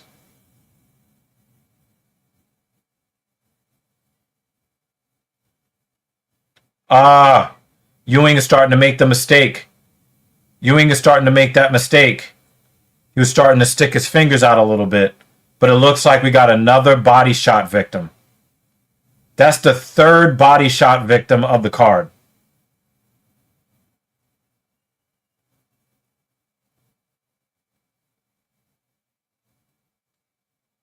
Hold on. I'll get to your question in a second, Sinister. Nah. Pepperoni stick and jerky, not the same thing. Not the same thing. Dong! Oh, go sit down! Oh! That's nasty!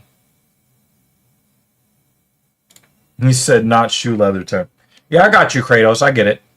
But I sometimes I just like a sweet, salty, well done steak. Medium well is fine. But like if I don't want to work out my jaw muscles as much, then medium is just good for me. But I like this question. What sides do you like with steak? In no particular order. Brussels sprouts, asparagus, sweet potato, regular potato, broccoli,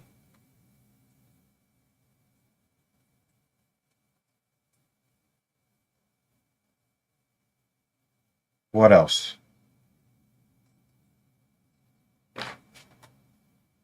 What else? Mixed vegetables.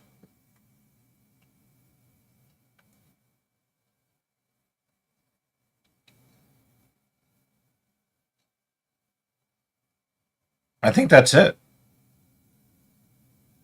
I think that's really it. Vegetables of really any kind, sweet potato, and I'll accept a butter filled or a butter infused mashed potato.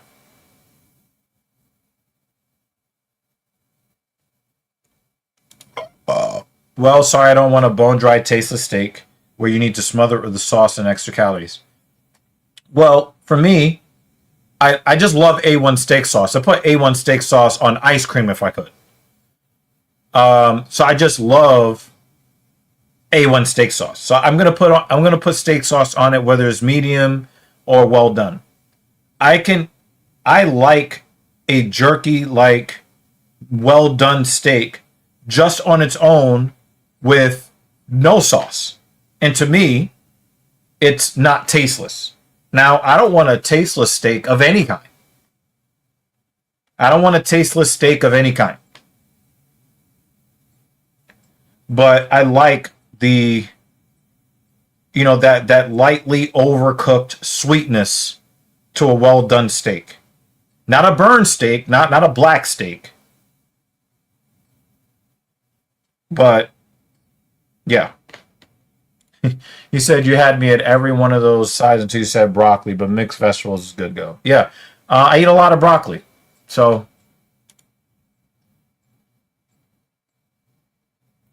I don't really eat Brussels sprouts or asparagus nearly as much, and I'm not going to talk about why I don't eat them as much. But I don't eat Brussels sprouts and uh,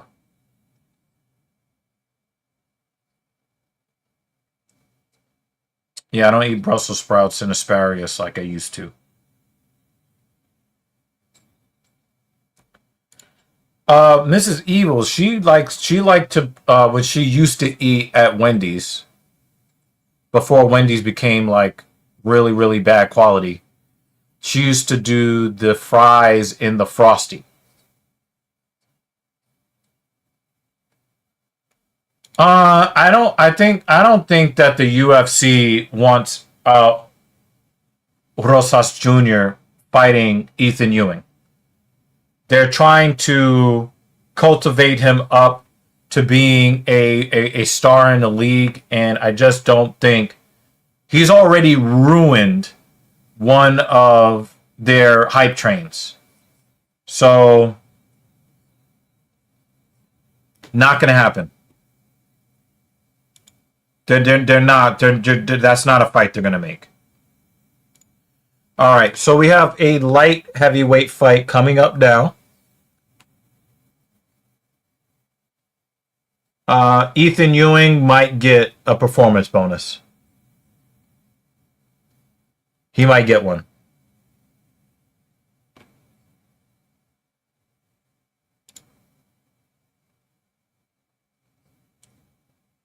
Left hook to the liver. Yo, a lot of body shots on this card.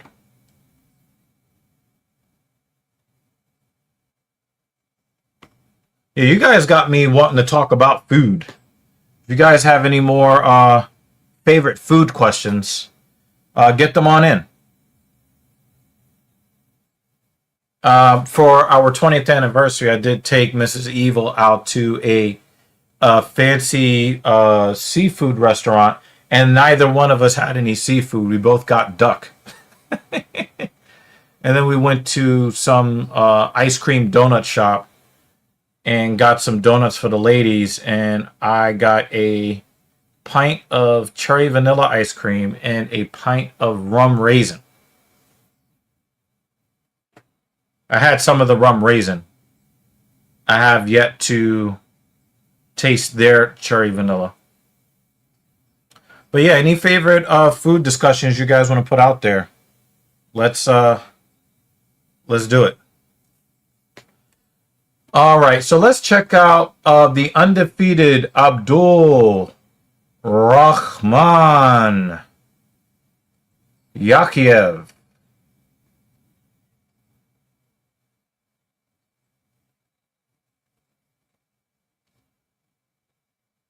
He is a he is a minus 1,400 favorite. This is what Jay was talking about. That's awful. This is so bad. Abdul Rahman Yakhyev.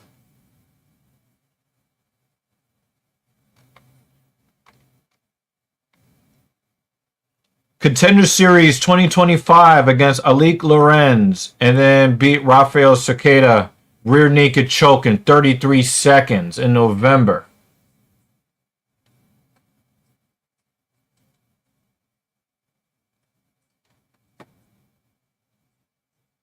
This guy's got performance of the night written all over him. He has one decision victory. He lost an amateur bout, went pro. He lost an amateur bout, then went pro, and just racked up wins.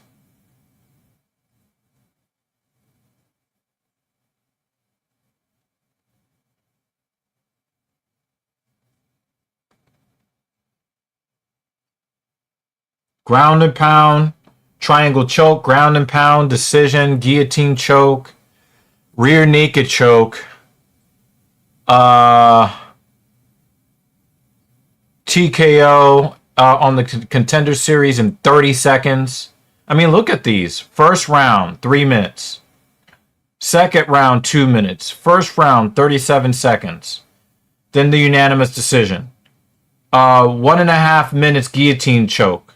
Round 1 in 2024. 2.5 minutes rear naked choke. Round 1. 30 seconds. TKO in the Contenders Series. Rear naked choke in 33 seconds. So that's why we got this ridiculous matchmaking here. Good God Almighty. And then Brenson Hibero. You know, who cares? He's got 2 wins and 4 losses. So yeah, this is really bad matchmaking, right? It feels a lot like this, JL. Unfortunately, this is not good.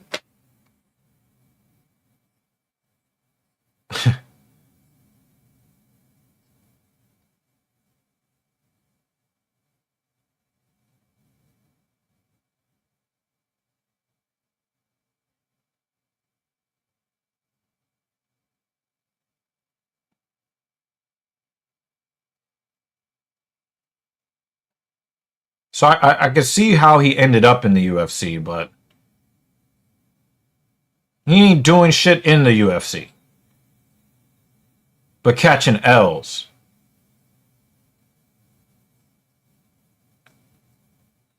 He got 1 win in the UFC, and it's he's got 2. One is a split decision against Kyle Machado. And then he got a Kimura, a second round Kimura last year against DR Ngozi. But, which is kind of cool because we don't really see Kimura finishes anymore. But then, you know, you guys stopped in the first round in each of his last 2 fights, and probably going to happen to him again in this one. So, I don't know. But yeah, I don't like this matchup really at all.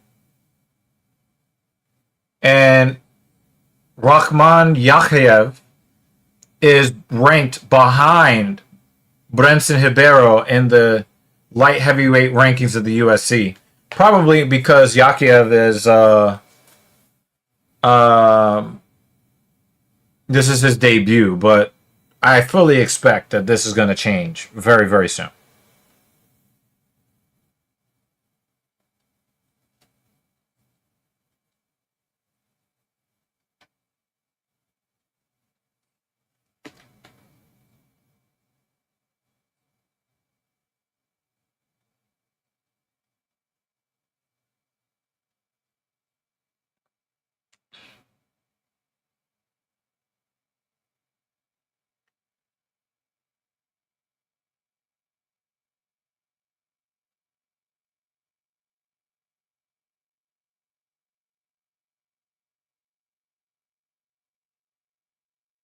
All right, let's see if this is going to be the ass whooping that we're expecting.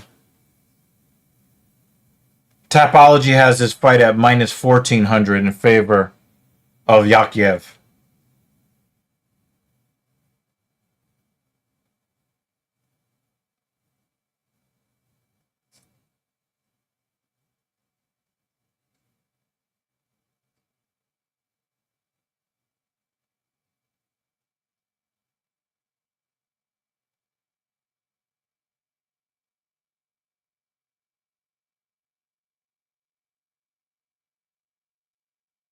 Ribero's throwing. He's throwing.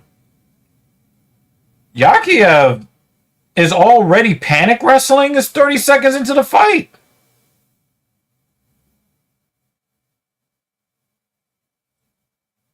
Wow, Yakiev almost kicked his head off.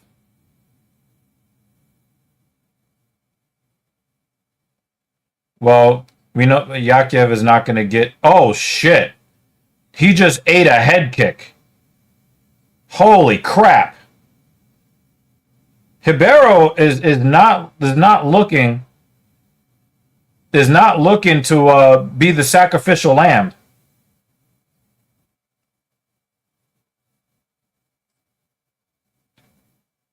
Wow, he is killing the bottom of Ribeiro's lat with that elbow. Ribeiro's going to have to let go of that Kimura.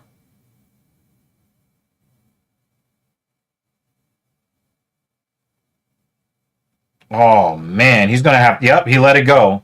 He was getting killed with elbows to the body. These body shots are just... Is there a full moon or something?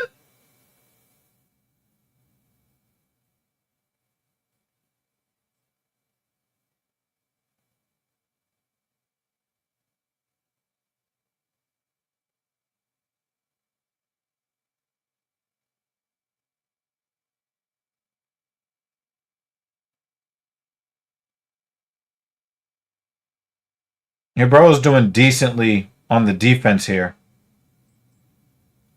But Yakiev definitely... Cabero loves that Kimura. But the thing is, the Kimura doesn't get finishes like it used to. It looks like he's about to get a hook in. He's trying to get this rear naked right here. Soften him up. Is that a handcuff? Yep.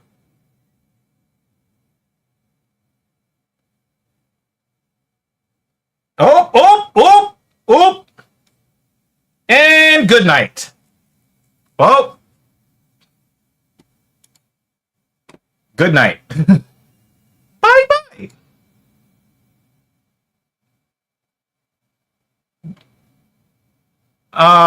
Does Ribeiro get cut from the UFC after this? Probably. I think that's a wrap for Brenson Ribeiro in the UFC.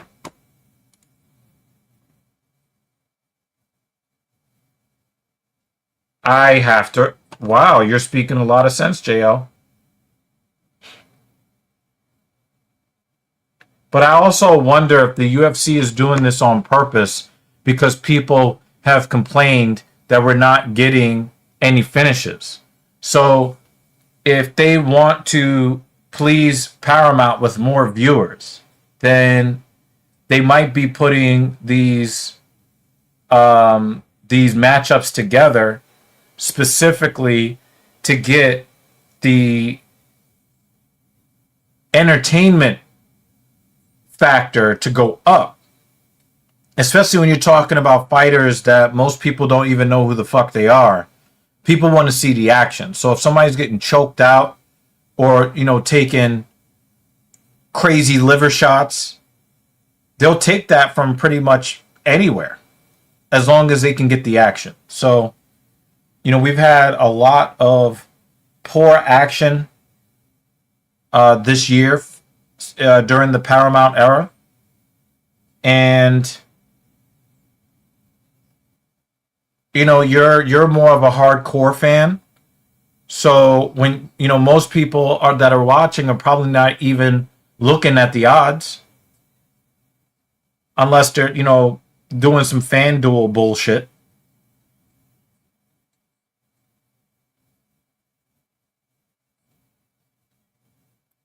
What is Ibero fucking shaking his head at? He doesn't want to go to the unemployment line? I mean, back to the regionals for you, sir.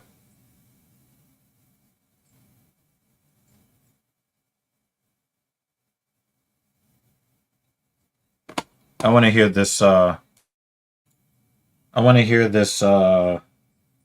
translator.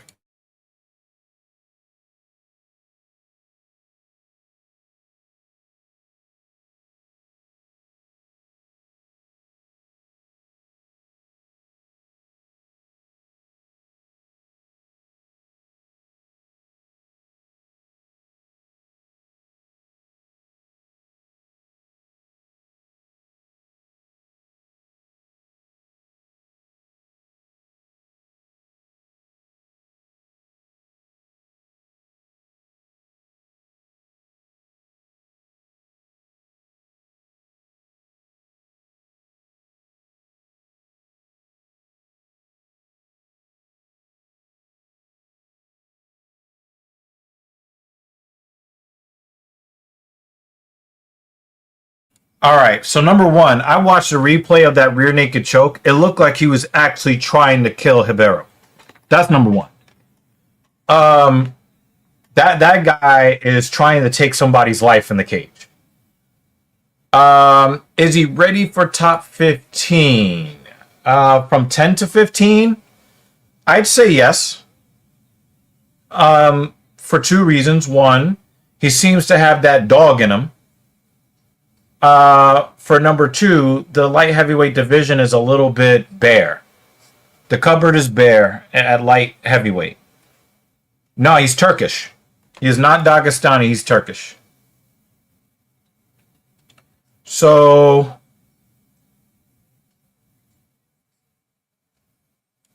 from 11 to 15, yes. Top 10, not sure. We'd have to see him.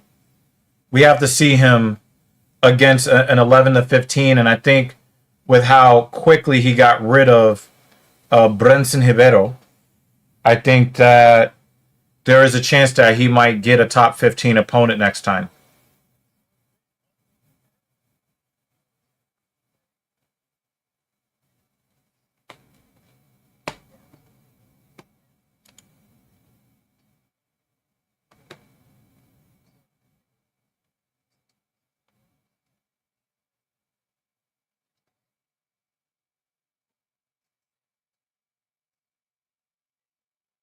Well, here's the thing, right? By the TSP Attractiveness Index, I have to give the edge to Verna Janjidova because Tabitha Ricci is just too attractive. And the attractiveness gap is so wide between the two of them. And I don't pick the pretty girls to win. So as much as I would like to see Tabitha win, I'd have to pick Janjidova before, and then if Tabitha wins, great. But the more attractive fighter loses most of the time. That's just the way it goes. All right? It's just the way it goes.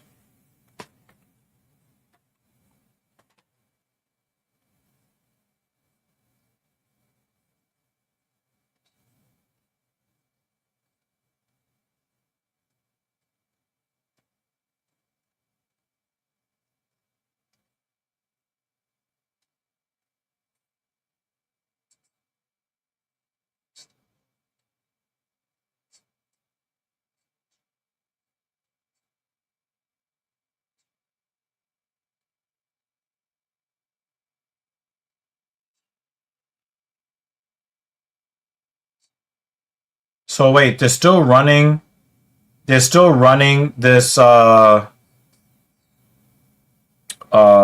promo for Tatsuto Taira and Joshua Van is still running this promo, even though the birdie says that Joshua Van is out of that fight.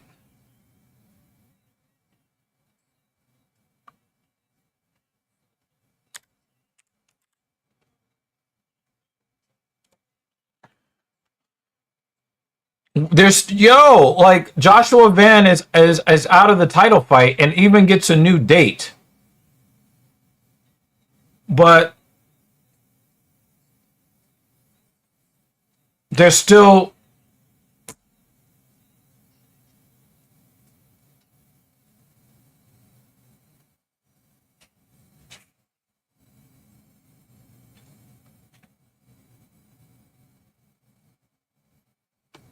they moved it to the Strickland fight.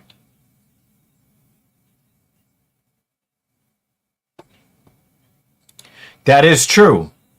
But what are the chances that that's going to keep happening? And I wish that Dan Jensen was here because then we'd have to ask him who would he prefer, Janjiroba or Dern?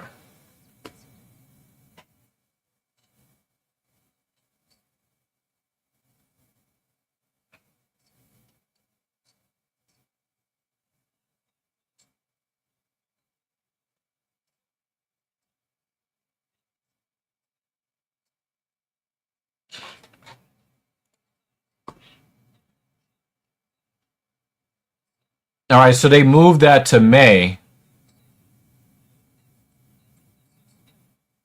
Okay. Now I understand what they're doing. Okay. Because they definitely moved this off of the next card.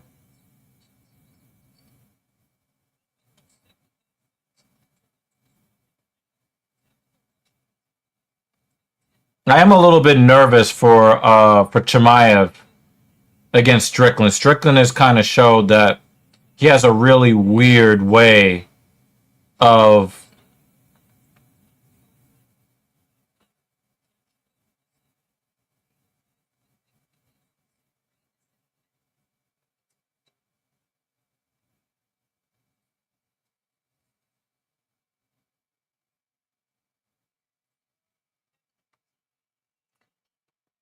I have to say, Colby Covington is the biggest bitch in MMA history. This guy is actually suing.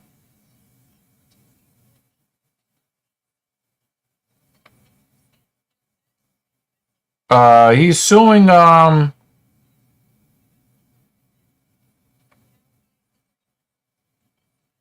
Masvidal because they got into a fight in the street.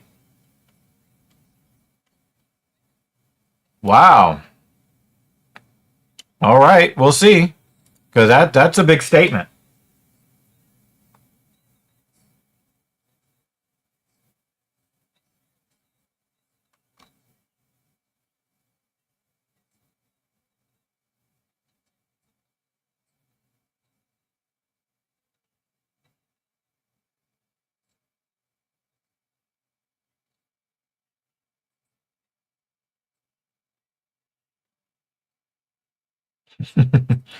Colby Covington is such a bitch. They don't want to pay the top guys like me or Conor McGregor. Who thinks Colby Covington is a top fighter? When was the last time Colby Covington won a fight?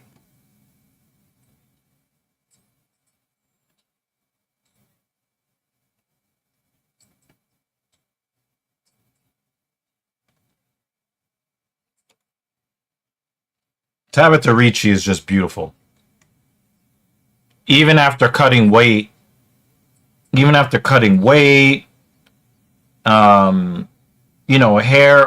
back the whole bit.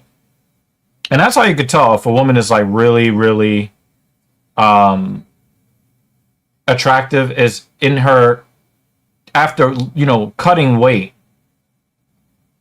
with her hair up. She still looks like a hottie.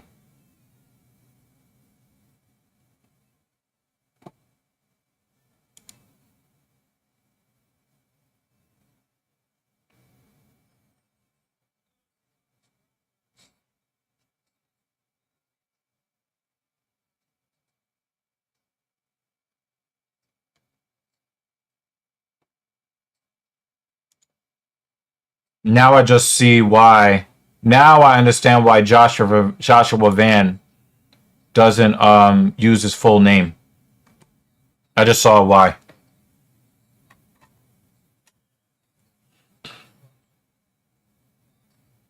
I'm not going to tell you guys why. I will just say you probably should look it up on Google.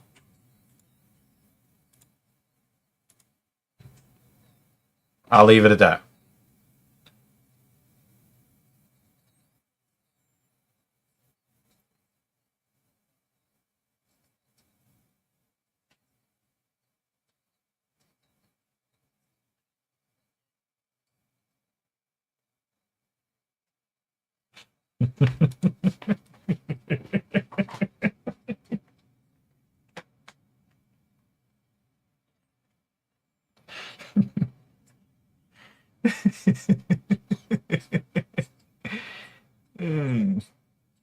Nobody thinks she's going to win by TKO. But they do think she's going to win by decision. But nobody thinks she's knocking anybody out.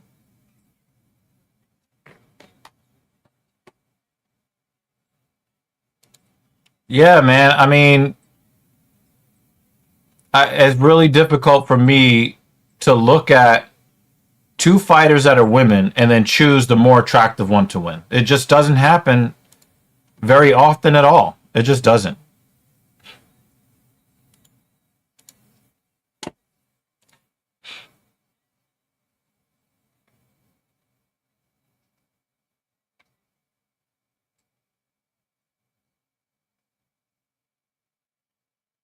Damn, she's got 14 submission wins and only one KO win in 26 fights.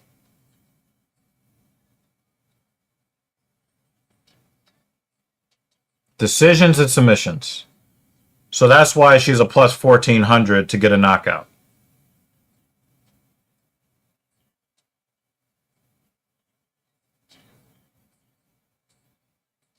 The way she's looking into the camera, Tabitha knows she's hot. She's like, I know you want to fuck me, but I'll whoop your ass.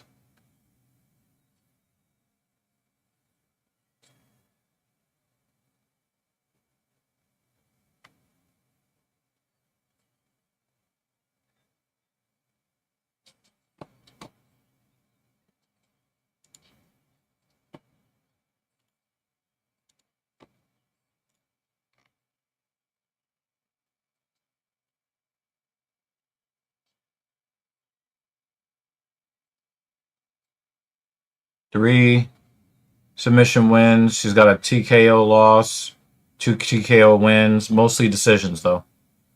But most of the women are decision merchants anyway. I'm just sad that she beat Amanda Ribas. I love Amanda Ribas. Her career is going down the drain. And also Angela Hill.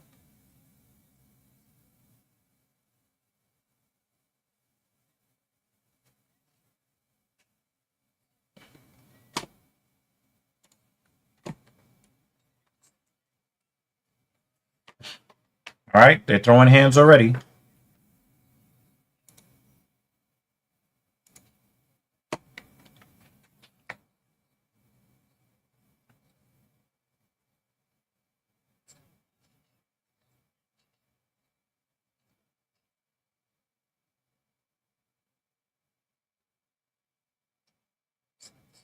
Where did that whole Chiwiwi thing come from, JL?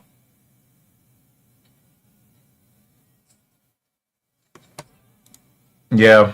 Still can't make weight half the time, but yeah, Edwards does. She's starting to get some finishes.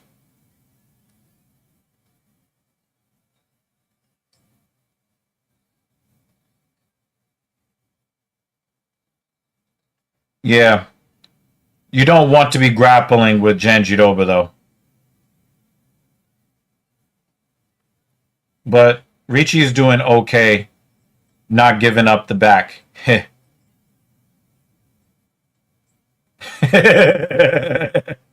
What? If Jan Jidoba and Raul Rosas Jr. had a kid, what would that look like? I mean, it would never happen because I don't think Jan Jidoba is into heterosexuality. But if the two of them did, what would that kid look like?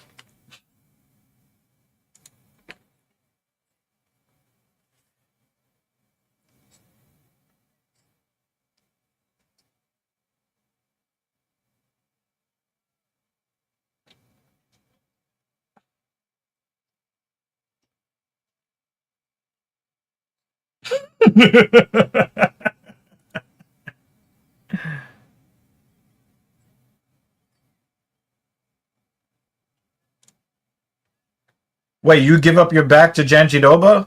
Okay. All right. You like him a little different.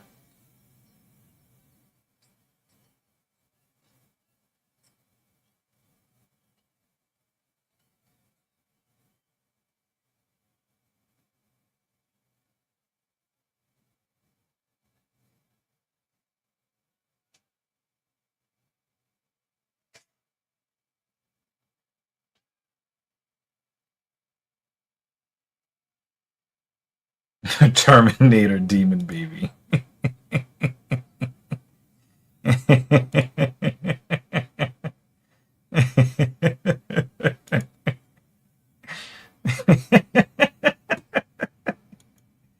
We're all going to hell.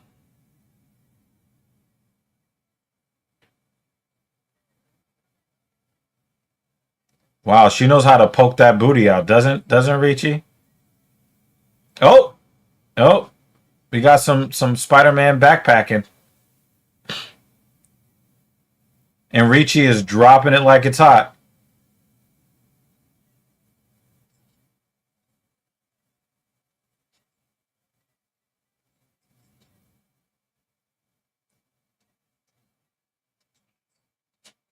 No, don't let her get her position back, Ricci. No.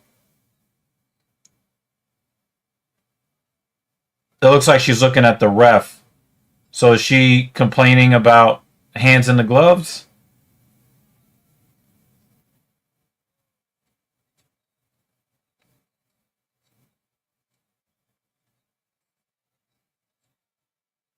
Look like we got a little bit of a stalemate here.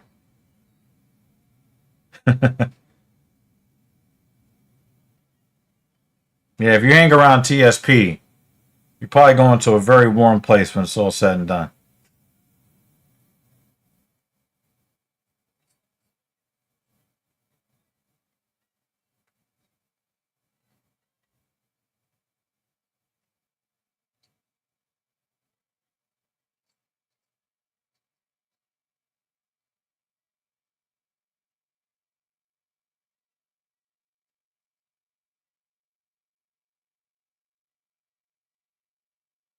She's trying to get that. She's trying to get that arm underneath the chin.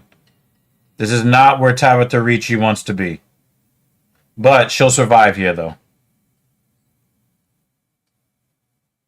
And Jan Jidoba wins round one.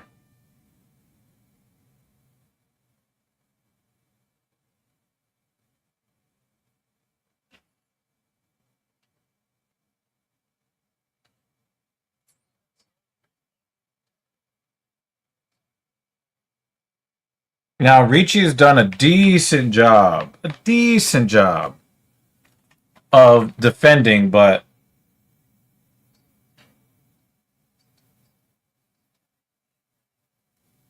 she's going to end up losing on points if she's just, fighting off backpacks.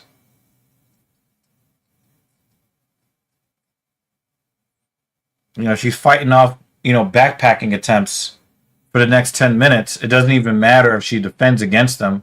There's no offense going in the other direction. She's going to lose the fight.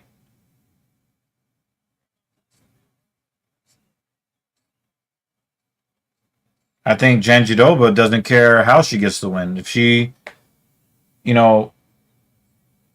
gets it to a stalemate, but she's on top and forces the judges to give her the round, she'll take those wins.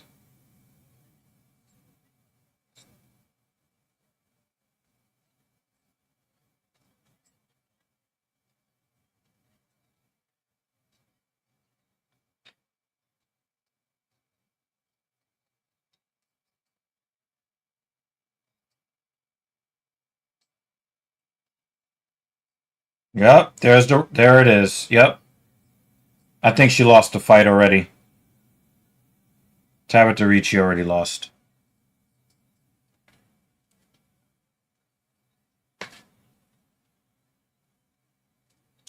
Well, what's up next? Because uh, this is just gonna be some lame prey shit. I mean, Ricci has a reason to be nervous. She knows that Janjiroba wants to sit on top for 5 minutes.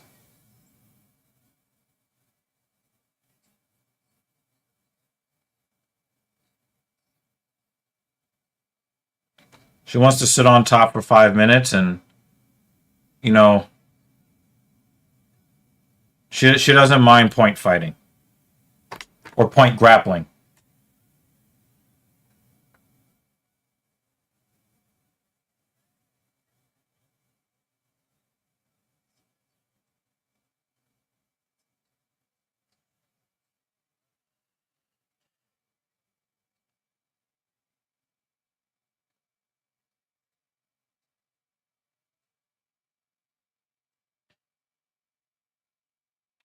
I mean, if Tabitha Ricci, Janjiroba doesn't understand how gifted her life is. She's got Tabitha Ricci throwing her legs up and open. That is where every man in the world wants to be.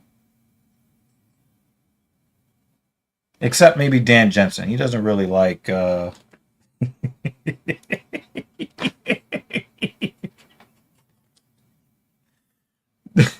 This is our leader for comment to the stream.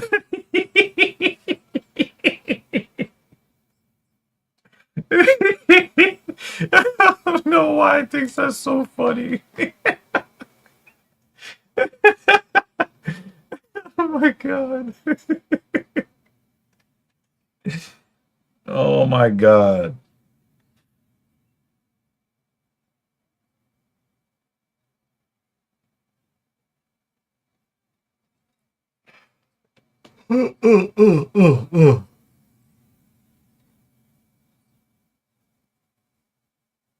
Now Janjiroba does have more submission victories than decisions in her career. But still, blah.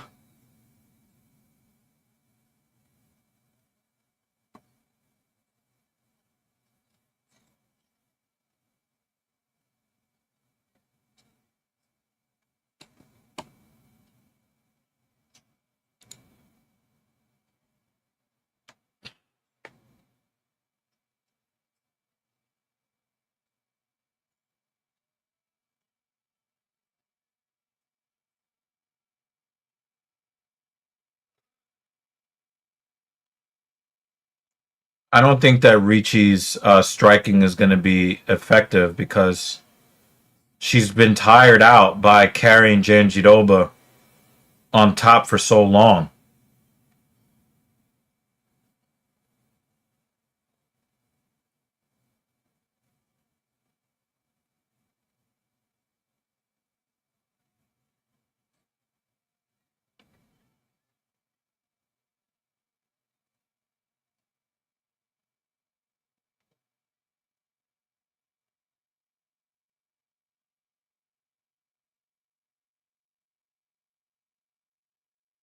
Yep. Damn, that's a high stick.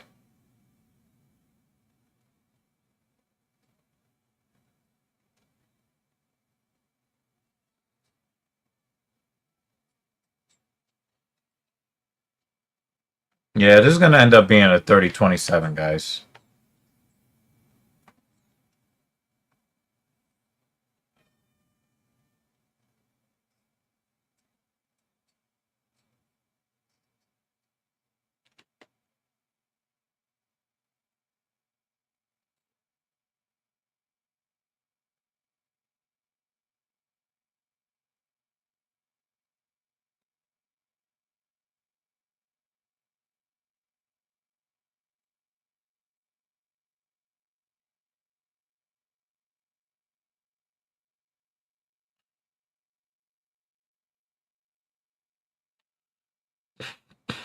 Yeah, this fight's already over. It's already 20-18. Ricci is going to try to get into some sort of rhythm to start the third, and this person will get her to the ground and lay on top of her for 3 or 4 minutes, and the horn will sound, and it'll be 30-27, and that'll be it.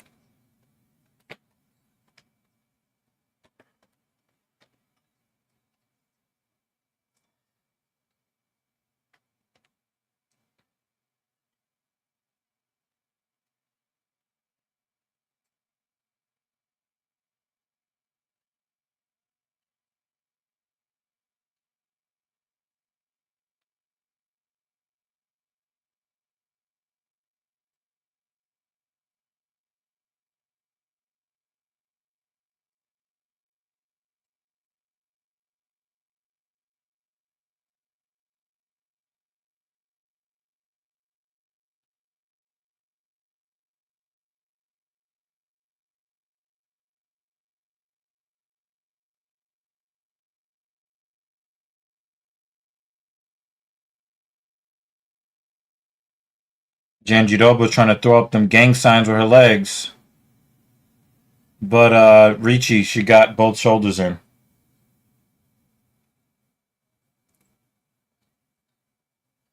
She's posturing up way too much, and she's going to lose her control. Not that it matters, because even if she does win the third round, she still lost the first two.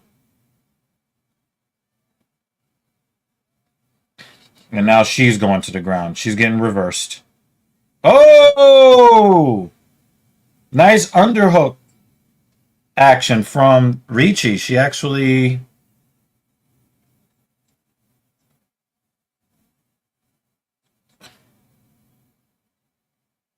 I thought she was going to the ground for sure.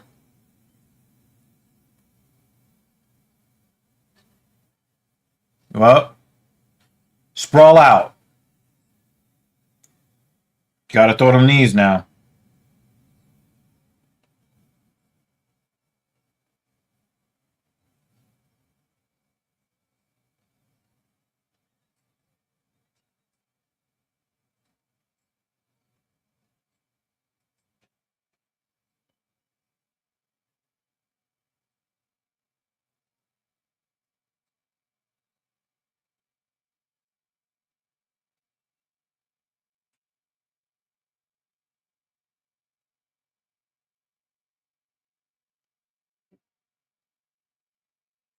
I just don't think that Ricci has the hands to get a finish here in the third. So even though she does look better here in the third, too little, too late. I think Janjiroba still wants to get her to the ground, but I think Ricci's defense here in the third, coupled with Janjiroba's getting a little on the gassy side, I think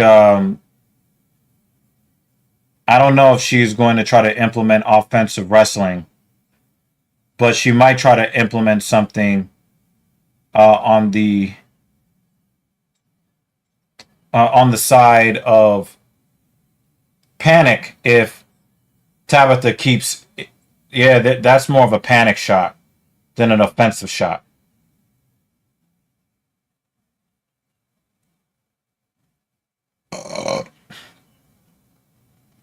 If this was a 5-round fight, Ricci would still have a chance. But it's a 3-round fight, and that's why she's already lost. The chances that she gets a knockout in the next 70 seconds is pretty much zero.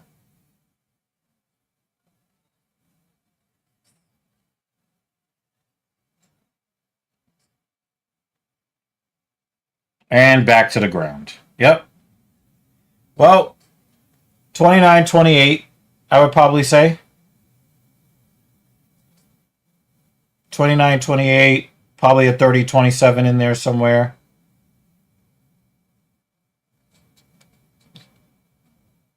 Janjiroba has no problems threatening threatening a rear naked to get this down to 0 on the clock.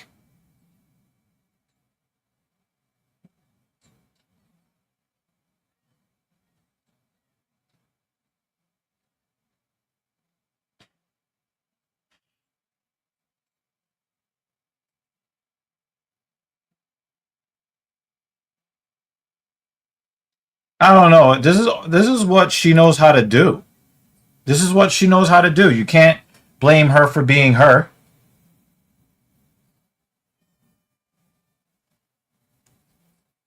This is how she fights. So I don't really agree that it's disgusting. It's just that's what she knows how to do. I think you're going to see two 30-27s and a 29-28. I think one judge will give Ricci the third round.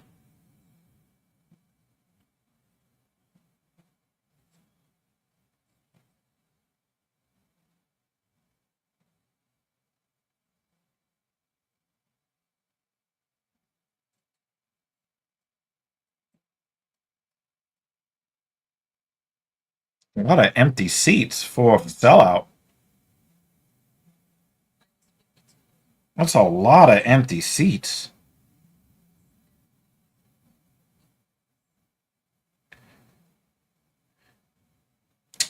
I have not, but I can imagine what it's about because the road to WrestleMania has a lot of potholes in it. But if you want to educate me, you can go on ahead and do that right quick.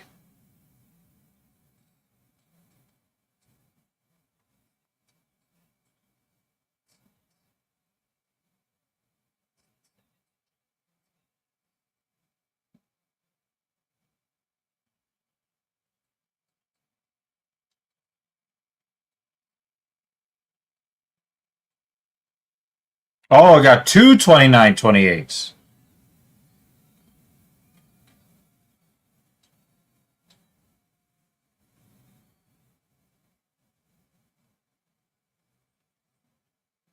Yeah, I keep trying to tell you guys, you cannot pick. You cannot pick. Um, you cannot pick the pretty girl over the ugly girl. You can't do it. You can't do it. It's just not a good bet.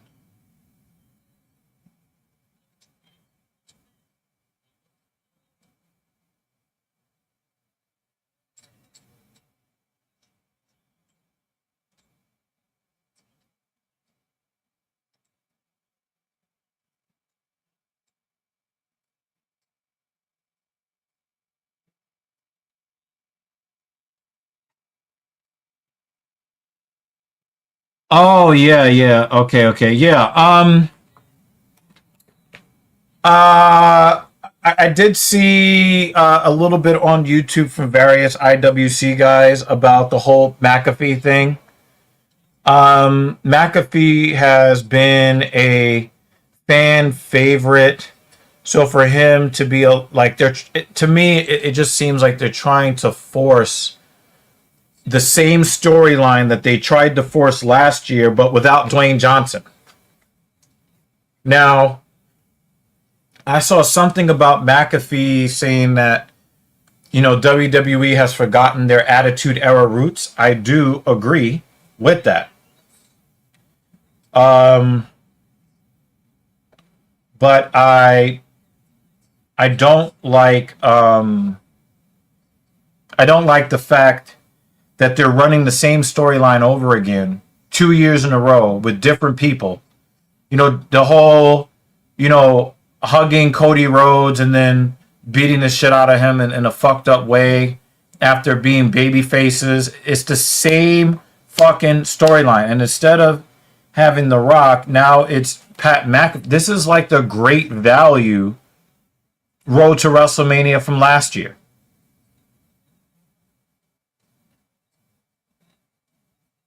So I was hoping it was going to be, maybe Dwayne Johnson looking to, make it up to the fans from him disappearing after WrestleMania from last year. But doesn't seem like that's what we're going to get, unfortunately. But I have not really been very interested in WWE in a while, and nothing that they're doing right now is changing that for me.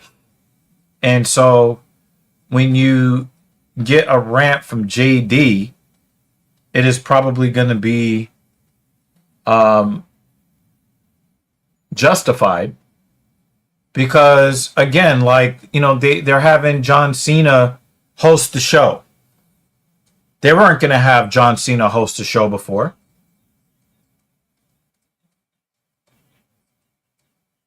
They weren't going to have John Cena having, as a matter of fact, I think they wanted him far away from WWE so that they could stand on their own. And I'm pretty sure that John Cena wants to go live his life and do voiceovers for Honda commercials. But they needed to probably pay him a lot of money to host the show to get people to buy tickets, which, I mean, I would need to see the sales numbers, but I'm pretty sure that it's not going to be, it's not like he's going to be standing there with a mic, but I just don't think that, I just don't see WrestleMania being anything that anybody is going to want to have anything to do with.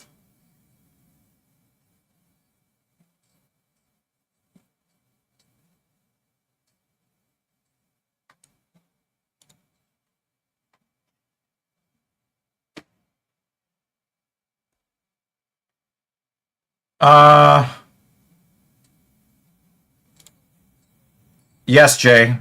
Pat McAfee. Yep. That's what they have for you. Yep.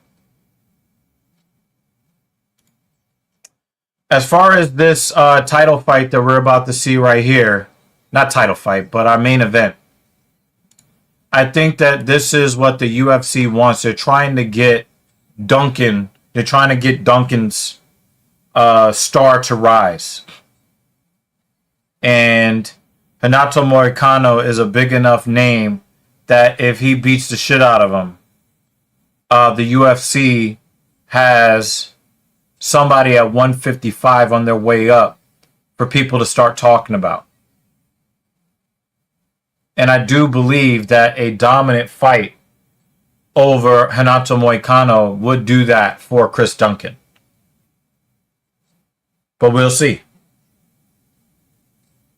We'll see. Now, I gotta say that, like, this here is an oxymoron. These are two sentences that don't belong next to each other.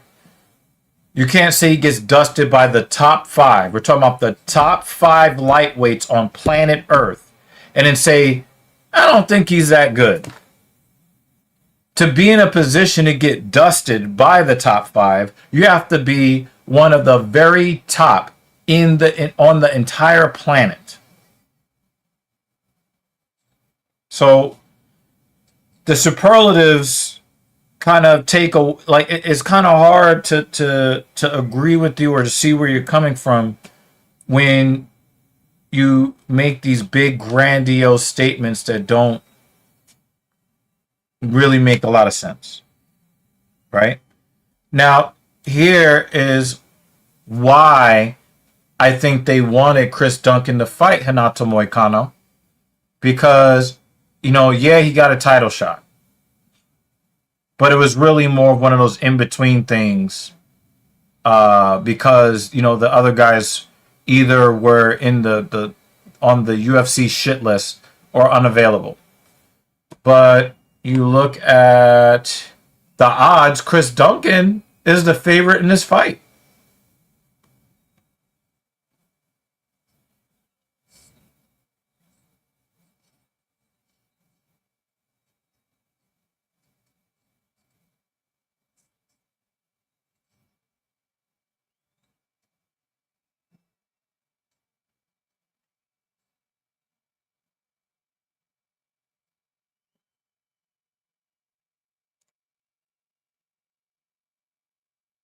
It doesn't look like any hockey team playing at Madison Square Garden that wears New York on their chest can score a goal in this building. The Sirens have about less than 4 minutes left in this game. They're down 1-0.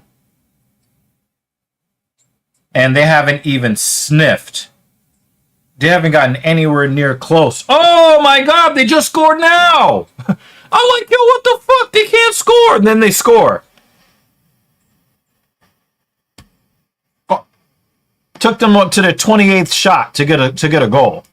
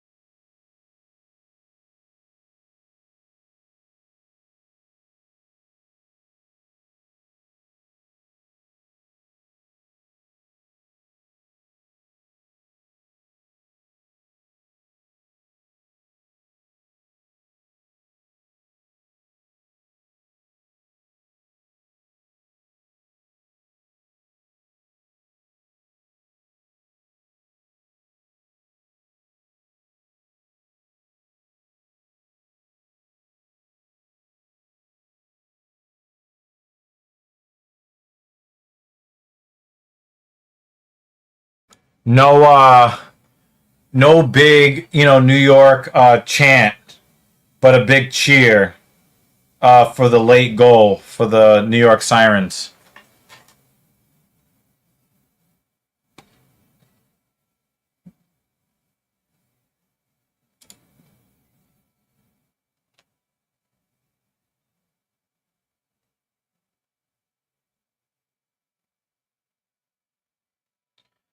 Well, I think that we have to give Paddy Pimblett some respect.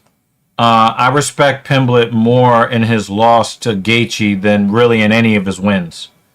I think Michael Chandler is a bum with a big name. Yeah, like Renato Moicano is not a person that that people like. I mean, we used to like him until he started opening his mouth.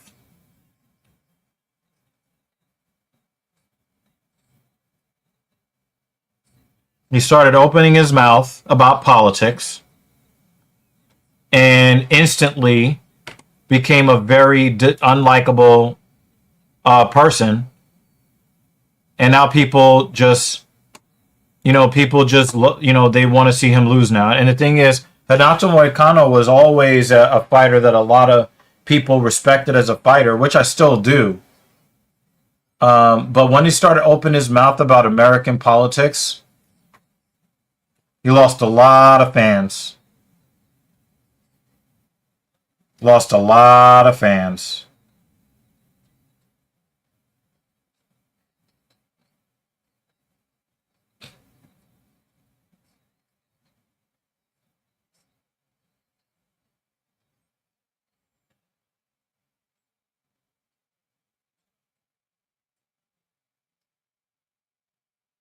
He's talking up a lot of that right wing white nationalist talk, but but the white nationalists don't want him in the country either. So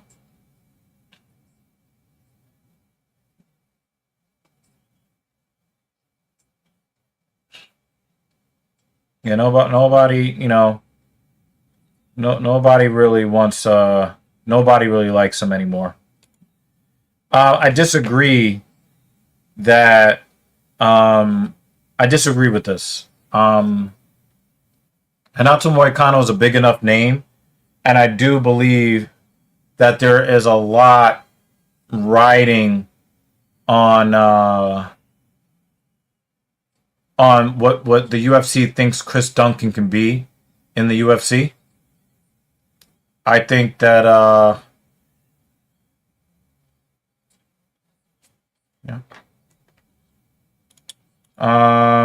this doesn't surprise me. All the people who are unlikable, you like them all.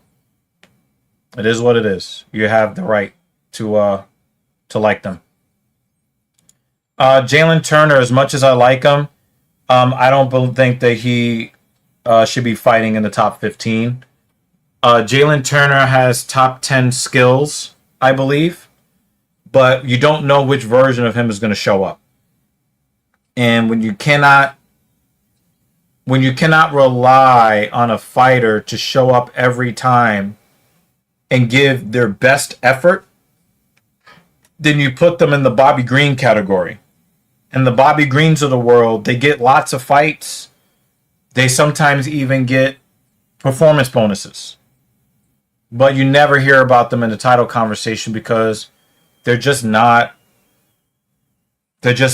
consistent enough, and or they don't really use their skills to the best of their abilities.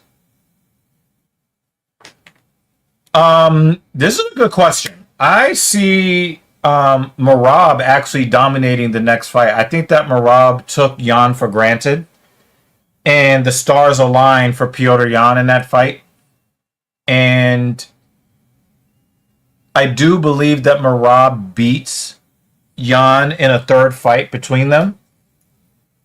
But here's the thing. I don't think that Merab is now the unbeatable force that he was looking like before. I talked about this when you talk about the mystique and the aura. We're talking about the two girls that work at the strip club. The mystique and the aura goes away once somebody sees you lose.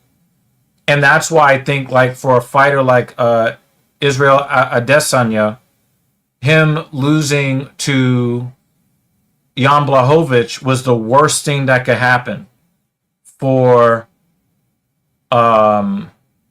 his career, because even though Jan kind of got scared toward the end and laid on him in rounds 4 and 5,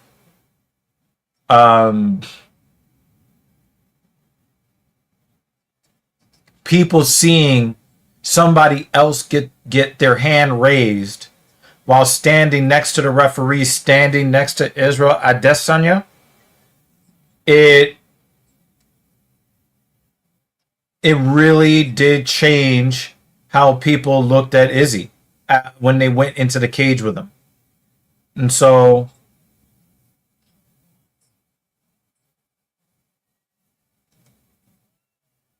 oh, nice counter from Moicano off of the Duncan calf kick.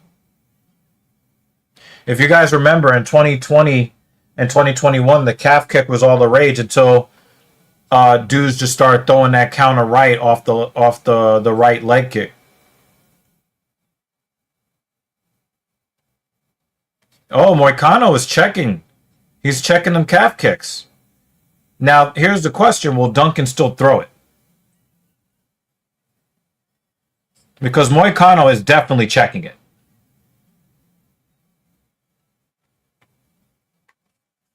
Yeah, Moicano, Moicano can play. He can play. But Renato is just not a likable person anymore. And most people, I think, used to root for Moicano.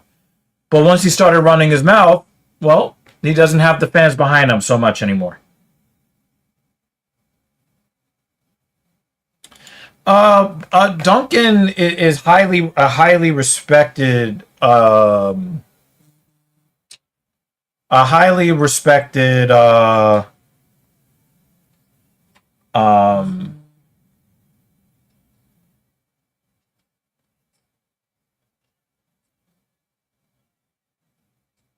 a highly respected fighter coming up the ranks.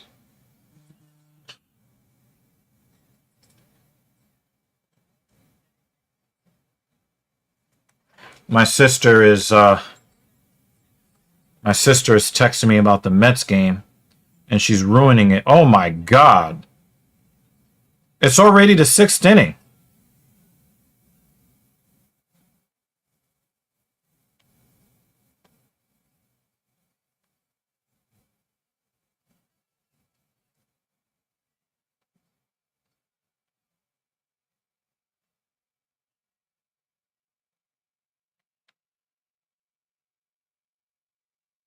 Yeah, I would say not what Duncan wanted.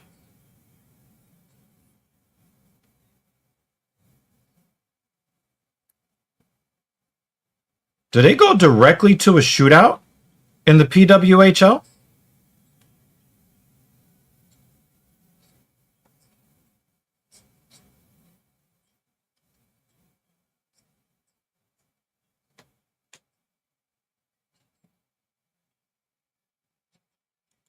Well, only Trumpers like Moicano, but even Trumpers don't like Moicano because Trumpers don't want Moicano in their country because he's South American. The people that like Trump, they'll listen to Moicano run his mouth about white supremacy and how much he loves it, but they don't want him in this country either. So there's just a very few people that still like Moicano, which is why he's getting booed, and there's you and a handful of other people that cheer for him. But for the most part, once Moicano started talking that Trumpist crap, most people started booing him, and I don't blame them. And even the people that like Trump don't want him in their country. He's not white. They don't want him in the country. All right, so they do a 5-minute OT. But do they do 3-on-3? That's the question. It looks like they do 3-on-3. So this looks like NHL rules to me. 5-minute overtime, skating 3 aside.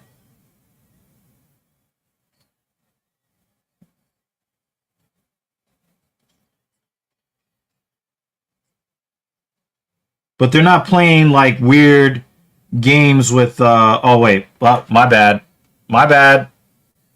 They're doing that weird shit that the men do where they start playing around with the puck, playing possession games, skating 3v3.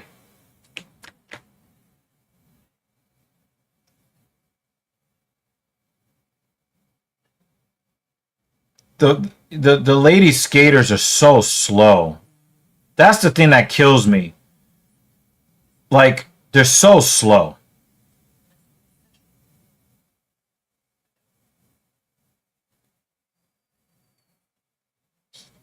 They're like New York Rangers slow.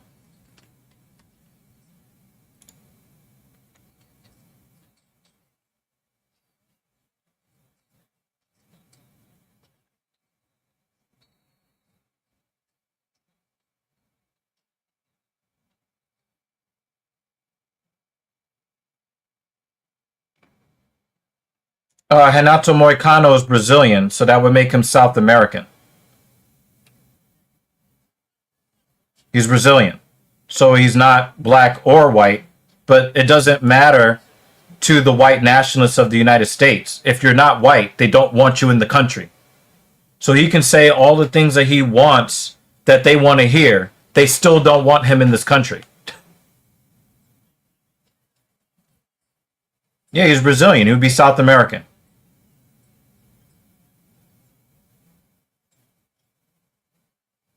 To the people that he's trying to align himself with, he's no different than a Mexican. He's South American.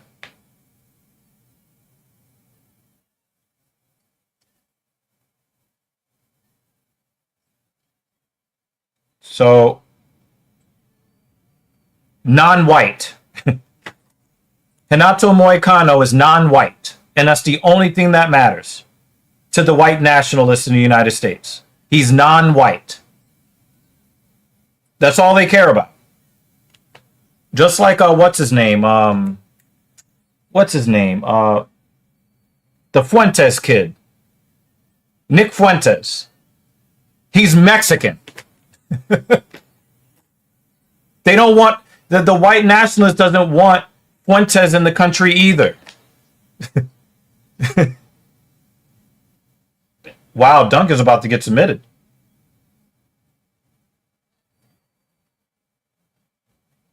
Well, another hype train derailed. Yeah, I gotta be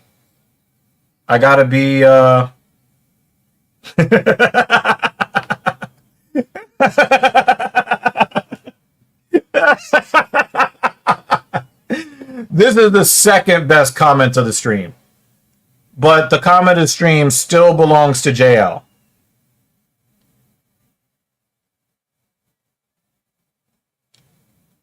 I don't know what that is, Sinister. I don't know what that is. But this is funny as shit.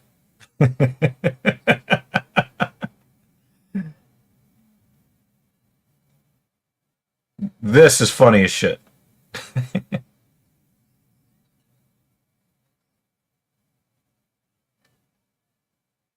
Yo, Duncan is getting ramble shackled. Well, you know, all I'm saying is this is what the UFC thought they were going to get by bumping up the level of competition for Duncan. That's all. You know, the hype train is going away. Duncan is getting beat the fuck up.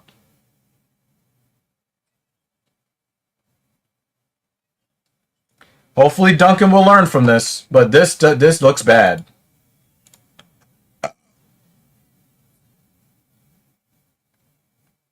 Good night.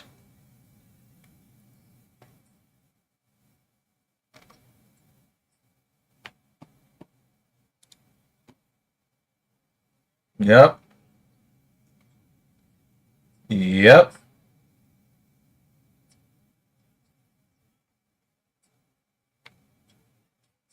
Well, that's his second UFC loss. I mean, he beat Terrence McKinney. He beat Matus Rebecci. He beat, who else? Who else of note? The Nadim Sadikov was canceled.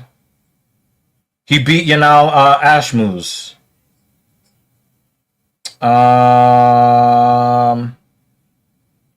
Yeah, there's levels to this.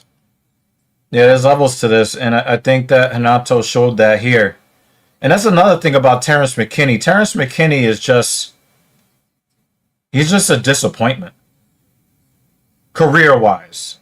His wins are like, woo! I don't trust fighters from the UK. That is nasty business. That is nasty business. All right. Since I don't want to hear anything that Renato Moicano has to say, I'm going to now do the housekeeping for this show. Thank you guys. You guys, Hal, JL, Sinister, thank you for keeping me company. There weren't too many people that came through here today. And that's really, yeah, I do agree with this. Some guy in 2020 was going around dressed as a Joker, going to online video chat saying, I don't really care for the shock jock. You know, we had Howard Stern in the 90s, and that's it. That's it. You know, like, Howard Stern is the original shock jock. All of those people, you know, who cares, you know? Lunch money back pay. Renato Moicano whooped Chris Duncan's ass. That's all that there is to it. All right, let's look at the starred comments. We only got one. We got one big prediction. So let's go through them.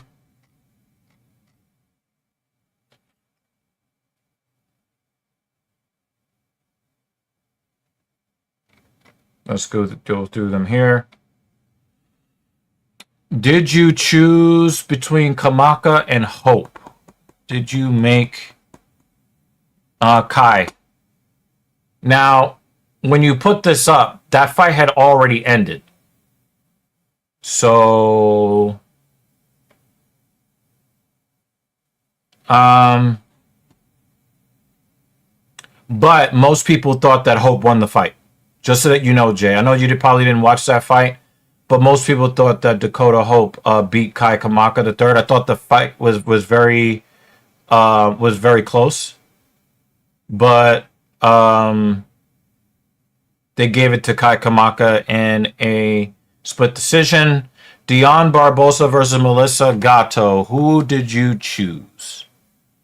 I really wish you would make it easier for me to find out who you are picking.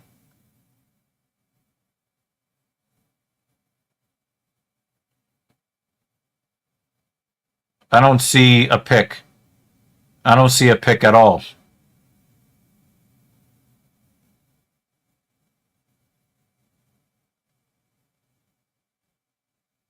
I really wish you made it easier to look at your picks. Am I missing it?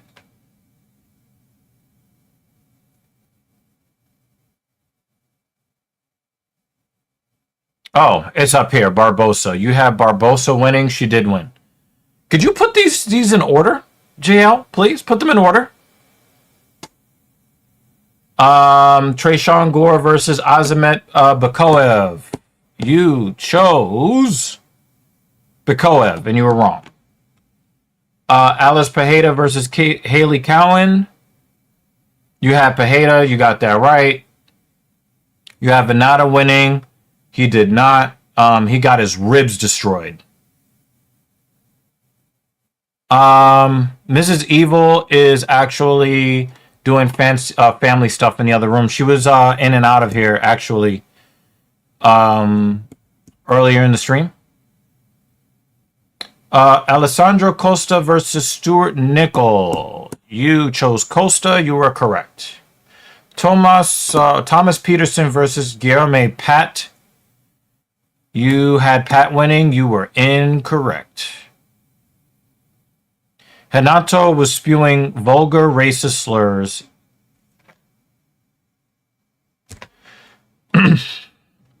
Jose, with a bunch of middle names, Delano, defeated Robert Rushala. You had Jose winning. You were correct, I believe. Tommy McMillan versus Manolo Zecchini. You had Tommy winning. You got that right. Ewing, I believe you got Ewing, right? Yeah, you got Ewing. You got that right.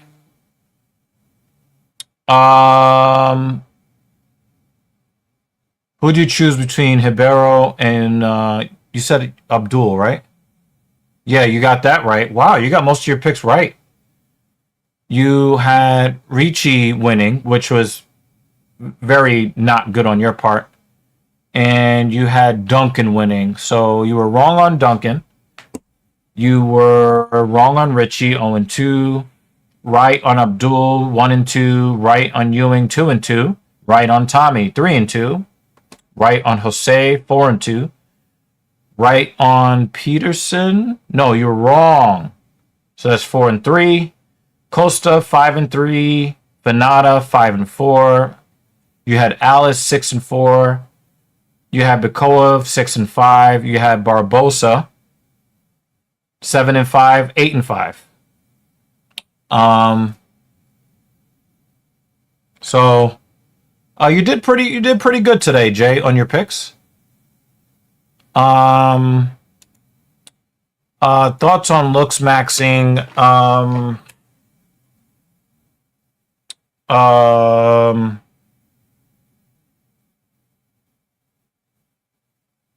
I think looks maxing is a response to the socioeconomic pressures of dating. In the old days, a man could just be useful and good and a protector. He could just be a good man and get a nice wife.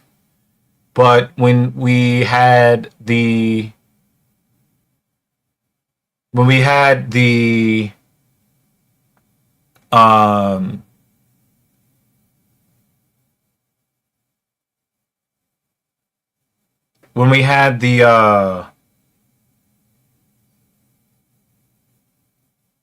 corporate oligarchy of this country take over or they subverted second wave feminism, and then tried to convince women that they were men and they should be alone and by themselves, and making choices in mates the same way that men do. It put pressure on the young men coming up in Generation Z and Alpha to prioritize how they look in order to have a chance at having a woman be attracted to them that they are attracted to, because the social economics have changed. So if we got back to women choosing men on what matters, then looks maxing probably will not be a thing. You will not have a bunch of guys spending a lot of time trying to get as physically attractive as possible in their face and in their collarbones. They would spend less time and effort on that. Really, guys are going to do whatever they can to try to secure the most attractive woman that they can, and the social economics of it is just what it is right now. So that's what we got right now. This is the situation that we have to look at. And you can say that these guys are weak, that they're weak, and they're new age and they're feminine and all this other stuff.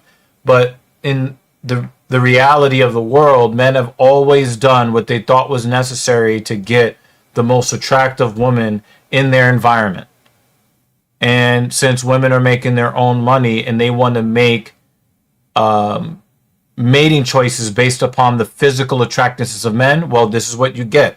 Less useful men that are now becoming more vain and putting more effort into their attractiveness, more than putting effort into being useful and productive.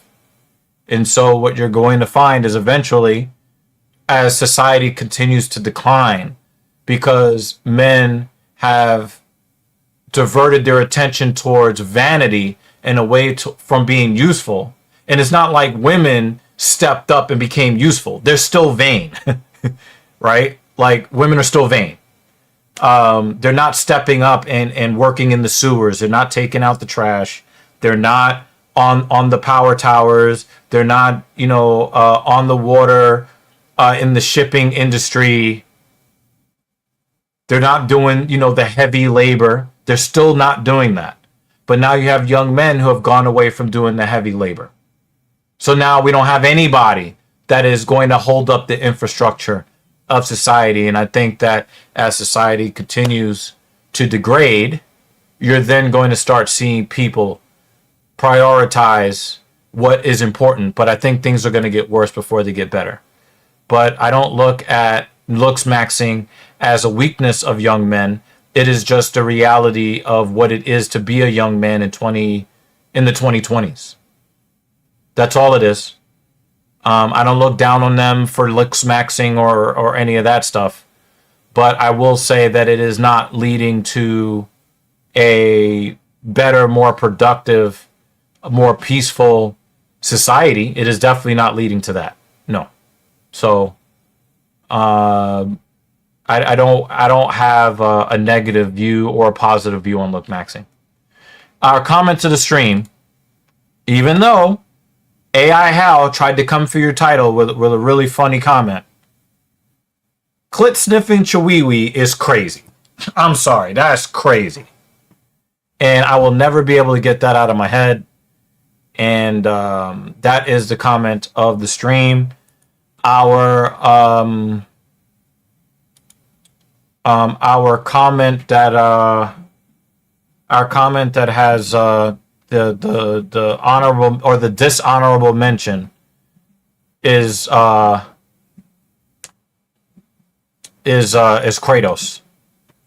That was crazy. I thought it was Hal that had this comment. It was Kratos. Kratos with the honorable mention.